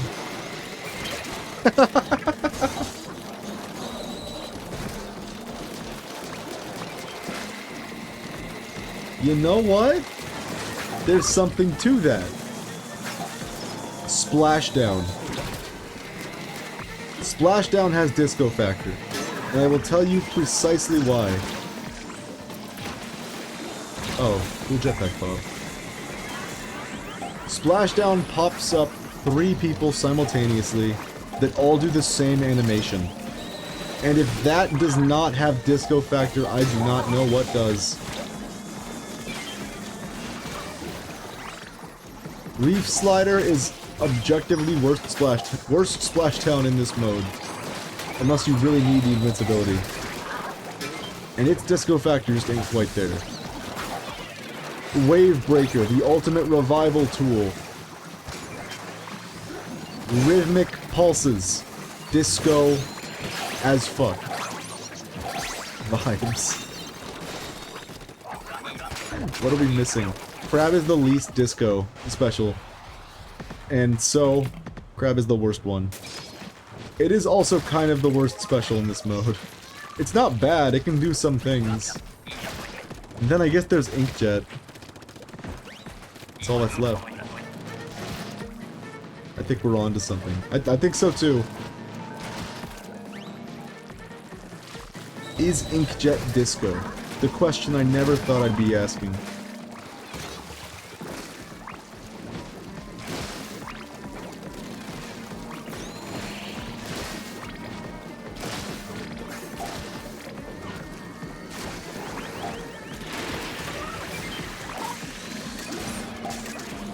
And we'll take all of these eggs and then revive you. Welcome back.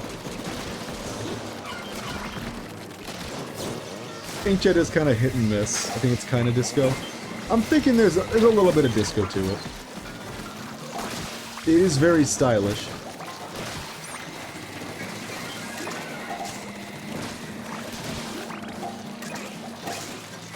Oh god, that's a Venn diagram on the floor. Never in my life have I been so terrified of a Venn diagram.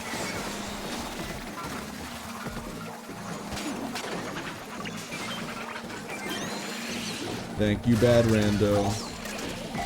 He wasn't all that bad, he saved me.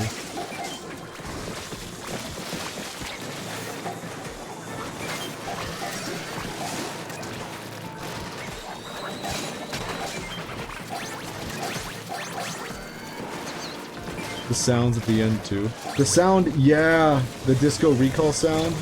Whoa. That is rather disco. I can't deny.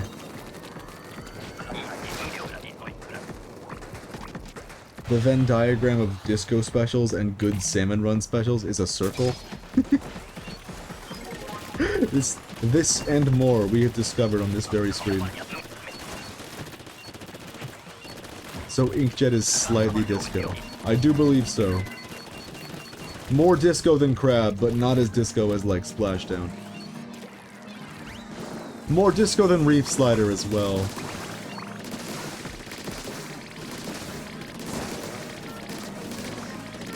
Wait, we get a Splatling! Yippee! I was just thinking, like, I'm getting kind of tired. I hope we get a Splatling so I can end this. And we got it on Wave 3, that's perfect. I will say, I don't tend to use Nautilus as much these days. It is a very, very fun weapon. But one of the things I like so much about Splatlings is, like, charging up to full, and then letting it all out, you know? And Nautilus doesn't tend to do that so much. It plays a very different game than most Splatlings. It's still very fun to use. If I need to do target practice with a Splatling, Knot is typically what I go to. Because of its accuracy and its mobility. It's really fun to do target practice with.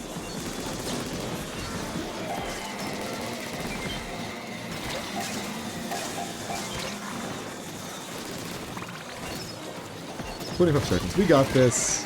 We do this." That's a lot of global specials. Do we do this? We don't do this! Oh my god, I got pushed. Nautilus heart. Nautilus, my beloved. I'm not like the type who can solo main Nautilus. It's just not that beautiful to me. But it is quite beautiful. It's definitely one of the better Splatlings. They're all really good at something. I love Splatlings so fucking much. I'm gonna check if my 1-month-old cats are awake and potentially get attacked if they have zoomies. Godspeed! Don't pet their bellies. You'll get shredded. But I think I'm gonna call it here. I will say, I did make a fit. It's a special fit. One that I never use in-game. They're still tiny, so I should be fine. Oh my god. This is a custom fit that exists for one purpose. Ink Saver Main, Ink Recovery. This is the aim trading fit. It's the perfect fit for practicing flicks and target practice. I think everyone should have a fit like this. But I plan to talk at great length about all the fits that I use in this game. And I'll probably upload a video with that in the next few days. So keep an eye out on the Mumph.inc YouTube channel. Channels of YouTubes. That'd be nice. It'll be good. It'll... Oh, I promised myself I wouldn't do another video where I talk about every single weapon in the game. But here, this is gonna be a fucking long one. So... look forward to that. Until then, next stream is Dark Souls. More Salmon Run is to come. And there's other games as well. We've got to continue RimWorld, Risk of Rain 2, and other games as well. So I hope I see you then. It'll be a good one. Everyone who came by today, thank you. Everyone who watched, it's appreciated so fucking much. It was a good time streaming this game, and I don't intend to stop anytime soon. So until next time. Take it easy. Be well. So long. God damn it. I can't just end it like this. I have to turn the mic, I have to get up, I have to walk like 5 feet. It drives me insane.